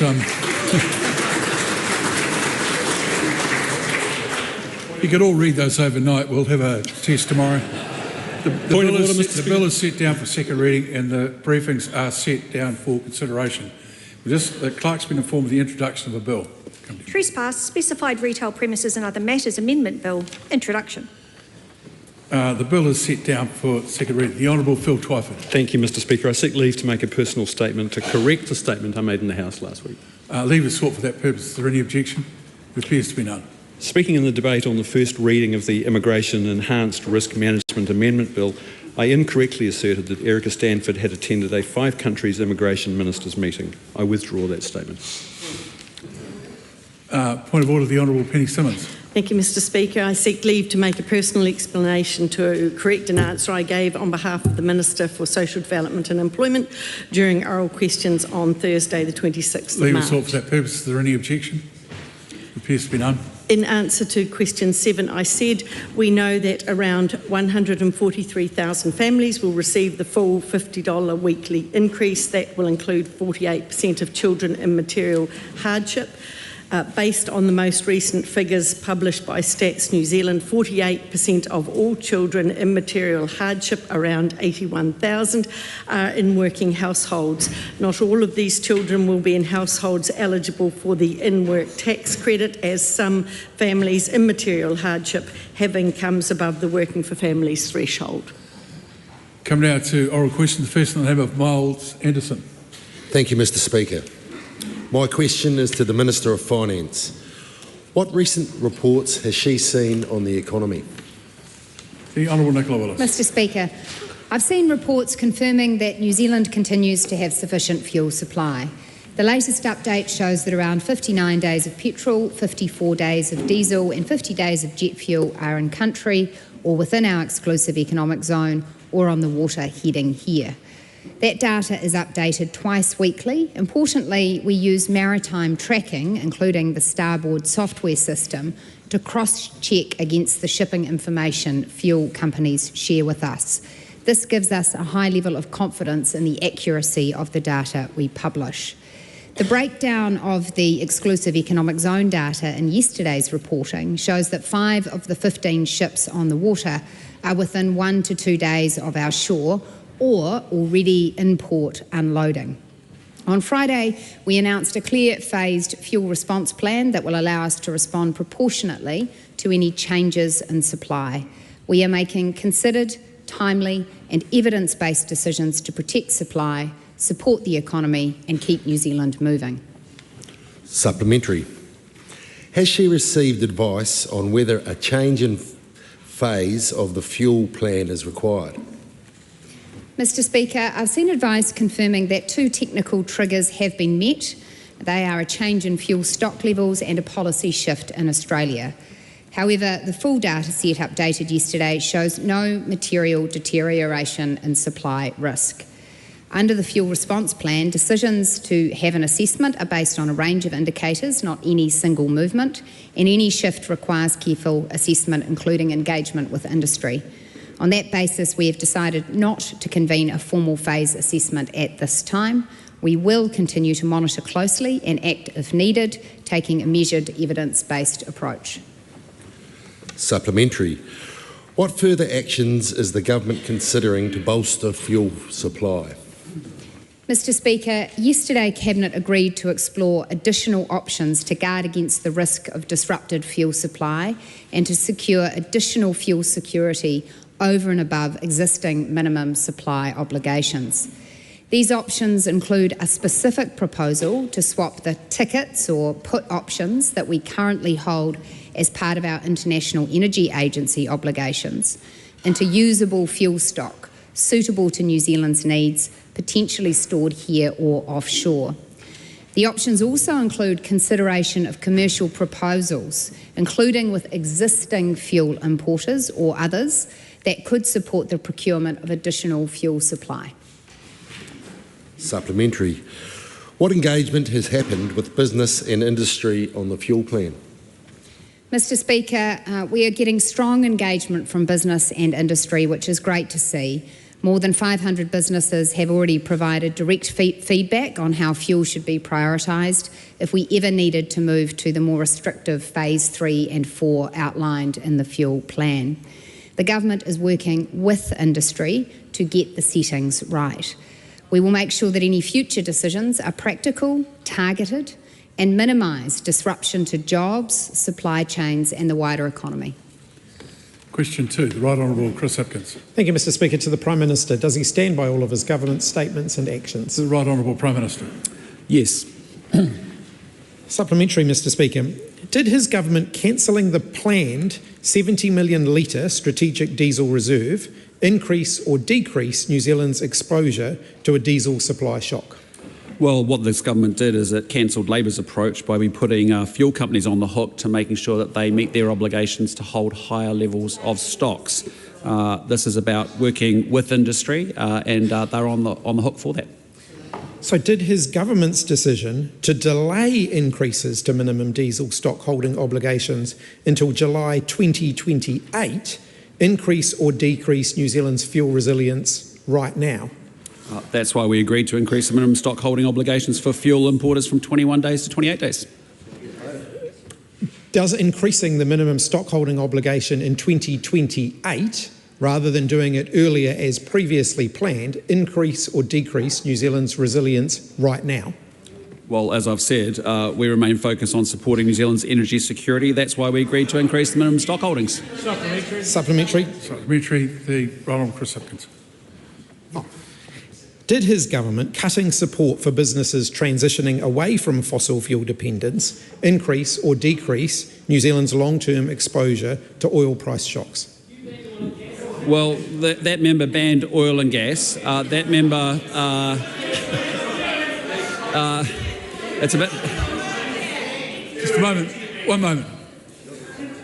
Prime Minister answer again at his own side might give him a bit of space to answer as well. Well, what I was about to say was that was the member who banned oil and gas that drove up electricity prices to $800 a megawatt hour. We ended up making the rather unique transition, thanks to a Labour Greens government, of domestic gas to imported Indonesian coal. Supplementary question. The Honourable David Seymour. Would it be pretty handy right now if New Zealanders had been allowed to look for oil and gas over the last 8 years? Absolutely. We have an energy security strategy which is about economic security, and that means and. Supplementary. Did his government reducing nationwide public transport subsidies increase or decrease the options available to households trying to cut their transport costs right now? Well, actually, we believe in an adult-to-adult relationship with the New Zealand people, not a parent-to-child relationship. It's one of the learnings coming out of the COVID experience that member led. And actually, it's great to see New Zealanders making their own decisions. Some of them are choosing to use more public transport. Good on them. Supplementary question. David Seymour. Have organisations such as Auckland Transport reported record usage of public transport despite this terrible government taking away all these subsidies? I'm proud to report that our Minister of Transport has met with the public transport authorities. He confirms that there is capacity in our public transport network. The public transport authorities are looking at rejigging their network schedule so they can maximise support for people in key peak times. All of that's good stuff. Right Honourable Chris Hipkins. Does he regret cutting the clean car discount, given estimates suggest that had New Zealanders continued to buy electric vehicles at the rate they were under the discount, there'd be 50,000 more electric vehicles on the road today than there are now under his government? No, because we believe in farmers in this country and they need utes, and actually they shouldn't be subsidising people who want to buy EVs. And as you've seen in the last week, EV sales have been just fine. Don't get personal. Question number 3, Dr. David Wilson.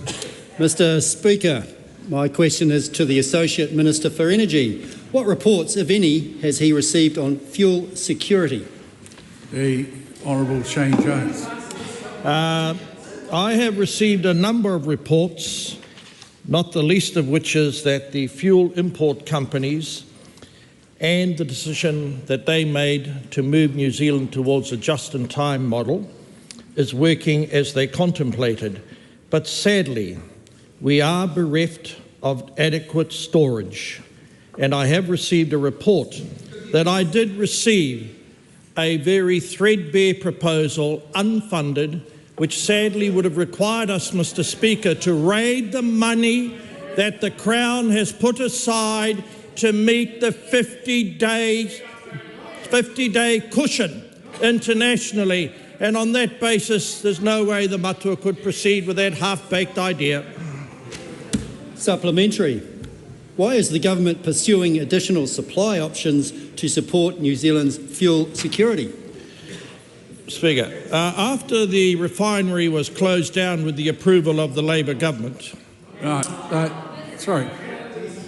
we established that last week. While it might have been a matter that was considered by Cabinet, the consideration does not mean approval. So this is a very important issue. Just keep it straight for the public. Mr. Speaker, we are aware of how important it is to build a sovereign buffer. We are relying upon the oil companies to honour their word and to avoid very serious penalties in the event they do not comply with their statutory mandate. However, the development of future storage capacity is underway as we work through a proposal. This proposal will happen not over 3 or 4 years, but in a matter of months. Supplementary. Where would the government secure fuel from? Speaker, as I've said elsewhere, we have the option of 960 million litres, given that the nation consumes 24 million litres a day. That will require time to convert that virtual fuel into genuine physical material.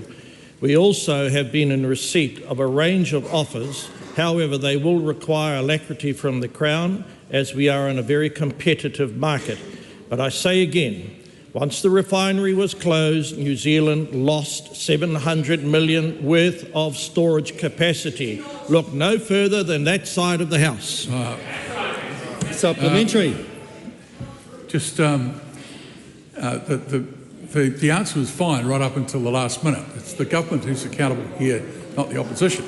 Point of order, sir. Point of order. The Honourable Shane Jones.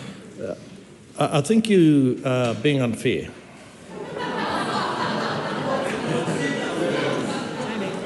It was only... Now, look, I know that it may seem contradictory that I be the purveyor of truth and righteousness, but it was only a week ago, sir, I was brandishing a cabinet paper that clearly states the other side of the House agreed to the closure of the refinery. The cabinet paper says Labor agreed to the closure of the refinery. How can I possibly be wrong? No, it's the cabinet paper says that, if you were to interpret it anyway, it would be that the government of the day chose not to support it remaining open, which was a entirely different proposition. Dr. David Wilson. Supplementary. How will the government ensure that the additional fuel stock is securely and effectively stored? There has been a random press reference that apparently the Channel proposal, Channel being the import facility up in Marsden Point, may not be able to develop the project within the original time I've referred to, i.e. a matter of months. That is not accurate.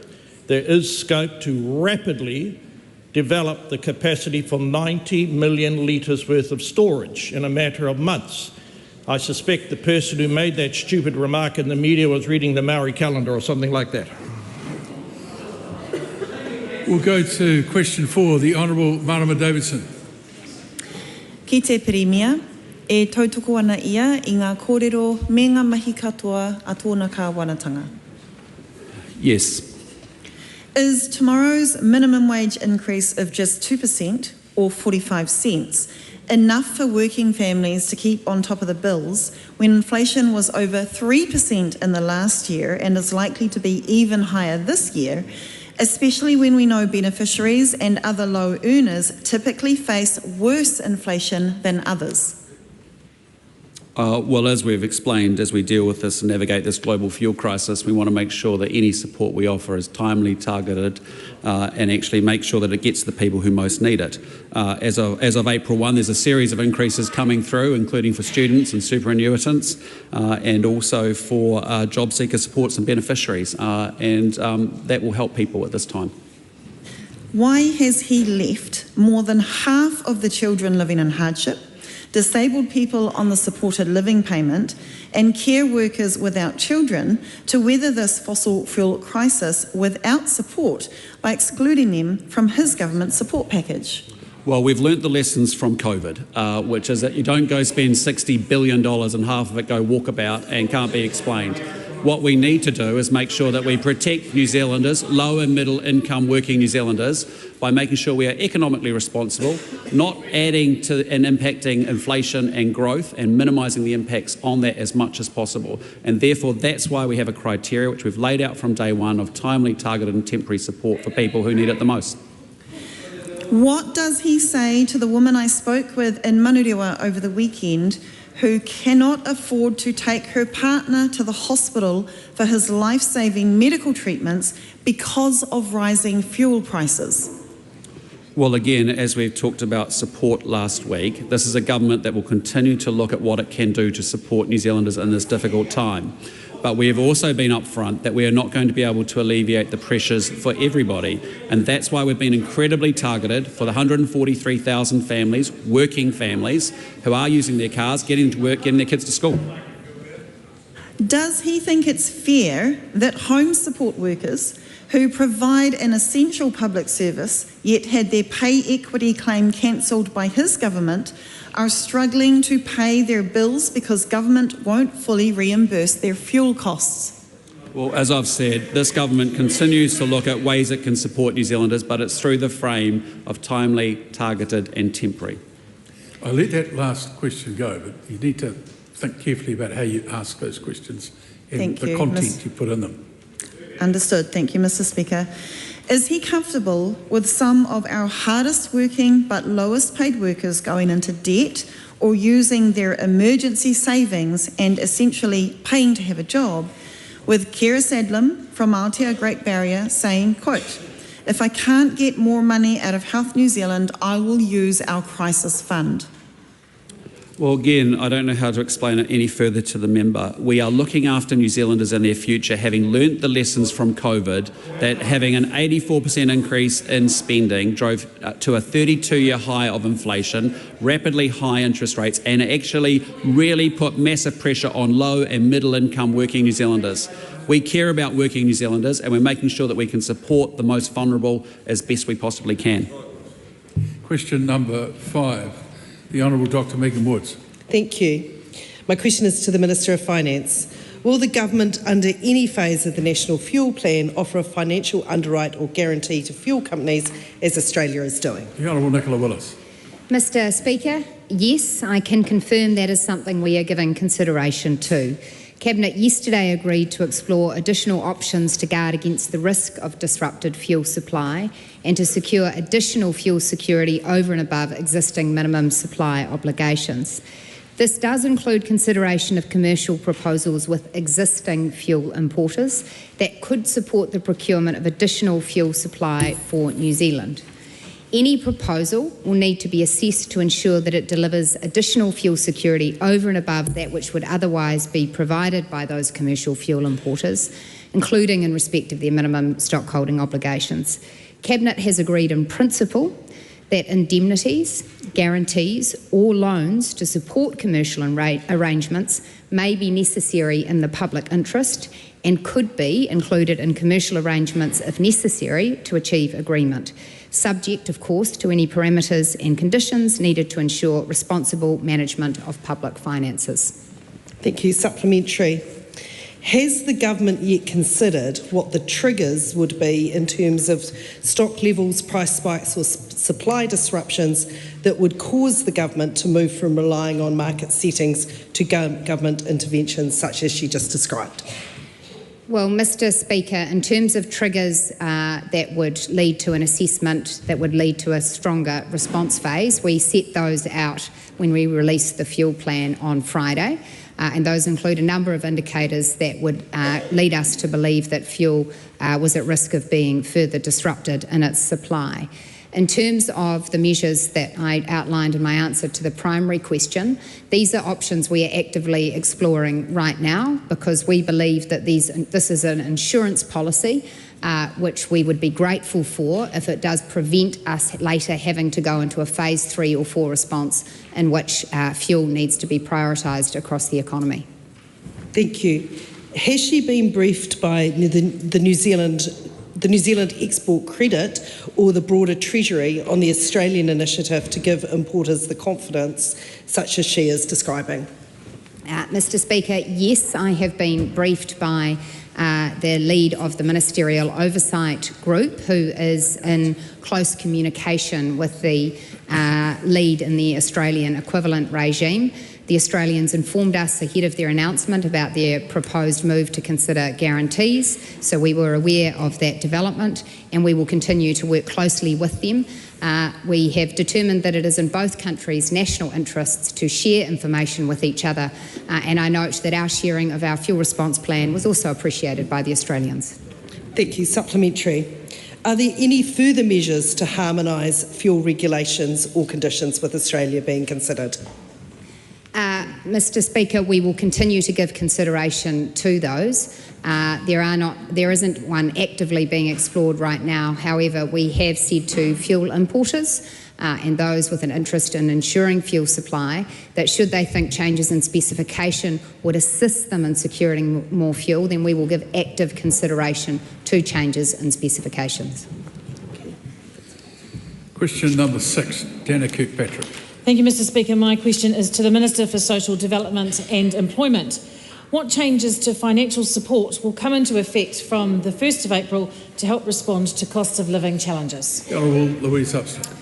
Mr. Speaker, from the 1st of April, the Ministry of Social Development's annual adjustments will increase financial support for more than 1.5 million New Zealanders.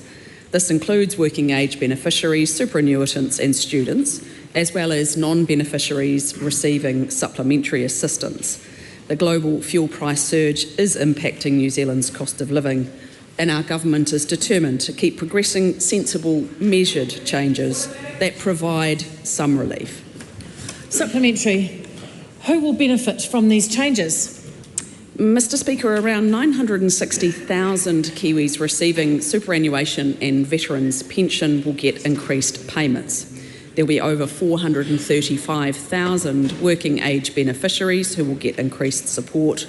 Around 52,000 students receiving student allowance and loans will get a boost, and approximately 67,000 non-beneficiaries will get an increase in their supplementary assistance. Supplementary. How much more will they receive? Mr. Speaker, a superannuation for a married couple who both qualify will lift more than $50 to $1,708 a fortnight, an increase of over $180 since the 2023 election. A single person over 25 years old on job seeker support will receive an additional $22 a fortnight. A couple with children receiving job seeker support will receive an increase of more than $40 a fortnight, and a sole parent receiving sole parent support will receive an increase of more than $30 a fortnight. Mr. Speaker, it's sorry to hear that members opposite don't believe this group of New Zealanders should be an increase. Supplementary. The question could have done, the answer could have done without the last bit. Supplementary. But we will hear the next supplementary in silence. Thank you, Mr Speaker. How does this change help New Zealanders with the cost of living? Mr Speaker, increasing benefit rates in line with the upward movement in the Consumer Price Index means beneficiaries will continue to be able to afford the same essential goods and services such as food, clothing, accommodation, heating and transport as the cost of living rises. Question number 7, Chloe Swarbrick. Ki te Premier, e tautoko ana ia I ngā kōrero me ngā mahi katoa a tōna kāwanatanga. Right Honourable Prime Minister. Yes. Why did MB stop publicly reporting on fossil fuel profit margin data on the 18th of March? I just asked the member to direct her question to the Energy Minister. I'm sure they'll give an answer.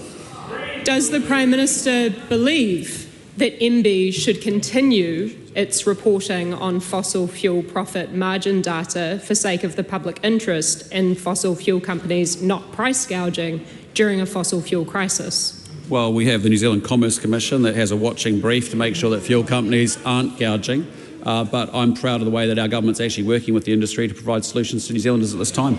Does the Prime Minister understand the difference between the Commerce Commission monitoring this information and public reporting on fossil fuel profit margin data? Yes, but more importantly, I understand the importance of securing fuel. Supplementary. On that note. Supplementary question, the Honourable David Seymour.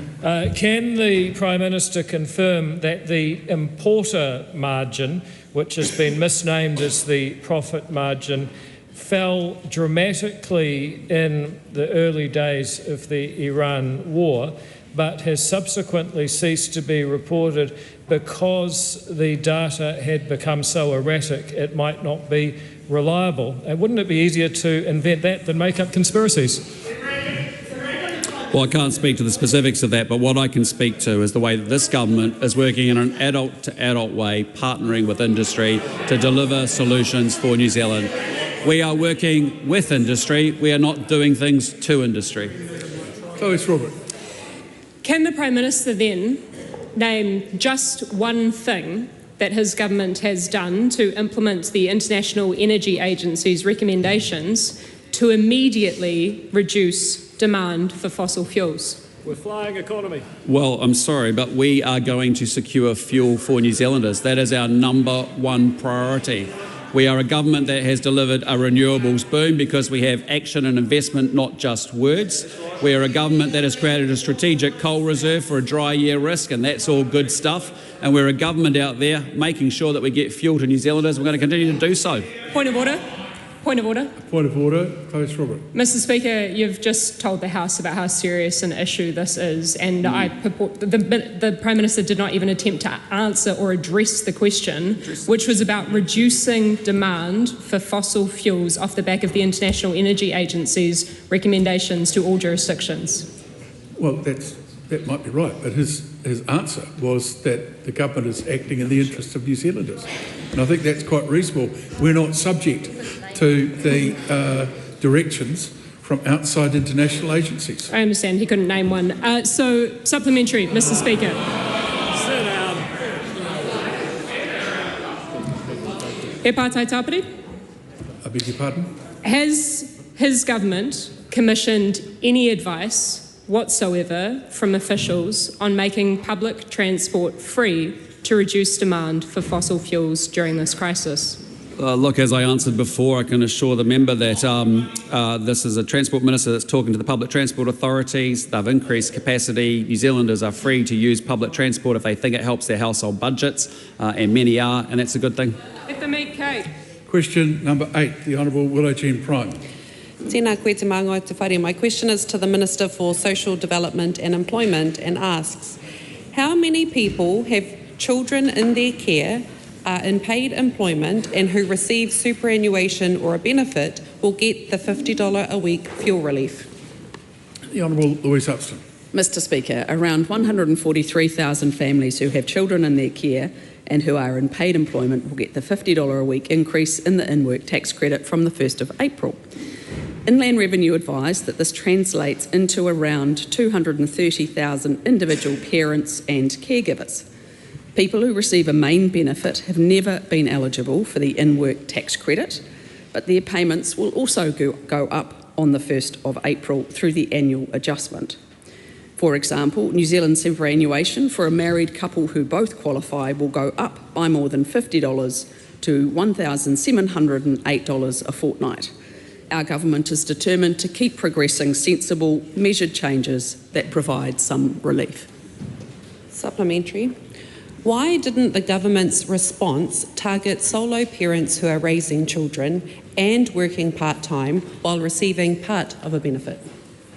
Well, Mr Speaker, our government's been clear about the support that is available for New Zealanders. In my answer earlier today, I talked about the over 1.5 million New Zealanders who will receive support from the 1st of April and the 143,000 families that will be receiving the targeted fuel support payment. Supplementary. Why didn't the government's response target grandparents raising grandchildren who are on superannuation or a benefit and who are in part-time work? Mr Speaker, that member will realise that there are a number of circumstances that superannuitants and beneficiaries are in, and what we have done is focused on the 1.5 million New Zealanders that will get support from the 1st of April.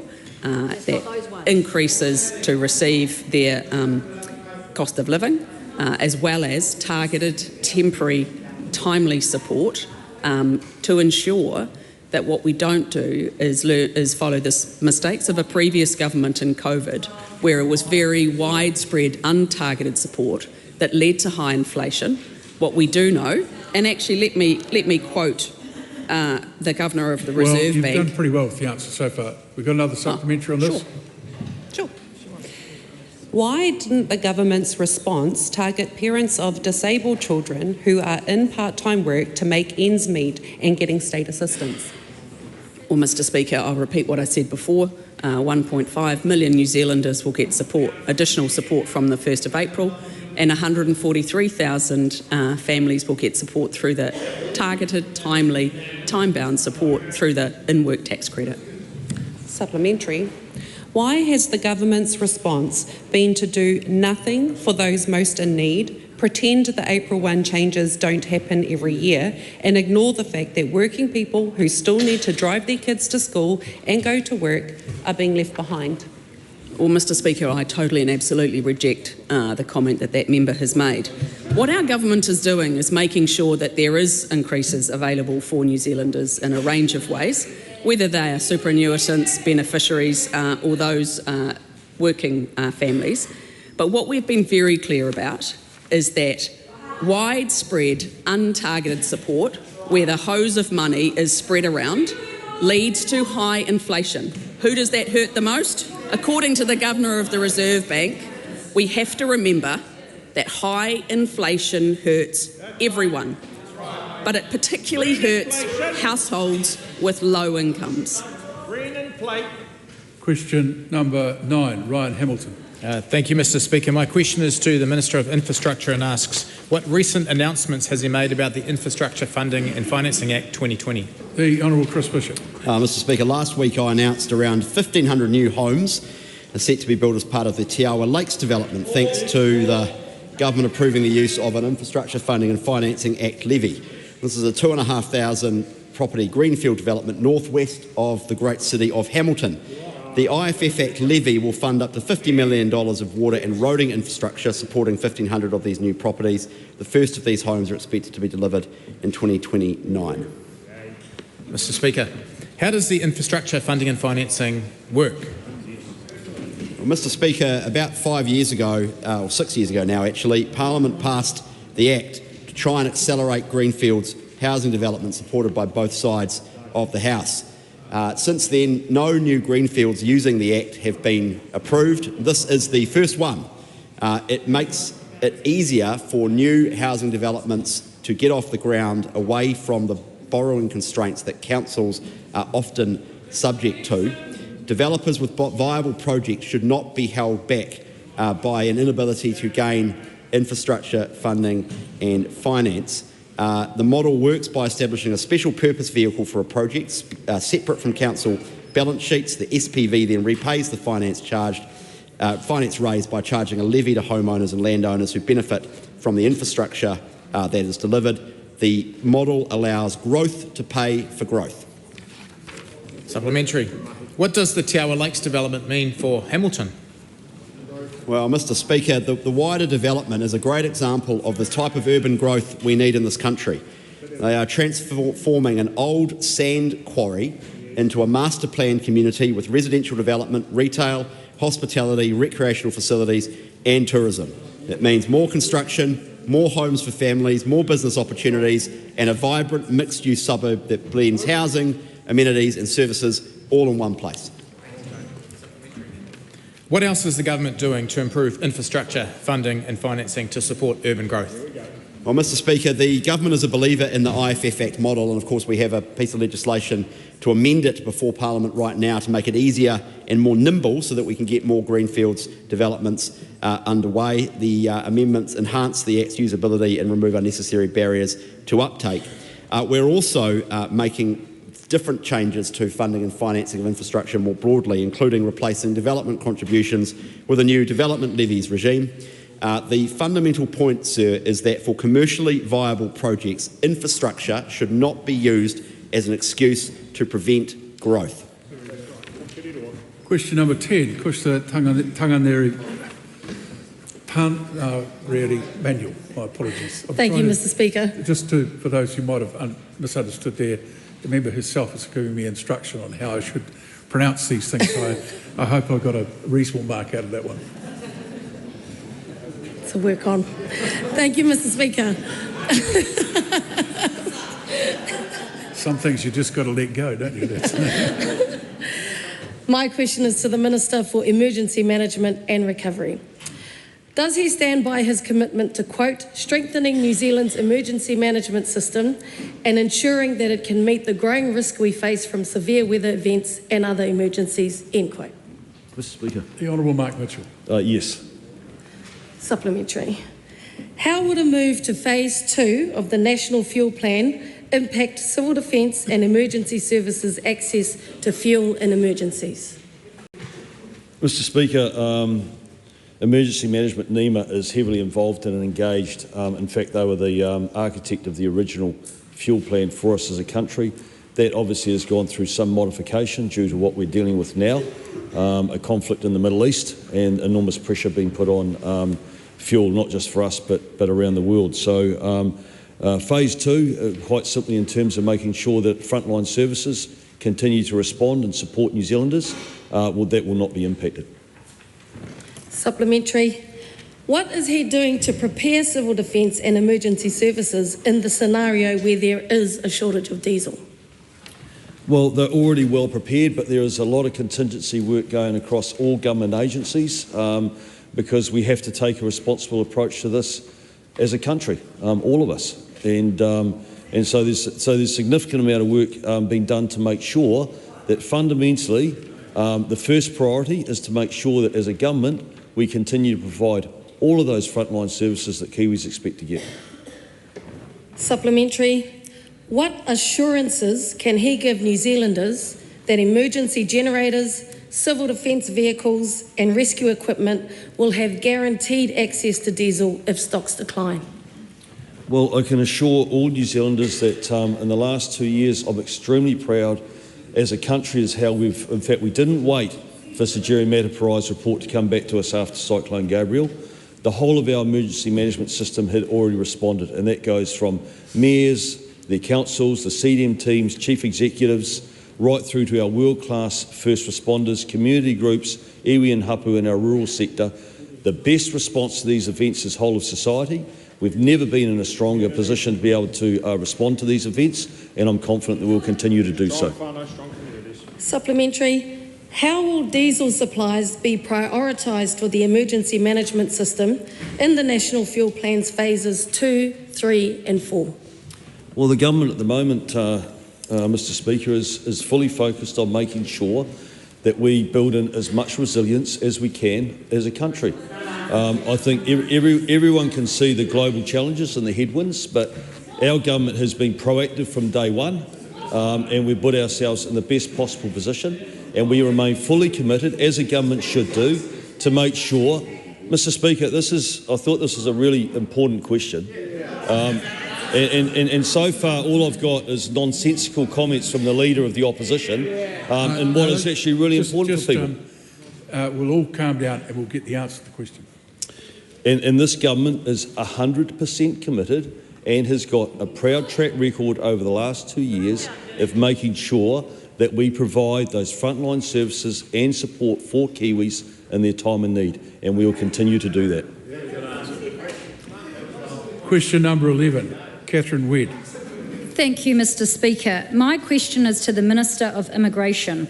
What recent announcement has she made regarding strengthening New Zealand's immigration system? Mr. Speaker. The Honourable Erica Stanford. Mr. Speaker, the Government has progressed the Immigration Enhanced Risk Management Amendment Bill to improve the integrity of our immigration system and strengthen consequences for serious offending.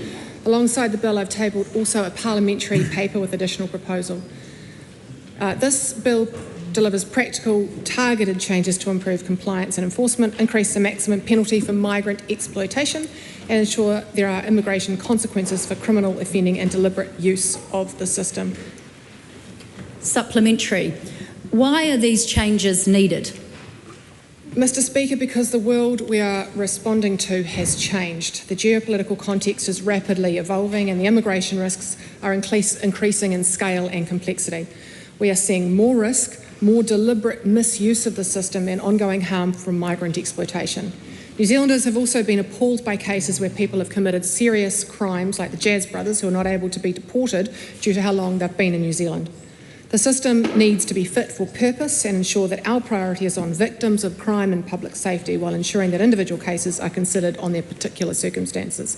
It's about maintaining public confidence and making sure the system adapts to this changing world. Supplementary. Why is the government proposing to exclude people who commit serious crimes in New Zealand from refugee status? Mr. Speaker, we will always meet our international obligations, including allowing people to remain in New Zealand who genuinely need protection. However, we will update our interpretation of the Refugee Convention so that people who commit serious crimes after arriving in New Zealand but before the decision is made on their refugee status to be excluded from refugee protection. There are currently 12 known refugee claims from people who have been convicted of serious offences in New Zealand, including for murder, accessory to murder, rape, indecent acts on a child, drug offences and dangerous driving causing death. This change will mean that Immigration New Zealand can take convictions from crimes like these into account when making a refugee determination, and it's important to maintain public confidence in our refugee and protection system. Supplementary. How do these changes strengthen deportation settings? Mr. Speaker, the bill expands deportation liability across a wider range of criminal offending over a longer period of time and strengthens our ability to deport people who commit the most serious crimes. It also closes loopholes, making it clear that providing false or misleading information as well as historic offending can trigger deportation liability, and ensuring that all victims can have a voice when a criminal appears in front of the Immigration Protection Tribunal. If you come to New Zealand and you comply with our laws and contribute, you are welcome here.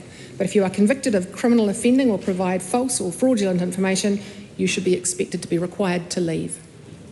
Question number 12, Lamunga Lydia Sosini. Aotearoa for Mr. Speaker. To the Minister of Internal Affairs, is she confident that Fire and Emergency New Zealand has the equipment, appliances and supplies it needs to operate effectively? If so, why?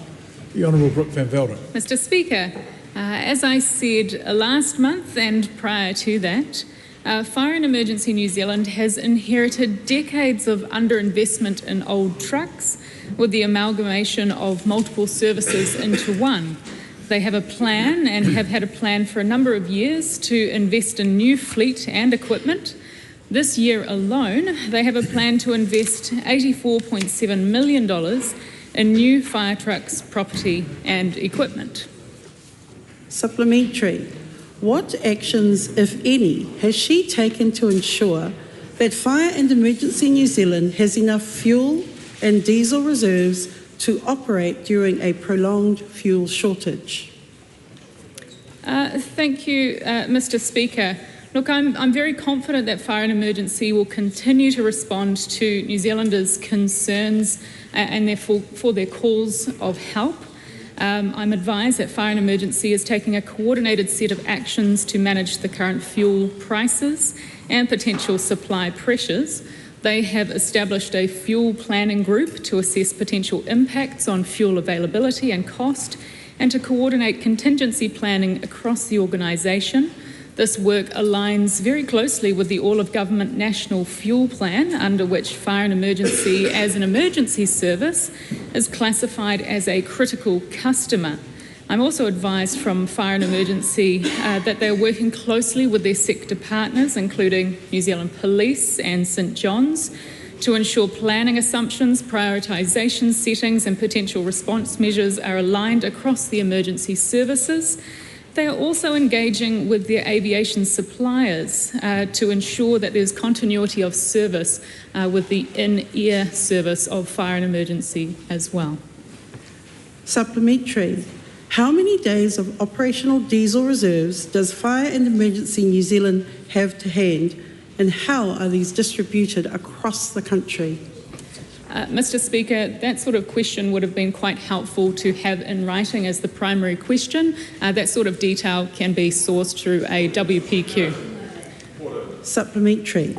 How will diesel supplies be prioritised for Fire and Emergency New Zealand in the National Fuel Plan Phases 2, 3 and 4? Mr Speaker, as I've earlier alluded to, Fire and Emergency is working with the all-of-government National Fuel Plan, under which they, as an emergency service, are classified as a critical customer. However, we are only in the first phase, and I have had conversations with the Chief Executive, Kerry Gregory, and we are on the same page that all New Zealanders should expect a response from Fire and Emergency in a time of need, even while we have this fuel crisis. Supplementary. Would professional crews be prioritised over volunteer crews at the National Fuel Plan Phases 2, 3 or 4, and if so, why? Mr Speaker, as I said, if this question had actually been about the fuel plan, I would have been able to come to the House with those relevant pieces of information, and so I'd ask the member to actually put those down into WPQs, because I've had the exact same question in writing for pretty much month on month on end, and it's very difficult to know where she's going to go with the technical aspects of the questions.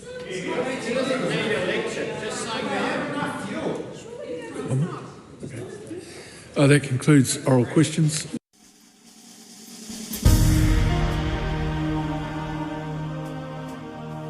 Live coverage from the House of Representatives will resume at 7:30 p.m. An uncorrected transcript of today's oral questions is available at www.parliament.nz.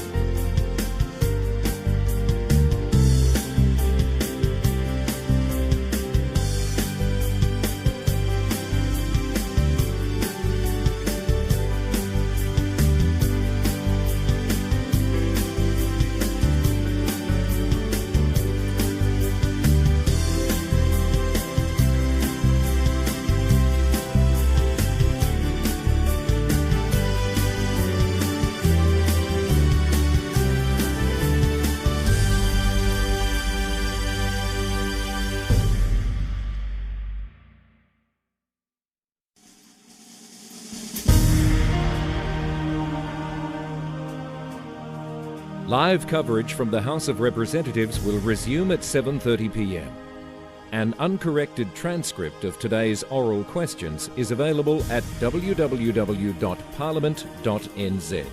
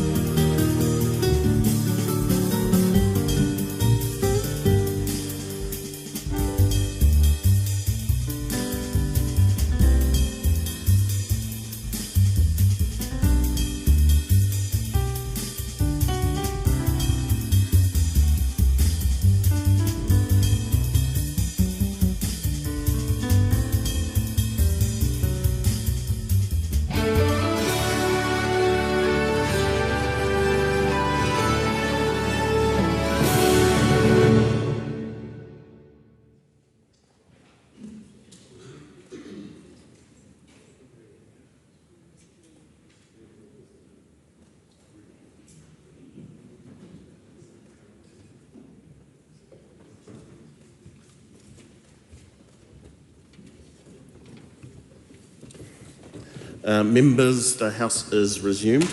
We are on the second reading of the Resource Management Auckland Housing Amendment Bill. Again, the question is that the motion be agreed to. Second call. The Honourable Phil Twyford. Thank you, Mr Speaker. Over the last couple of decades, we've generated in this country a lot of heat and some light as a country and as a parliament and through successive governments have grappled with this intergenerational housing crisis that has been such a plague on New Zealand. And some interesting things have happened. There's some areas where we clearly, two sides of this House, don't agree. On the building of public housing, we build them, they don't. When it comes to taxing capital gains in the housing market, we do, they don't. We legislate for renters' rights, they repeal it. But a very interesting and unusual and interesting cross-party consensus has emerged in recent years about the importance of reforming the planning system and fixing the country's broken infrastructure funding and financing. And those two things are the major drivers of an absolutely dysfunctional housing market that has caused so much downstream social and economic distress.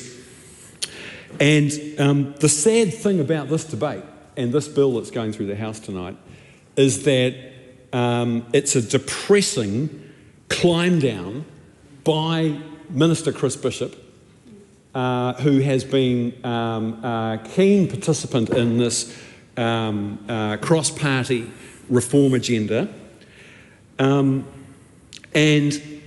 future generations of New Zealanders, young New Zealanders, are going to pay the cost for this, because they are the ones who will suffer years and years of rents that will be higher than they need to be. They are the ones who cannot and will not be able to afford to buy their own home because of the problems that we have with the housing crisis. So I hope, it's my hope that tonight and this back down by the National Party and by this national-led coalition that we are legislating tonight, I hope it is merely a bump in the road. The government has cravenly given in to their voters in some of the leafy suburbs of Auckland, incumbent property owners who do not want to see flats, terraces, townhouses and apartments, and God forbid affordable housing in their neighbourhoods, in the garden suburbs. And to get to this point tonight, to legislate this climb down, Minister Bishop has been openly white-anted and undermined by Simeon Brown, by David Seymour, his ministerial colleagues, and by the Prime Minister Christopher Luxon, the NIMBY-in-chief. It is a climb down. It has created an absolute shambles of a policy, and Auckland Council and the Mayor Brown have every right to be aggrieved at what they've been put through. And make no mistake about it, it is a significant retreat from the commitment of 2 million or 2.1 million enabled developments in the Auckland property market. And I want to say something about that, the numbers that have been tossed around in this debate, and the 2 million that Chris Bishop said had become a lightning rod for discontent. It was never about, we're going to build 2 million houses. It was about calibrating the Auckland planning system to enable the zoning, the live zoning of 2 million potential properties. And the reason for it, the reason that's important, is that the planning system and the overly restrictive zoning rules have acted as a brake on housing being built. It is one of the main reasons that Auckland got itself into a terrible housing shortage, because not enough houses were being built because of this myriad of planning rules that stopped people building out, building up, stopped people building certain kinds of houses. This move that that grew out of the medium density residential standards, and I'll come to say more about those. This move was designed to flood the market with development opportunities to enable future development, thereby freeing up Aucklanders to invest, build and live in the kind of houses that they want in places where they want to live. It was a good thing, a good reform. And the worst thing about this bill tonight that we're debating is that Seymour Brown and David Seymour are being allowed by this government to stop houses being built in places where they should be, so that we as a city can build enough houses to meet the needs of our people. Different kinds of houses, terraces, townhouses, apartments, in places where people want to live. Now, this is personal for me. I have a grievance about this because the communities that I represent in West Auckland have carried far more than their fair share of urban intensification over the last decade, since Auckland Council brought in its unitary plan and freed up the planning rules. And the West said, yep, we know more houses have to be built and we'll do our fair share. And so the West has had a hell of a lot of intensification, actually more than it should have. Why? Why more? Because the leafy suburbs in the Auckland Isthmus and the North Shore and the eastern suburbs refuse to do their bit.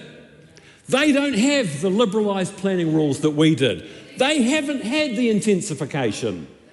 And it's totally unjust.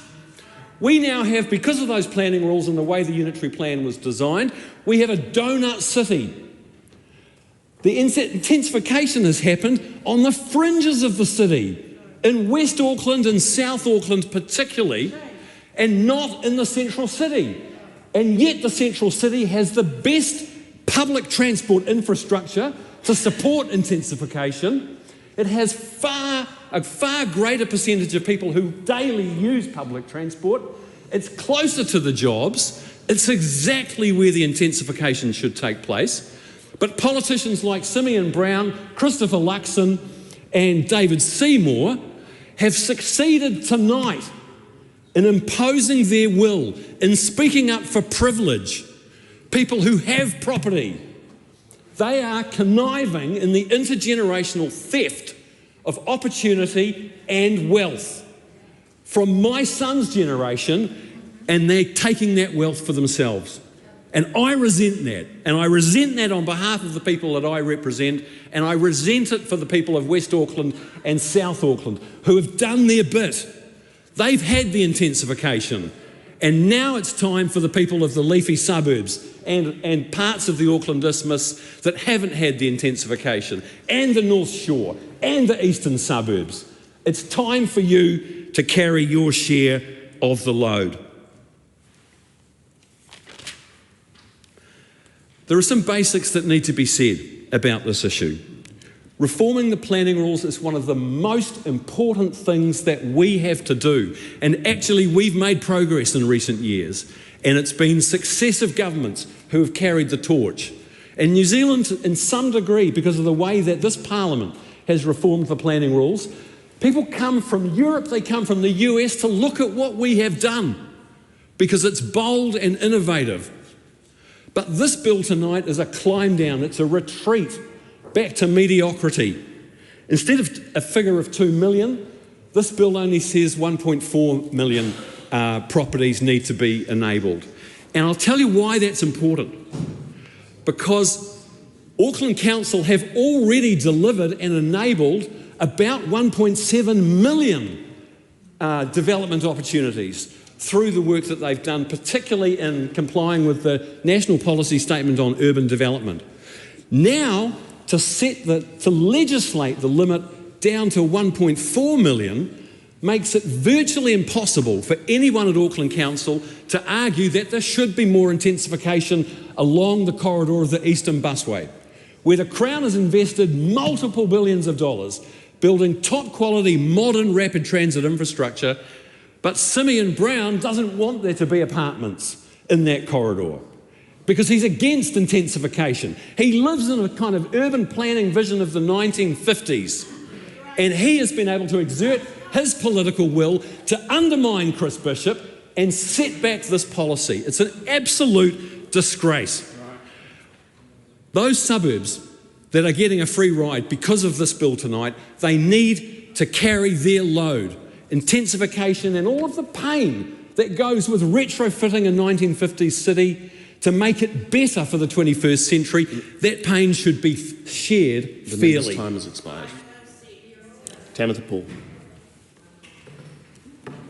Really happy to speak off the back of that, because I feel I feel the same way. I was a councillor when the medium density residential standards were introduced in the country, but obviously I was based here in Wellington, and this is just such a huge step back from the ambition that I thought we had all agreed was what we wanted for the future of Aotearoa and for the future of housing, so that, like Phil said, my generation and the generations below me can actually have a chance at maybe one day owning a home, which just is getting further and further away, which is why 200 New Zealanders, the working aged base of this population, continue to leave in droves, because there is no hope for us to own a home one day. Let's be clear, this bill is about Chris Bishop swallowing a dead rat. Chris Bishop is one of perhaps the only members of government, and I would say probably one of the only members of the cabinet who puts himself out there as a YIMBY, which means yes in my backyard, build housing where I live. It's basically anyone who supports more housing and enabling more housing. So much so that at the time, I'm sure he influenced the National Party to join with the Labour Party when they were leading the government, and alongside us and maybe others, to support the medium density residential standards, which simply put means that you can build 3 homes up to 3 stories as a right. And listening to the debate in the first reading of this bill shows that there is no understanding of planning going on the other side of the house. Because just because you enable something to be built doesn't mean that tomorrow the developers are coming in and building what is allowed for. That's not the way the planning works. How do I know? Because I helped to develop the Wellington City District Plan, where guess what? We enabled intensification, and a few years later, you don't see massive townhouses springing up, because planning is a future planning exercise. That's what it is. It's not snap your fingers and the houses are there tomorrow, although I wish it was, because we've got a housing deficit. The rationale behind intensifying our cities is that understanding and acknowledging that our city centres are the engine rooms, the economic engine rooms of the regions and of New Zealand, and allowing more people to live in their city centres, to live close to the places where they work, where they live, and when they learn and where they connect with each other, is a really simple way to make your city more economically productive, to speak in terms that I thought the government understood, but clearly don't, looking at this bill. The National Party pulled out of the medium density residential standards, which means the government is directly responsible for enabling 400,000 fewer houses. That is huge. And then this bill goes even further than that and reduces the housing supply potential of Auckland City, home of more than 1 million New Zealanders. Is it 2 million? Is it almost 2 million? Almost 2 million New Zealanders. It reduces that even further. 600,000 homes are being backed away from this government. That's 600,000 homes that will never be realised, because fake YIMBY, Housing Minister Chris Bishop, has backed down and been overruled by his colleagues that don't even understand planning.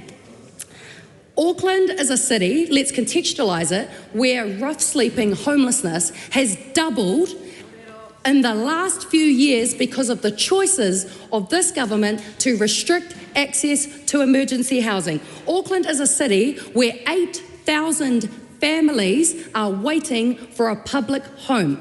Auckland is a city where hundreds of kāinga ora public homes have been delayed or cancelled as a result of this government. So they've cut public housing, they've brought back no-cause evictions and made renting more insecure and unaffordable for renters, and they always hung their hat up on this idea that they would enable more housing supply. It was the one thing that this government was betting on to fix the housing crisis, and you can't even get that right.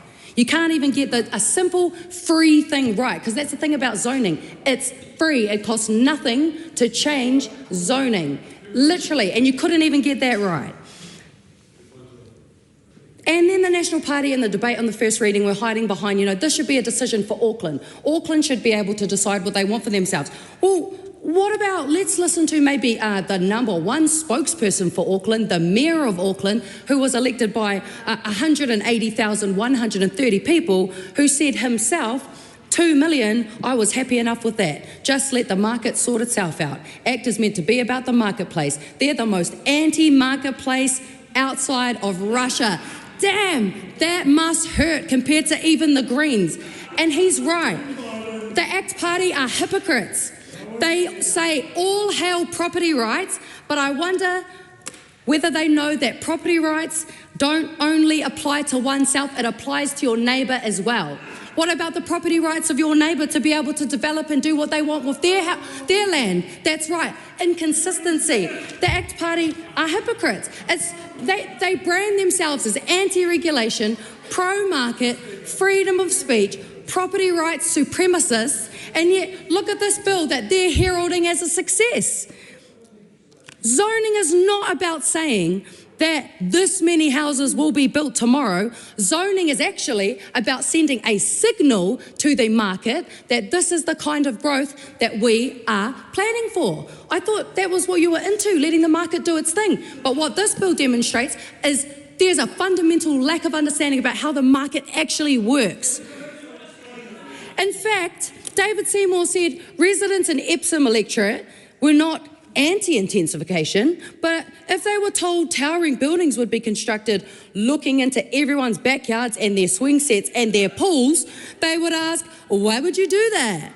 And that's what it's about right there. Thanks, David Seymour, for exactly summarising where the ACT Party stands on this, because it's about rich, wealthy people in Epsom who don't want the poor people coming and living next door to them.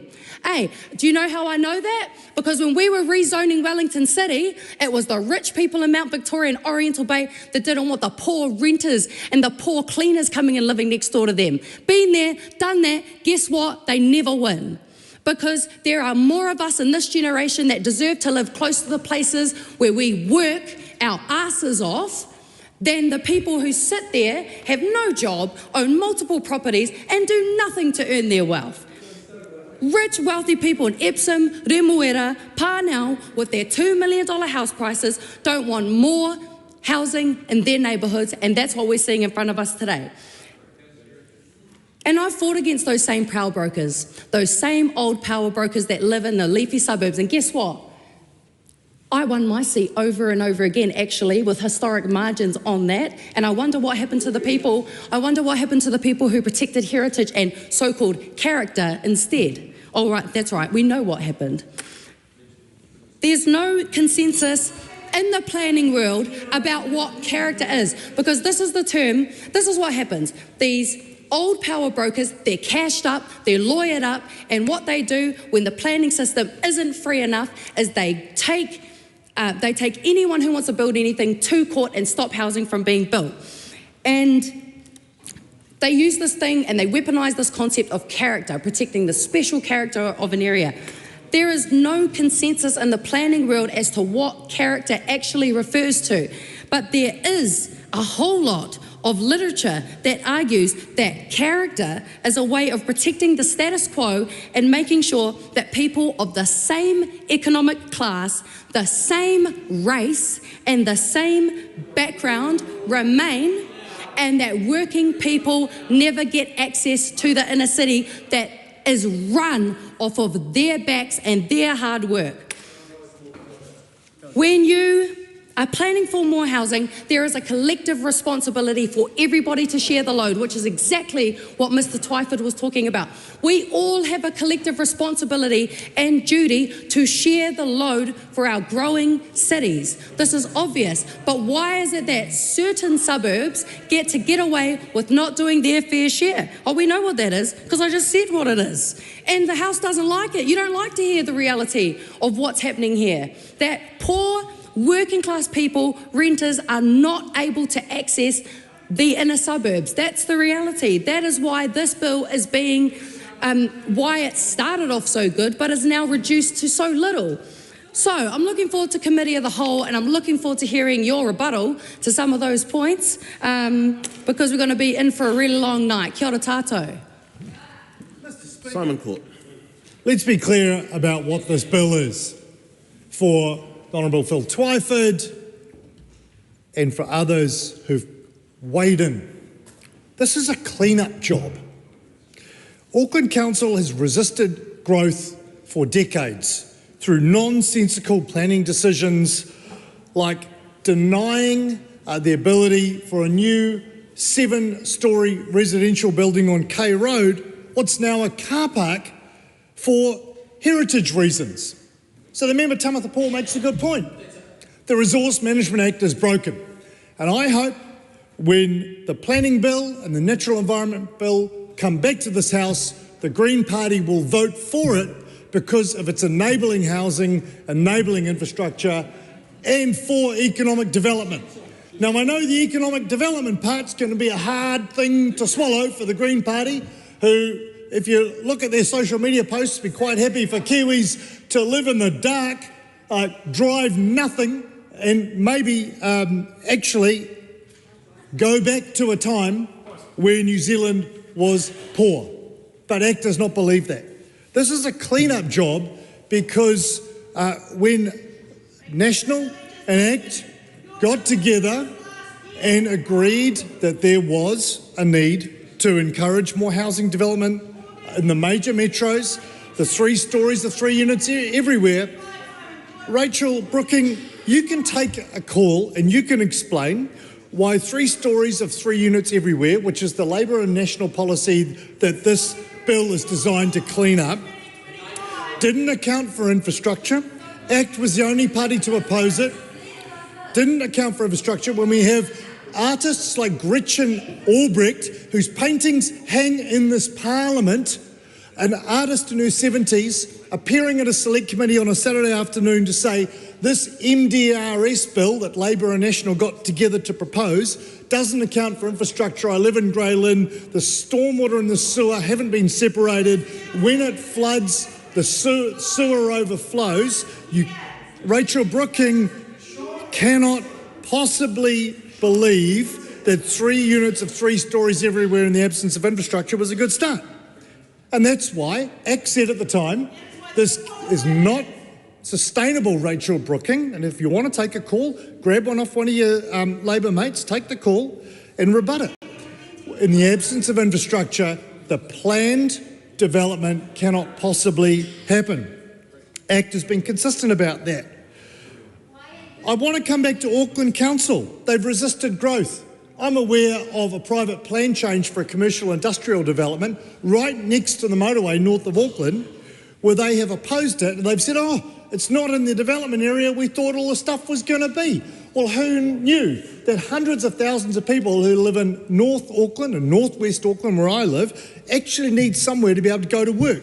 Businesses need somewhere to be able to run their business, to manufacture, and guess what? That provides jobs. And Auckland Council have been absolutely hopeless over the years of responding to the need for development. Now, there's so many examples, but essentially failing to provide that balance between plan-enabled growth, in other words, what you SimCity-obsessed planning nerds believe should be the right number of houses, Tamatha Paul, versus the amount of infrastructure that's needed to support that growth is still the problem to solve. And that's why this bill is so important, because it rebalances what we could conceivably plan for and deliver in terms of homes, and what we're going to realistically be able to do. Because if you get them too far apart, you end up with really divergent policy imperatives that drive malinvestment and actually leave councils and infrastructure suppliers with nowhere to go. How does Watercare in Auckland know where to build the next central interceptor if they don't know where the growth is going to go, if it's everywhere all at once? That's a nonsense. Accept it's a nonsense, and this bill is helping to reset it. The next problem with Auckland Council, because remember this bill actually puts the ball back in their court, is do they know how to do the job that they've said they want to do? Well, we've set up the goal with 1.4 million dwelling units as what the plan that we're asking them to enable should be able to deliver. But can they really deliver it? Because when it comes to planning for infrastructure, when it comes to funding and financing it, Watercare in Auckland, while delivering a fantastic central interceptor project, has underspent their capex budget by $100 to $200 million a year for the past decade. That's a $1 to $2 billion infrastructure deficit that Aucklanders are suffering from because of a failure by Auckland Council to direct where infrastructure should go and to insist if Watercare is going to collect the money from water users, if Auckland Council is going to collect the money from ratepayers, it should actually be to deliver infrastructure, not just to waste on all kinds of things that this government have said in a separate piece of policy councils shouldn't be doing. They need to get back to basics. They need to fix what matters. So, what are we going to do about it? Well, this bill resets expectations, but in the long run, we need to allow for flexibility where people want to live and work. And that's something that, when laws are being made from Wellington, really doesn't help the people of Auckland who need that flexibility. That flexibility has been expressed, as Tamitha Paul rightly pointed out, in the planning bill, which is a bill designed to replace the Resource Management Act with a system based on property rights. Because unless New Zealanders, including Aucklanders, have the ability to say, you know what, the next development I want to live in hasn't been conceived by a council yet, but it might still be the place where a developer is going to build the roads, build the infrastructure, build the houses, build the parks, build the community infrastructure. Maybe that's somewhere I want to live, that a planner in Auckland Council, despite all the hours they spent on SimCity, had no idea was where I want to live. The new planning bill is going to enable, through a goal around competitive urban land markets and enabling agile land release, to allow developers and Aucklanders to decide where they want to live. So this plan change that we're talking about today under the legacy failed Resource Management Act has a zombie-like quality to it. Because in a few short months, when Minister Chris Bishop and I passed the Planning Bill and Natural Environment Bill, Aucklanders and everyone in New Zealand are going to have a whole lot more options about where they develop that won't be constrained by what some nerdy, wonky council planner or former Wellington councillor thinks we should live. It's important to set this direction about what's coming in the resource management reform, and it's important to recognise that this bill is a cleaner. This bill is the Act janitor coming with the mop to clean up the legacy of Labor and National getting together on a whim to design a 3 units of 3 stories MDRS policy, Rachel Brooking, that even artists in Auckland recognised there wasn't the infrastructure to deliver. Now, before I wrap up, I just want to touch on this concept of property rights for the Green MP Tamitha Paul. What do property rights mean when it comes to enjoying property? Well, of course, people deserve some level of certainty.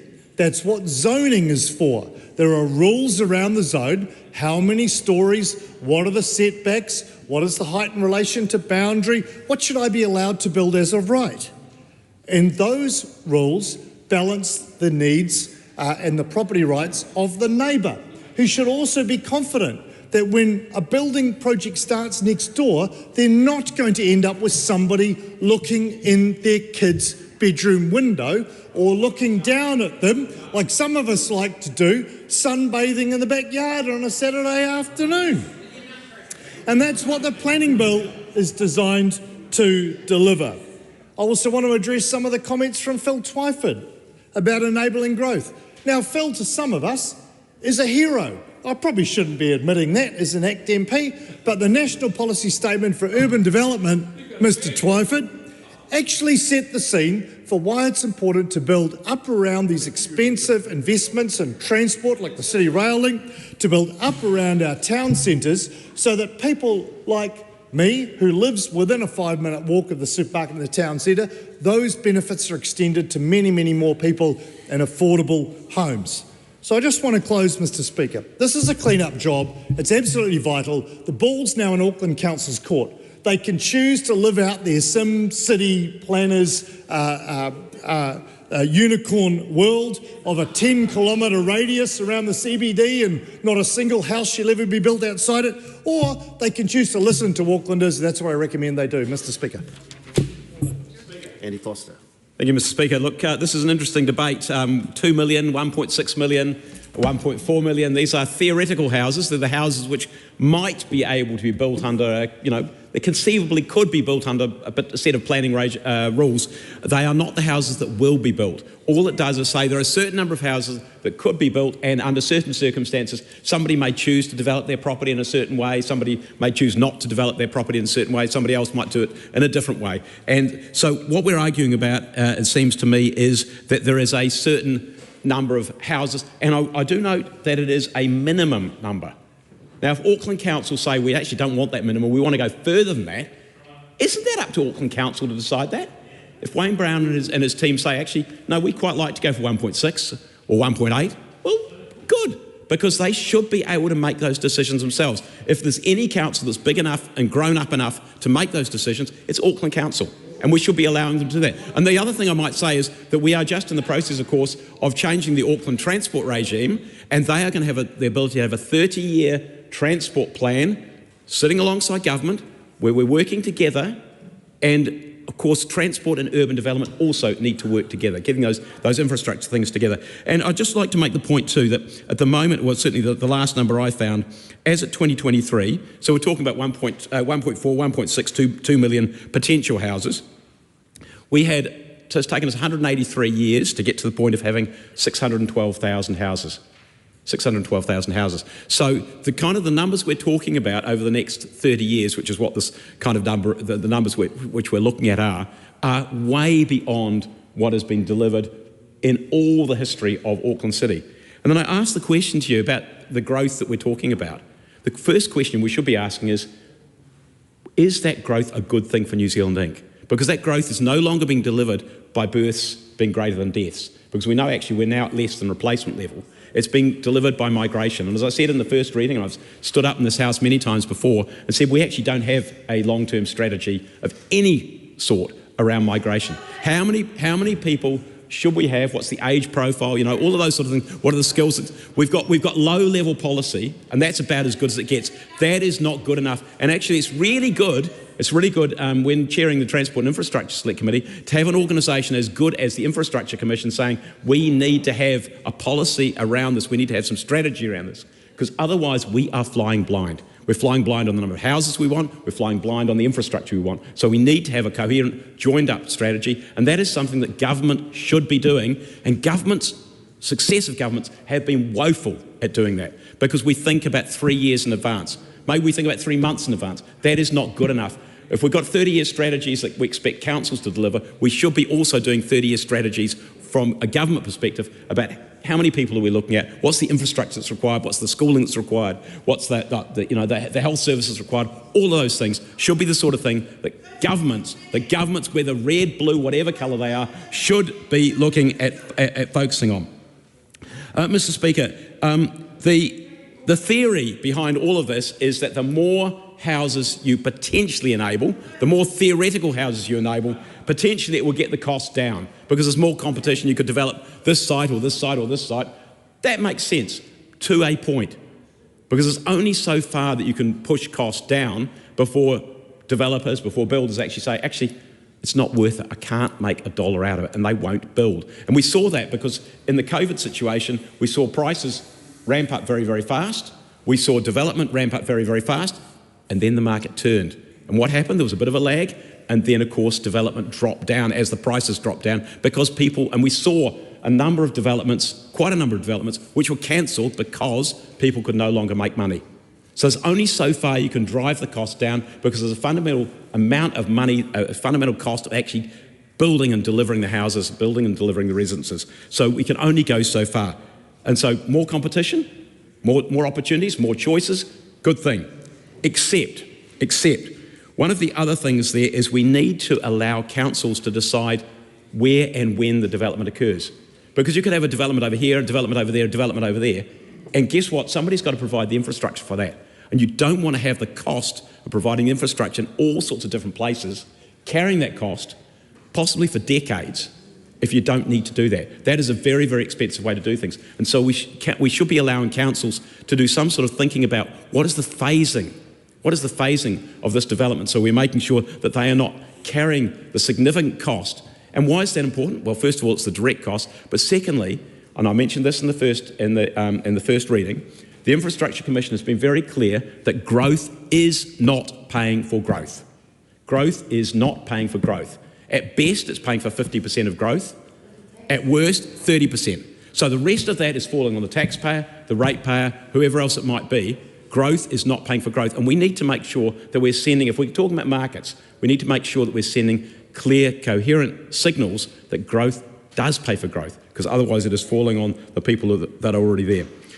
The other point, Mr. Speaker, is that all of this means that these growth targets become very, very speculative. There is one of the key things we've got to make sure that we do is we've got to link growth with investment in infrastructure. And so we've got the CRL, for example. We want to intensify around the CRL. That makes absolute sense.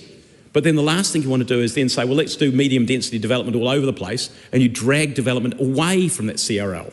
Because that's exactly what you do. And I know that when the MDRS was proposed, and I was at the time I was the Mayor of Wellington, I said, the first thing you've done is you have killed any chance that we've got of intensifying development around a key public transport corridor, because you're treating everywhere effectively as being the same.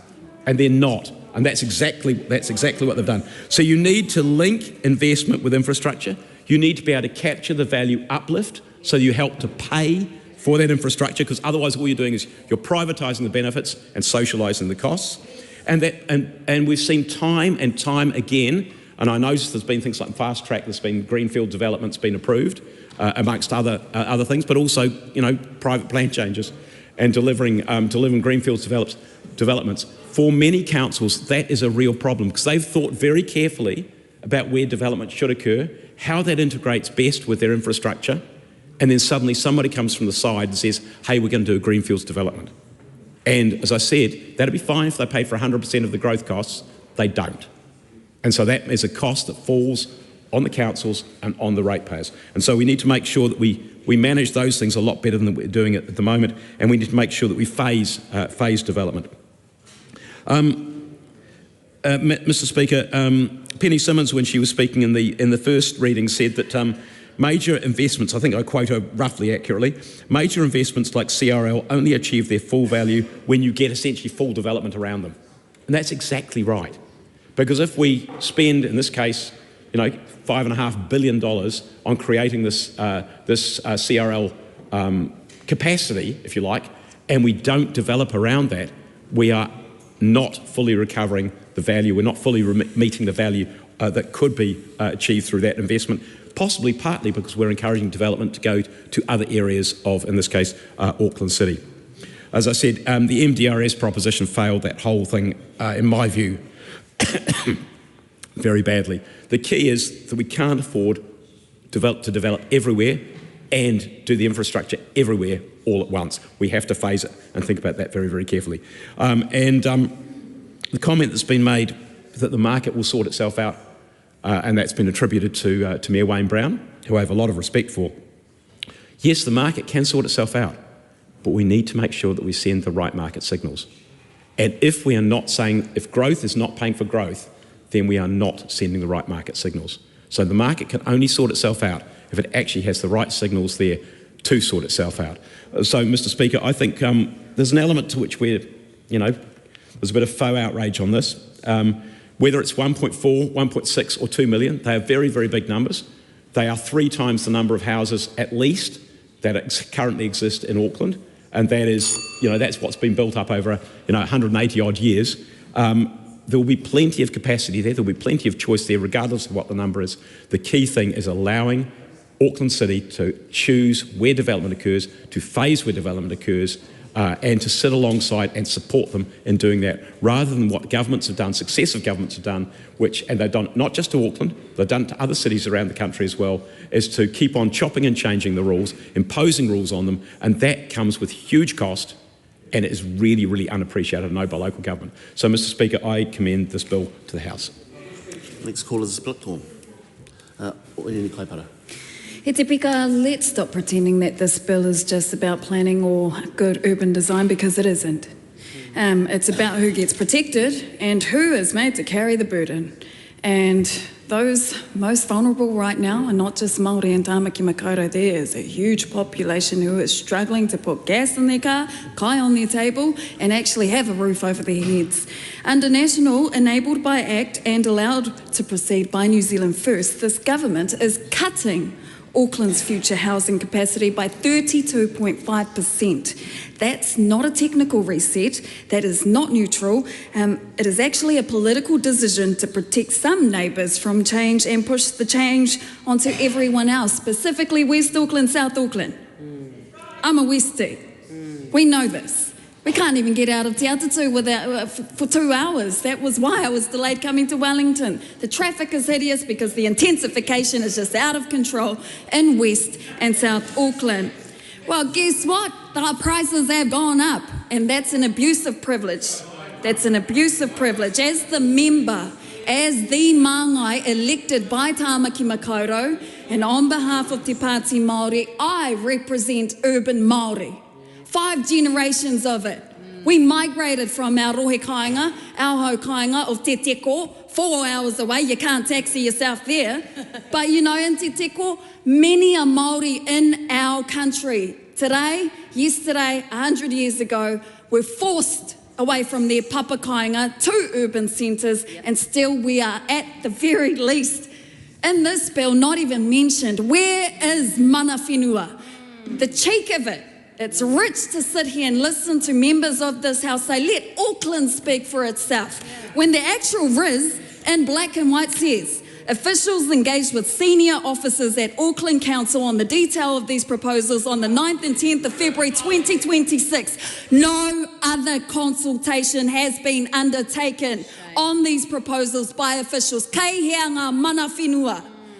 Ngāti whātua, predominantly in the CBD, the only mana whenua to the CBD, of course they're impacted heavily. Property is their portfolio, is their domain. Did you even bother to ask them? No, you have not. Rather, you have presented this bill, into this House under urgency. And that is, Mr. Speaker, I'm not here to debate. I am here to straight facts. Urgency. Why are we just discussing this bill under urgency? Where is the consultation with the public if you're only going to rely on certain senior members who are put in positions on behalf of the wider electorate?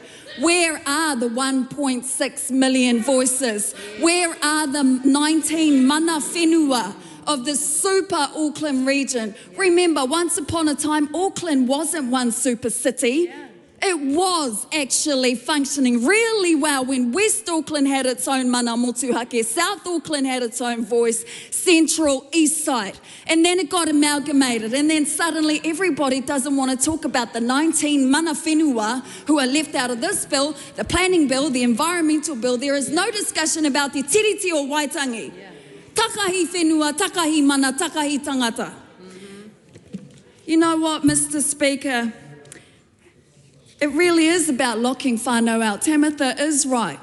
My passion isn't just about the people who live now, but the decisions we make in the House really are impacting any Māori owning a home, let alone having access to any one of these new proposed builds and any of those that are actually spare right now, which we know there aren't when you've got 1,000 homeless people who can't even access one single house right now.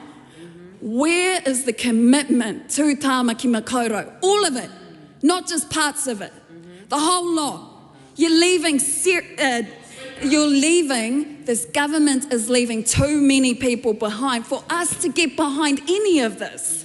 I mean, there is no te tiriti o Waitangi clause, there is no role for the 19 mana whenua of Tāmaki me in the design nor the implementation of the bill. There is no commitment to prioritising Māori housing, despite Māori facing the greatest need. Papa kāinga. Papa kāinga, let's talk about papa kāinga. Papa kāinga do not look like townhouses, intensification. You and I both know, Mr. Speaker, that papa kāinga is the Māori solution, and that is what the Māori of Tāmaki Makaurau is screaming for, and I look forward to the continued debate. Thank you. Before I take the next call, just to remind members that interjections need to be rare and reasonable. I don't want to have a running commentary, and I've had a little bit about that from both sides of the House, so just calm it down, please. And just a reminder that, and I didn't want to interrupt the previous speaker, that when you use the term you bring the speaker into the debate, so please refrain from doing that. So that, just a couple of reminders there. Ricardo Menendez March. Thank you, Mr. Speaker. Our biggest city is at a crossroads.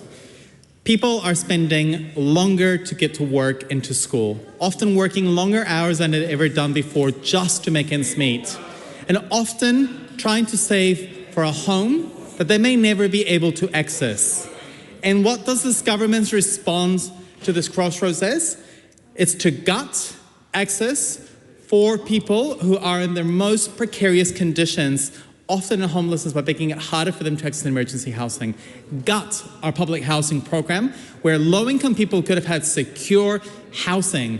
And now with this bill, effectively pushing people out to the margins of our city that are already facing the brunt of lack of adequate public infrastructure that is found more resource in our city centre, so to look out future generations of being able to live in the city suburbs and the city centre, where there are jobs, where there are opportunities, where there has been more investment in things like public transport and infrastructure.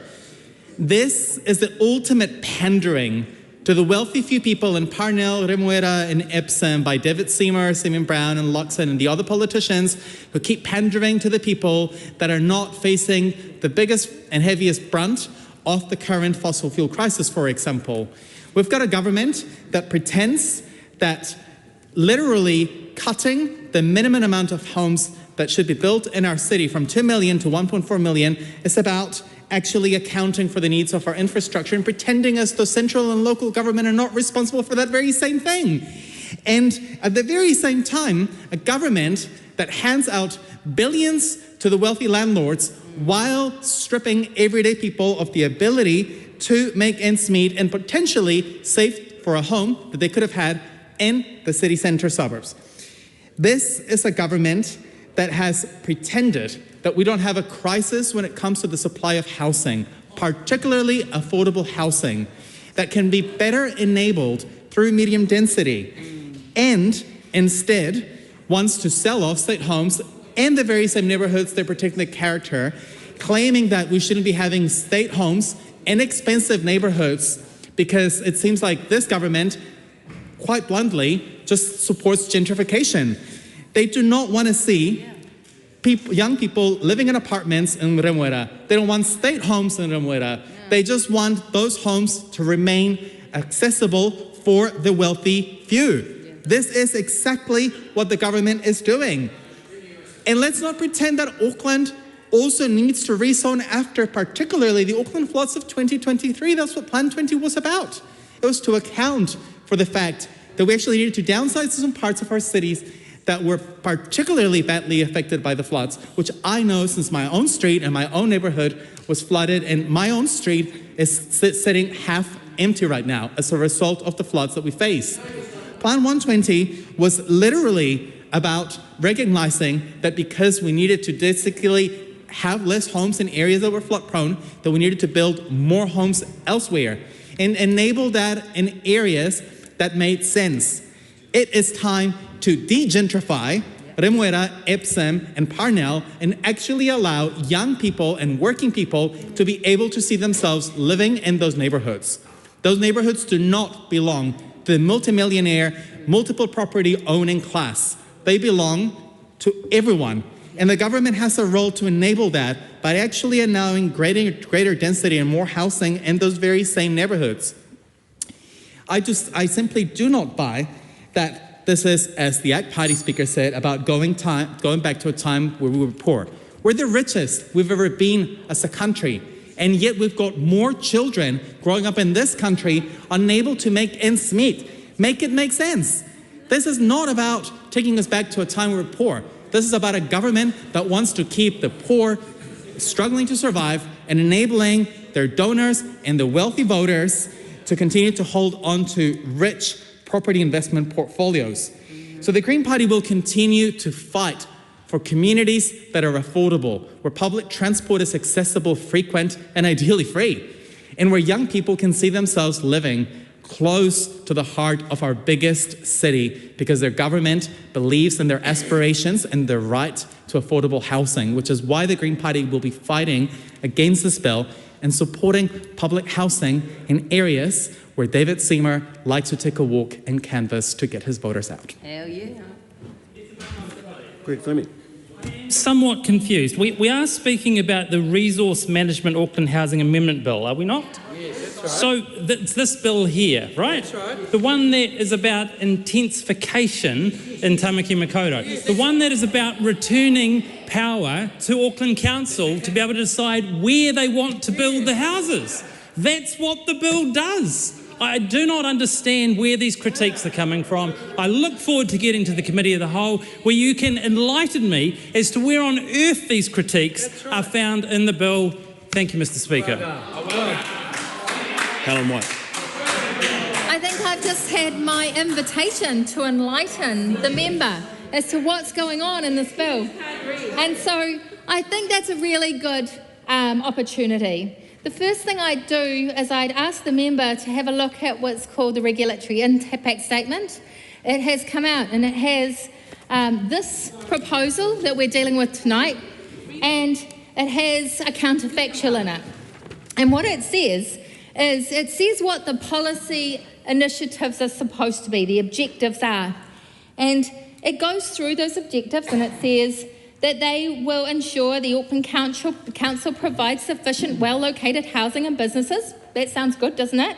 And it will provide sufficient flexibility for Auckland Council and the hearings panel to respond, to submit a feedback and evidence.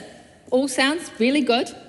Then it comes to a counterfactual, which is basically do what we're doing and make sure that we give people a chance to submit to the plan and build around the CRL stations. That's what the counterfactual is.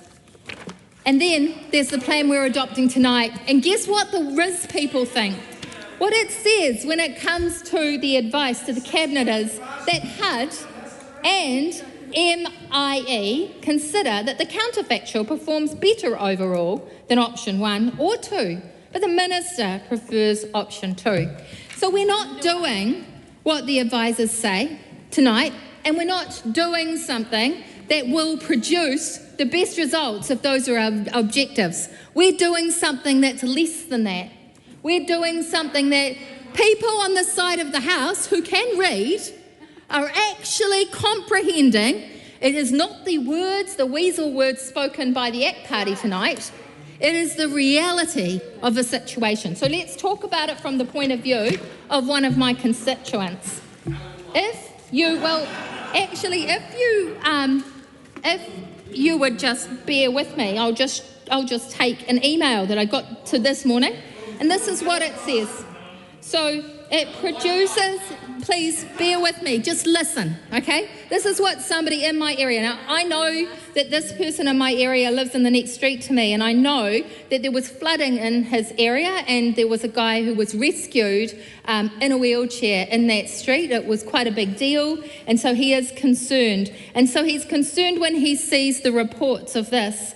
But at this bit he says, we have no drainage or wastewater system, literally. Why pick on us? There are other suburbs that are in a city and have train stations. Is it because we have Labour MPs? I thought the government was going to stop ordering the Auckland Council around and let us decide what happens to our city. And guess what? Today, what we are doing is we are making sure... A reminder to what I just said around reasonable interjections. Thank you. Today, what we are doing is we are making sure that David Seymour's area does not have the kinds of houses that are going to be going into my area. And you have heard the passionate response of Phil Twyford today about his area, which already has those. We are deciding in our centralised system, not the council, that no, we know best. And we know best in election year, and we are actually intervening in a way I would strongly suspect was partisan. We are not making decisions based on where the train stations are. We are not making the decisions based on justice. We're not even making the decisions based on what our good council, the super city, all those people who we have had voted in and were supposed to make those decisions think. No, we're making decisions based on what the National Party and the ACT Party and the New Zealand First Party have decided suits them this election. And it is incredibly damaging to our democracy when we do that. And I have watched that flag be raised, that we were going to have some sort of veto, etc. And you can see our mayor is worried about that and is trying to take power back. But I want to just talk again about what it's like for a constituent in my area. Because what we have done since I have been the MP there is we have had a plan. We have had meetings about the plan that was there. We have had people with a variety of different views about that plan.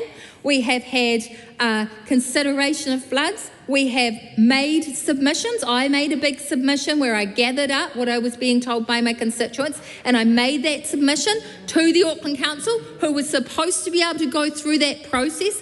And now we are being told, well, too bad, we're changing the rules again, and you've got about, I think it's 20 days to get any extra things in.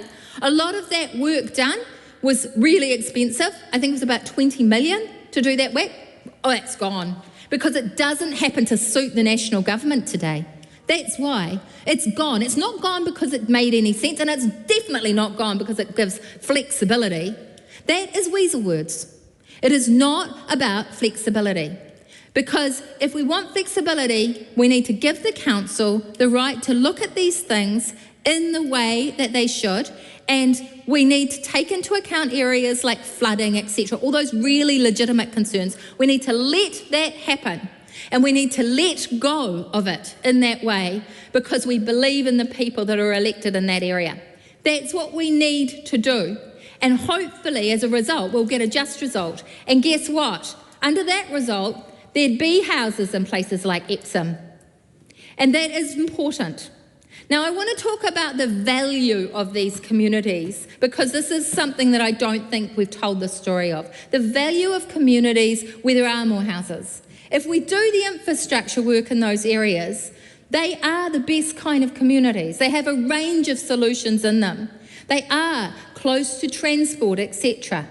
But they are valuable to every community in the inner city, including Epsom, because it means that your neighbour, when their children have grown up, moves into a smaller place in the same area because it's available, because there's an apartment block.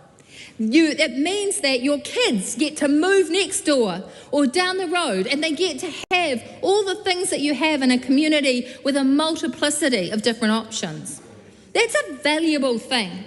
So actually, Epsom will be the poorer for its choices tonight, because it won't have the range of solutions in it, because it is afraid of actually the value of people of different wealths living in its community.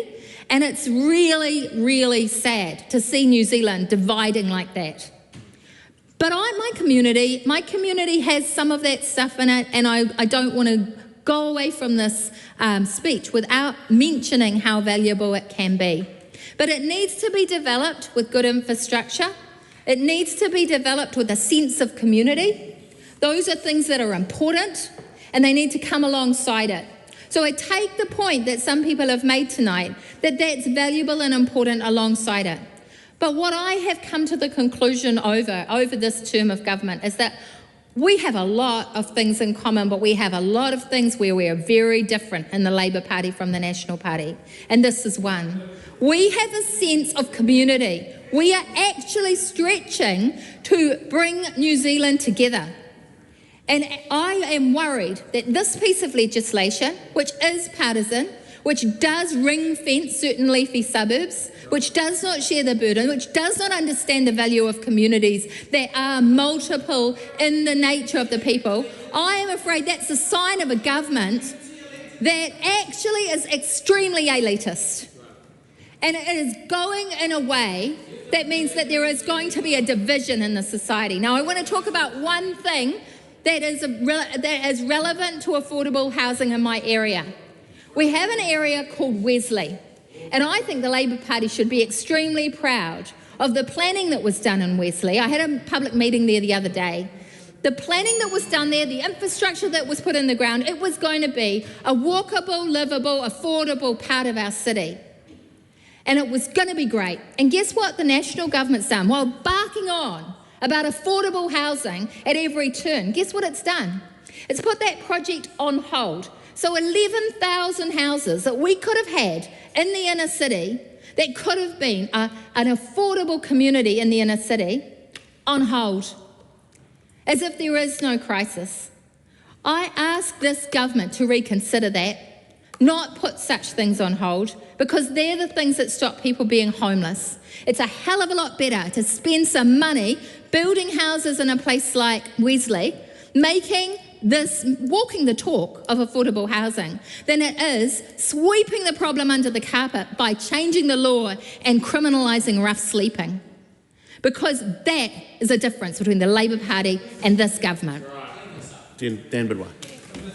Well, I must say, I feel like I'm debating different bills in this House, because, Mr. Speaker, we are here talking about the Resource Management Auckland Housing Amendment Bill, which seeks to, Mr. Speaker, to provide Auckland Council with greater flexibility in how housing capacity is allocated across the city.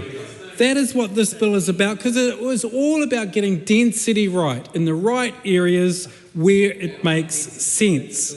In the CBD, around CRL corridor, around major centres, and around major arterial routes and bus routes as well. The next step is, Mr. Speaker, Council will decide how this is going to be applied to the city. Can we trust them? They are elected representatives. I trust my councillors to do their job. I think the member that just sat down should trust theirs. I commend this bill to the House.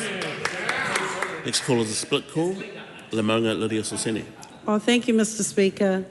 I rise to take a call, and I feel very privileged to be able to speak about the worries and concerns of my local community, because we oppose this bill on this side of the House. As a local MP for Mangere, infrastructure, housing, because of our proximity and because we don't want to be that island in the middle of South Auckland, it's really important that we, in my local community, that we are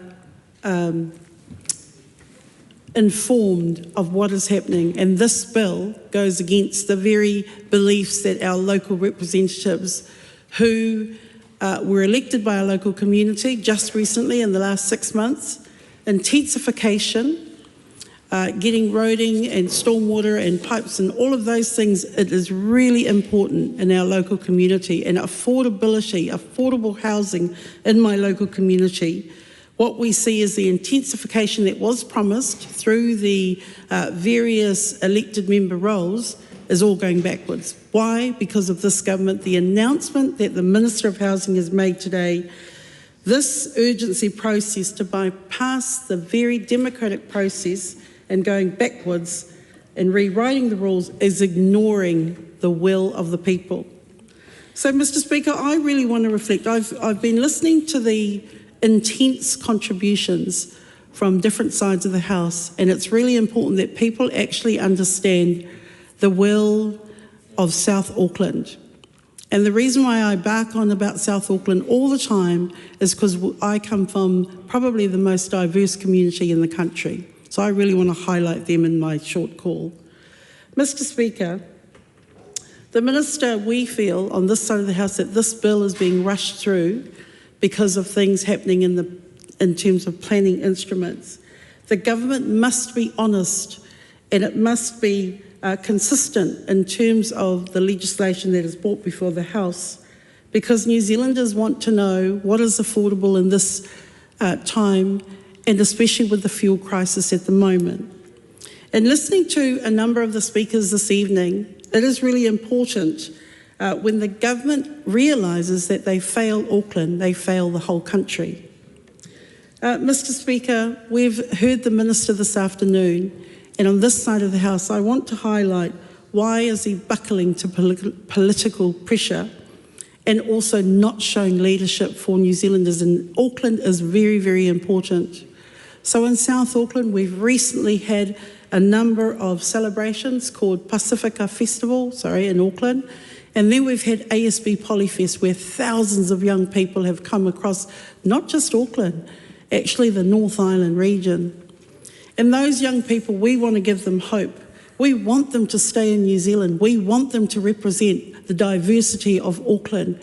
And so when young people go to the polling booths, those that are interested in politics, and they vote for their elected leaders, they are voting for change, they are voting for hope, they are voting for Auckland Council to keep their promises to the people. So, Mr. Speaker, infrastructure is really, really important, because just a couple of years ago we had the Auckland floods, and we saw in Māngere where a number of houses were affected, over a couple of thousand, and some of those people are still homeless and still displaced. I just want to quickly reflect on Auckland Airport. So for those that are interested in figures of domestic arrivals and also international arrivals, in the year 30th of June 2025, 8.4 million people went through domestic trips. In the international year to end, 30th of June, 10.3 million people. And the total of passenger movements in that last financial year ended 30 June 2025, 18.7 million passenger trips. So the Auckland Airport precinct is in Māngere. All of the people that come from Auckland MPs, Auckland politicians, it's a very important piece of infrastructure. If we don't have affordable housing, if we don't have infrastructure, planned infrastructure through Auckland Council, then communities like mine in Māngere miss out, and our young people miss out. And what happens? They get on those planes and they go overseas. So, Mr. Speaker, I just wind up in my short contribution to say how important this bill is to Auckland, and getting it right for our young people for the future is really, really important. Thank you. Paulo Garcia. Thank you, Mr. Speaker. Mr. Speaker, Auckland is New Zealand's largest city. It's the center for commerce for New Zealand. But unlike many big cities in many countries around the world, Auckland still has room to develop, to build more housing, and to be able to provide housing opportunities that are more affordable for everyone.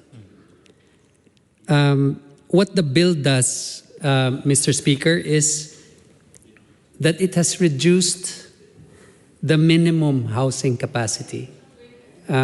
Reducing the minimum housing capacity only means that it cannot go below 1.4 million. These are numbers that are put out there for people to take on and be guided by, but it does not set a restricted amount of development. When we say market forces will lead the way, then what that means really is that more housing will be developed in the areas and in the places where they matter, where people can be able to live well and walk to work and live in a good environment.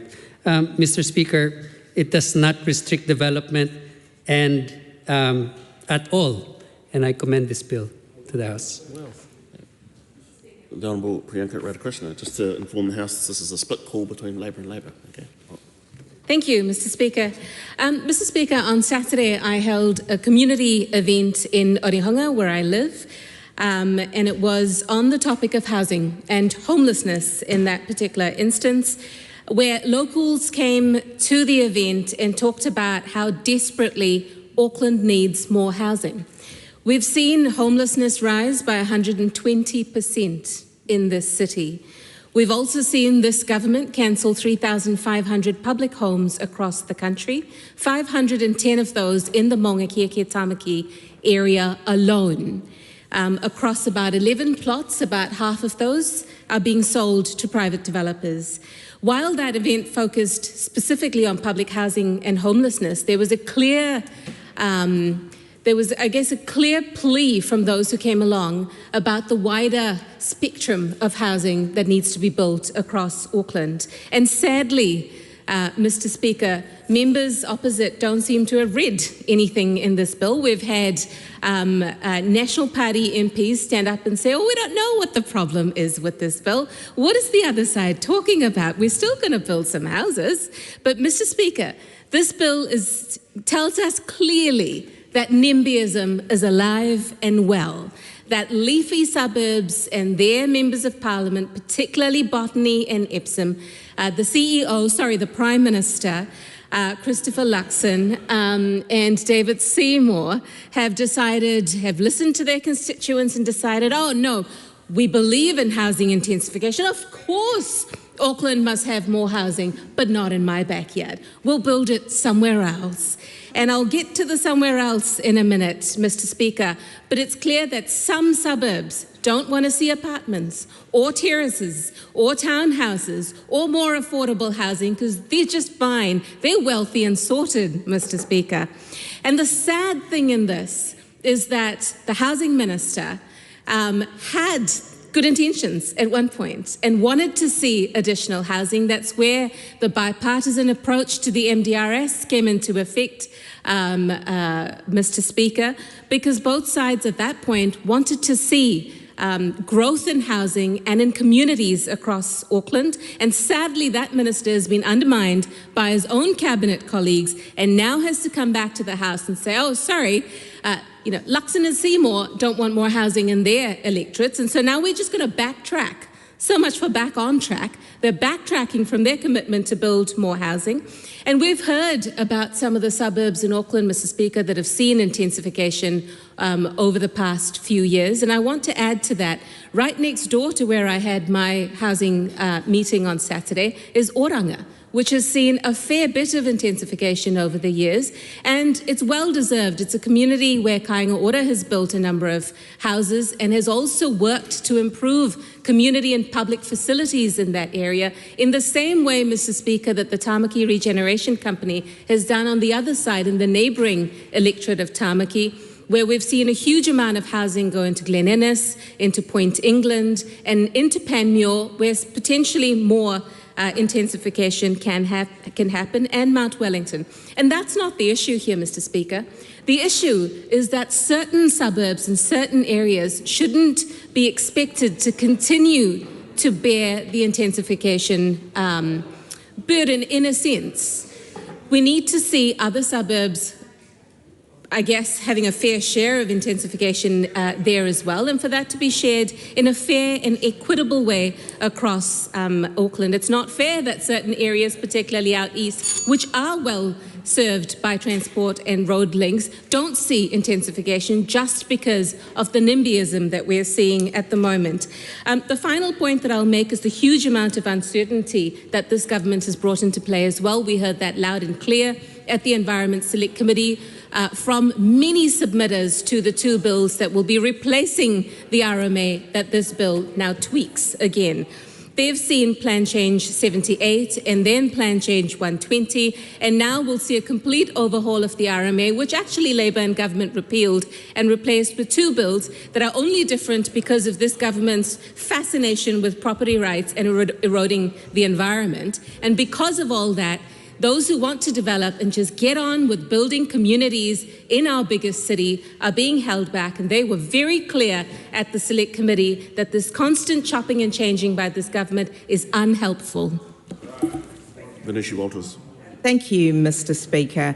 And I think, Mr. Speaker, it's been interesting listening to members of the government speak on this bill, because it feels to me like they genuinely don't understand what the issue is. They're genuinely asking for some engagement to understand. And I think for me it is that if you which is good, which is really good. I think if you reduce the minimum build and you have suburbs in Western South Auckland that have already been intensified, there is no incentive to continue to intensify equitably across the city. You will do that in particular regions as they have, and there is no incentive to equitably build across the city. And what that means in effect is for all the young people who are leaving New Zealand now, there will be no incentive for them to stay. And it is really just that simple. I'm going to speak a little bit more about that in a moment, Mr. Speaker. I did just want to touch on the fact that we are here in all stages urgency this evening and potentially into tomorrow as well. I know I raise this every time we are in urgency, but I am keeping tabs. I think there has to come a time when the period that the House is in sitting under urgency just becomes a little bit silly. And if you ask people at home, what percentage of the House's time should we be in urgency? Some people might say 5 or 10%. While in the 52nd Parliament, we were sitting under urgency for 10.9%. In the 53rd Parliament, for 15.7%. There was an emergency then as well that we were responding to. Now, the numbers as of December last year are that the House was sitting under urgency for 30.4% of Parliament's time, which is outrageous for December last year. But please do know, Mr. Speaker, that I will continue to update as we progress through this term, because it looks like we will be facing more urgency. We don't have an upper house. We rely on select committees for people to be able to submit their views. But in relation to this bill, the government are making it very clear that they don't care. They don't care what New Zealanders think. They're not interested in good governance. We have Auckland councillors who consulted initially on a 2 million minimum build, who then, when it was drawn down to 1.6, spent 6 weeks planning on the basis that it would be 1.6, and overnight they find out that it's 1.4. This isn't responsible decision making. It's not respectful decision making. And looking at the documents, so looking at the RIS and the departmental disclosure statements, it's very clear that there has been a lack of consultation that we've seen in terms of the documents say that while officials were engaged, no other consultation was undertaken on the proposals. The departmental disclosure statement says that the models that were used, so the options that were assessed, were done on the basis that it would be 1.6 million. So this is extremely poor planning. And again, what the government are essentially asking West Aucklanders to do, which is where I'm based, is to cope with the intensification. And in the case of West Auckland, they're coping with the intensification without the adequate infrastructure around them. I know because constituents have raised this with me frequently in Gleneden, where there are significant builds in the community, that the Gleneden railway station and the rail crossing is a huge issue in terms of traffic congestion, in terms of pedestrians trying to get across that crossing, but it may well be up to 30 years before the issues around that crossing are addressed. And yet the government doesn't really seem to care about two sets of communities in Auckland, and that is South Auckland and that is West Auckland. And ultimately, it also doesn't seem to care about the young people who desperately want to stay in New Zealand, who want to stay here and get jobs, but who this government is making it absolutely impossible for because they simply aren't building the houses across Auckland that are needed for Auckland's population. So, Mr. Speaker, I do not commend this bill to the House. The Honourable Sydney Member Brown. Well, Mr. Speaker, it's a pleasure to take a call on the Resource Management Auckland Housing Amendment Bill, and I want to commend this bill to the House because unlike the other side of the House, which talks about what officials were saying and consultation between bureaucrats in Wellington and bureaucrats in Auckland, on this side of the House we actually listen to Aucklanders. And by the way, Aucklanders are voters and Aucklanders deserve to be respected. And so we're delivering a piece of legislation which sets an ambitious target for housing in Auckland, which delivers the housing in the right places around the infrastructure. Unlike the previous government, which said we're going to build 3 houses on every section to 3 stories high, we're actually having a common sense solution. We've listened to Auckland, an appropriate target, and now it allows Auckland Council to do what it should do, which is consult Aucklanders and come up with a plan for the future of Auckland. And I hear them moaning on the other side of the House, where they're complaining about the challenges with the process, but actually this is about listening and going through this process and actually understanding what Aucklanders need. And where this legislation will lead to is Auckland Council will have the ability under this legislation to zone its city, taking into account issues such as infrastructure, taking into account issues such as view shafts and heritage and a whole range of other factors, as it should do when setting policy, but with an ambitious target which says that we expect 1.4 million development opportunities to be set. So over the long term, there will be the availability and supply of property so that young New Zealanders can buy their own home. So there is housing in the right places around the train stations, around the city rail link, around the bus stations, and then being able to make sure we have a balanced approach in other places. That is incredibly different from the previous government, who thought that they could put 3 houses on every single section to 3 stories high. We have listened to Aucklanders and now we're responding to this piece of legislation. And our message to Auckland Council, once this piece of legislation is passed, is that it will be up to them to ensure they have a robust process where they engage with Aucklanders and they will be responsible for the final plan for Auckland. They will be responsible for what that plan looks like. They will be responsible for delivering on it, and it will be their responsibility to make sure that Aucklanders are engaged in that. And so, Mr. Speaker, I commend this piece of legislation to the House. Many people across Auckland have been saying to me, we've just spent $5.5 billion on the City Rail Link. It's opening later this year. That is a fantastic investment in our city. We need to be focusing our housing policy on delivering houses around those train stations, around the City Rail Link, around the train stations, around the bus stations. That's about focusing housing around the infrastructure. That is a common sense approach to delivering housing policy. And I commend the Honourable Chris Bishop for shepherding this bill through the House. I look forward to its passage through all stages, and I appreciate that while the opposition might be complaining about what the bureaucrats and all of that's thinking, we on this side of the House are listening to Aucklanders. The question is that the motion be agreed to. Those of that opinion will say aye. Aye. To the contrary, no. Aye. The ayes have it. Party vote has been called for. The clerk will conduct a party vote. New Zealand National. 49 votes in favour. New Zealand Labour. 34 votes opposed. Green Party of Aotearoa, New Zealand. 15 votes opposed. Act New Zealand. 11 votes in favour. New Zealand First. 8 votes in favour.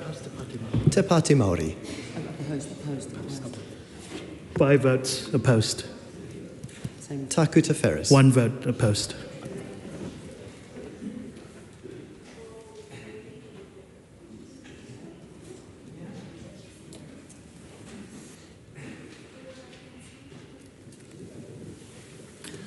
The ayes are 68, the noes are 55. The question is agreed to.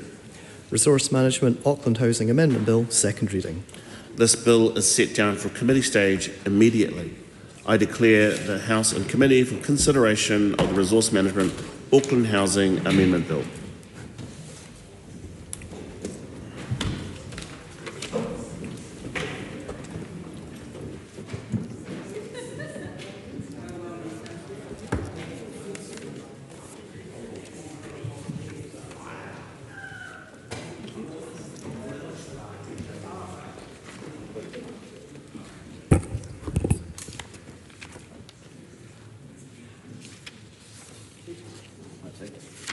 Excellent. And the bill.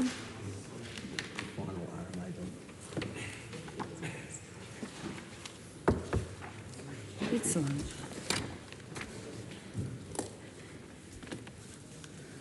Good to go? Yep. Members, the House is in committee on the Resource Management Auckland Housing Amendment Bill. We come first to Part 1. Part 1 is the debate on clauses 3 and 4, preliminary provisions and the schedule. The question is that Part 1 stand part. Honourable Rachel Brookham. Thank you, Madam Chair.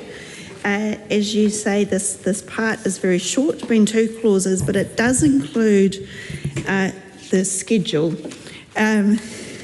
So that is what I want to refer to, and I'm sure my colleague over there from the Greens will have many things to say about this.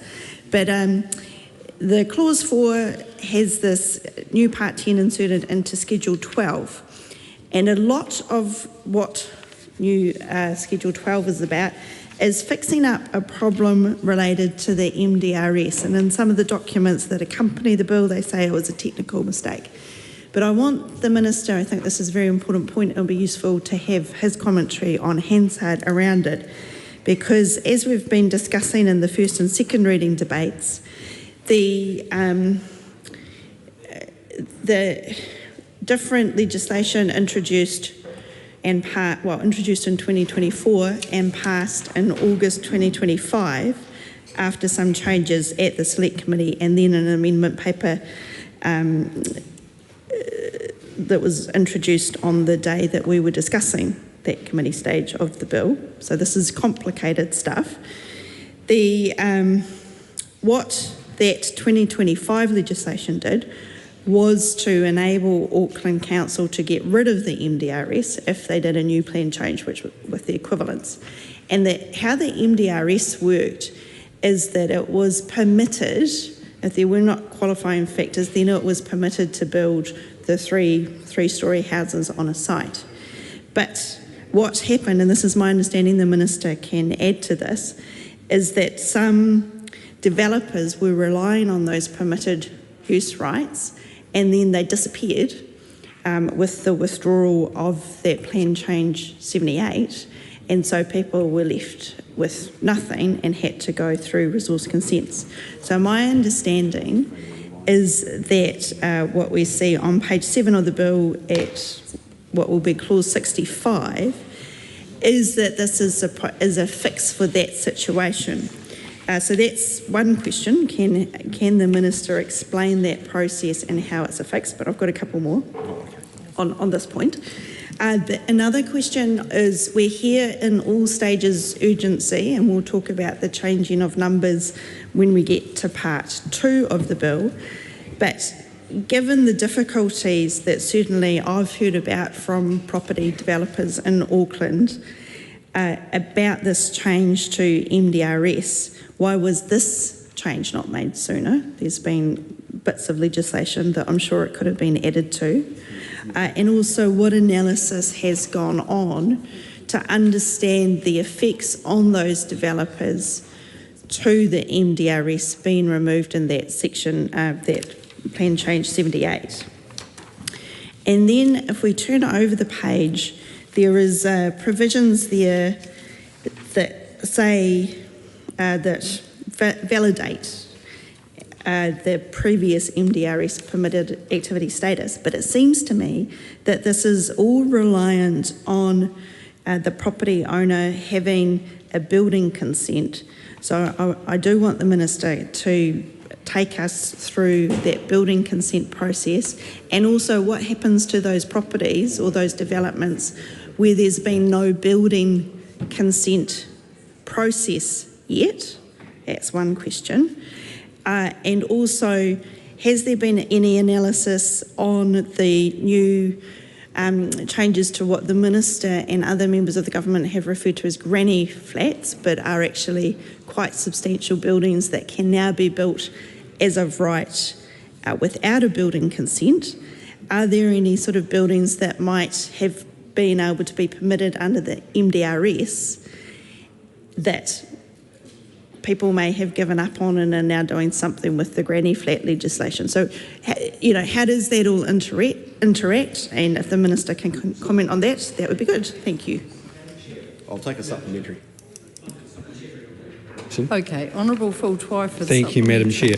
I just wanted to add to Rachel Brooking's question before the Minister gets up to answer it, whether he's been advised on whether there are any developments that, if not for this retrospective deeming provision, would have become unlawful. Honourable Chris Bishop. Thank you to both learned members for those questions. This has been a tricky RMA gymnastics issue. But basically what happened when the Act went through in August last year, RMA Bill 2 as we've called it, that essentially gave effect to the Plan Change 120 process that we are now in the process of altering again. The MDRS provisions that the member is talking about were withdrawn, and there is a group of people, roughly around 400, who were in the process of applying for resource consent or getting on with building, reliant on the MDRS, who have been affected by this. Now, be fair to say the council and the government had a exchange of letters around whether or not this was a legal problem. The council's view was that it was, and the government's view was that it was an issue that the council could solve. And that went back and forward. Then what happened is I started an investigation process under Section 360J, L-I, I'm told, 360I, which is the Eden Park provisions, which is what I use for the Eden Park changes, and that prompted the council to then decide that they had the legal powers to solve the problem. And so the issue has largely gone away, but we thought for the avoidance of doubt, given we were legislating anyway through this process, we would just make absolutely sure that people could rely on the rights they thought they had beforehand. So this is more an avoidance of doubt, given we were legislating anyway. We thought, why not? It's a pretty small and simple change. But the issue had been fixed before that. So that, I think, deals with the member's question around why the government didn't move before that, because it's quite a big thing to legislate, and we didn't really want to legislate if we didn't have to, and it turns out we probably didn't, but given we're legislating anyway, we may as well do that. What's that? That's the only good bit of the bill. Well, that's good to know. Phil, Mr. Twyford's question was about whether or not anyone is affected by this. Well, I think I sort of dealt with that. Yes, there were a group of people who were affected by it, and some of them were quite voluminous in the media, and the council and the government had a... What's that? Who cares? Well, they care. The people... Well, the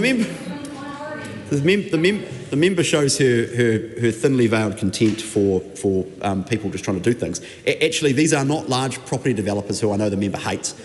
Most of the time, these were actually people doing things to their own property, adding another house or doing a variety of things. Often quite small-scale developers who, through no fault of their own, were caught up in RMA limbo land through Parliament. But the MDRS lacuna, the 400 or so people affected by the lacuna in the law, was not a foreseen consequence. If it had been, we wouldn't have done it. And we would have not legislated like that in the first place. No one advised the government it was going to be an issue. It only came up once the council took an interpretation that the government did not expect of the existing law after we'd legislated. They then told us about it. We moved to fix it. The issue's been dealt with. We're now legislating for the avoidance of doubt. That's as simple as it gets. Honourable Rachel Brooking. Continue on this point and then sit down before a different point. If it is for the avoidance of doubt, can he comment on why there is this building consent trigger, and if he's got analysis that the 400 that he was just referring to will all be picked up by the mechanism that is the building consent, rather than like what happens if there was a developer who was waiting to do it? Is he saying, well, it doesn't matter because, in fact, the council's wrong with the illegal interpretation, which was his point? So that's one question. My second question, still on this, the point of the MDRS and the rights that people had under the MDRS that were removed, is he mentioned just now that there was no advice to say that this would be a problem. Nobody raised it.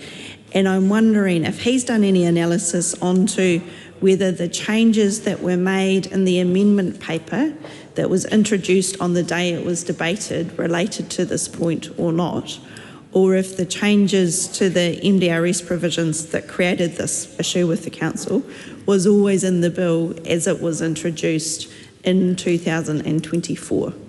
Madam Speaker, the building consent point is links to this, because what happened is people went and got building consents and then were in the process of about to build or in some cases were building already, not needing a resource consent because of the MDRS, and then the government let the council withdraw PC 78, which took away the underlying MDRS zoning. So they were stuck in this limbo land, having a building consent but having to go off and get a resource consent, and then they got stuck in that land. So that's the trigger there.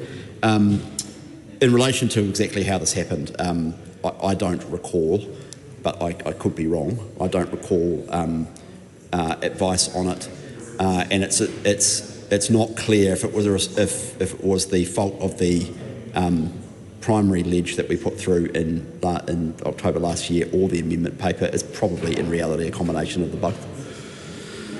Honourable Rachel Brooking. Point on this one then, in terms of what the Minister just said about the building consents, and because there was this problem, what about the people who might have been relying on a certificate of compliance and were not yet at the building consent phase? So property owner has had their land zoned as the MDRS, and they're thinking and they're planning and they're getting their capital together to build their houses, but they're not yet at that building consent stage. Were they able to get a certificate of compliance to say that as of X date it was permitted and they can still continue with that, or is that all gone now? No, I'm advised that Auckland Council dealt with that through their processes that they thought they had the power to do. They decided they did not have the power to deal with the wider issue that we are now dealing with. Well, they eventually did decide that. It's been an interesting process, put it that way. Honourable Phil Twyford. So further to this question of the retrospective nature of Section 2, Clause 1, in relation to Clause 65 of Schedule 12, it really points us to, I would say, the chaotic nature of this process, and the fact that the Minister the process that he's explained for dealing with developers who had begun a process under the MDRS rules really puts the spotlight on what has been a pretty torturous process, where the target for the number of enabled dwellings for Auckland started out at 2 million. It went to 1.6 million. Auckland Council have been consulting on the 1.6 million figure in the associated plan. This bill reduces the target to 1.4 million. The Mayor is sort of apoplectic about it. My question to the Minister is really, does he think that this process, what has this process done to the confidence that the people of Auckland can and should have in the planning process? Timothy Paul. Yeah, right, where do we start? Where do we even start? All right. Well, the beginning's a good place. Let's start with, no, it's all right, I got this, Madam Chair. Good. Let's start with Clause 63 in New Part 10, Schedule 12. So this says, nothing in this Amendment Act affects the validity or status of any submission made or struck out, blah, blah, blah, blah. That's what I'm really interested in, because I know, and the Minister knows, and probably this side of the House, but hopefully the whole House knows, that there were many submissions from people who wanted 2 million homes enabled in Auckland, including the person who got 180,130 votes from Aucklanders who said, 2 million, I was happy enough with that, just let the market sort itself out. ACT is meant to be about the marketplace. They're the most anti-marketplace outside of Russia. And that was, of course, Mayor Wayne Brown. So I'm just trying to work out what happens now to all of the people who have submitted on various iterations of the Auckland Unitary Plan, who want the most density possible to be allowed under any amendments to the Resource Management Act or any of the planning instruments that fall underneath that Act. And it's not just the person at the top in terms of the Mayor himself, but it's also all of the renters that made submissions who wanted an opportunity to live in the inner city, close to the places where they work, learn, live, love. All of future generations, and I know the Minister understands this, who aren't able to make a submission now because they're probably crawling around in nappies, who would one day like to live in the inner suburbs of Auckland, Wellington, Christchurch, Dunedin, everywhere. They can't speak right now. When we do planning exercises, so we're talking about the validity of submissions, right, Madam Speaker, that's the relevance here. When we're doing a planning exercise like this, I know the Minister understands this, but we're thinking well into the future. So we're thinking about what we want Auckland City, or what he or his government wants Auckland City to look like in a few generations. But the problem is that those generations can't speak for themselves. So they're not even able to inform this process. So the question is, where is their voice? And I remember the Minister in the first reading of this bill tonight was talking about interested parties, and I understand that, and the RMA makes a special place for interested parties. But what I've always had beef with the resource management system is that interested parties are only those, really, who live immediately in the vicinity of the place that is being affected by the decision. But it precludes those who would love to live in the inner cities, and it also precludes those who maybe have not been born yet. So what of all of those submissions that have been struck out, especially those coming from Auckland City Mayor, but also all of the Auckland City councillors who too, want to see more housing enabled? What is to come of the validity or the status of their submissions that they've made for 2 million, if not 1.6 million homes to be enabled in Auckland? And I could keep going, but got more content, so I'll let you respond. Well, Chris Bishop. I can't wait. Let me just deal with the members' points first, and then I'll get to Mr. Twyford's. The short point legally is there's about 10,500 submissions that they are all valid and will be taken into account through the independent hearings panel process and then subsequently by the councils. That is literally the purpose of section 63 in part 10, or clause 63 in part 10 in the schedule, which is inserted by clause 4 of the substantive bill. The bill lays out a process to make sure that people are required to be told they can update their submissions or amend them in response to the revised target, or well, it's not a target, in relation to the revised minimum, and then the changes that the council will go through as a result of that. So they will have a chance to do that, but all of those submissions that have been made are valid. The member makes a series of, I think, interesting points to which I have some sympathy around future generations and how they're taken into account in the planning system. And it is definitely true that when you are talking about zoning and talking about theoretical development capacity, that is why you're doing it, because you want to allow development opportunities to be there so that people can go and build houses for today's generation, but not only today, next generation and beyond. And that there is some tension there around the existing system and the way in which the planning system works, which places a real premium on, or places a real significance on the views of people in the status quo today. So I don't say that in a particularly political way, but it's just a function of planning law and actually also a function of democracy.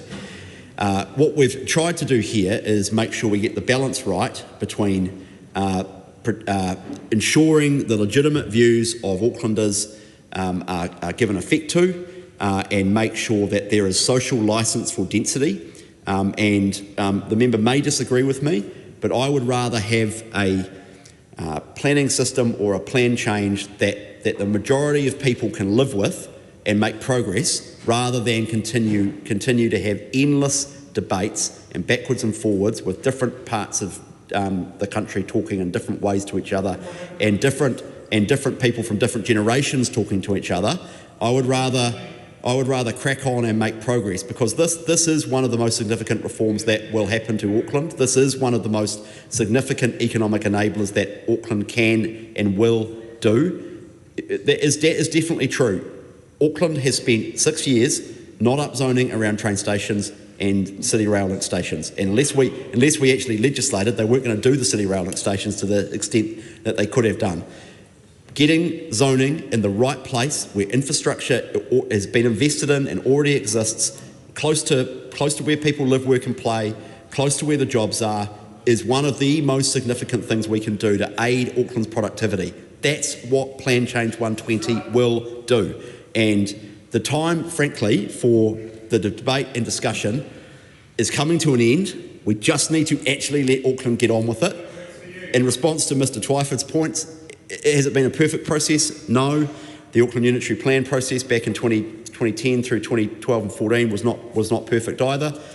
No planning process is perfect. No system is anything other than messy.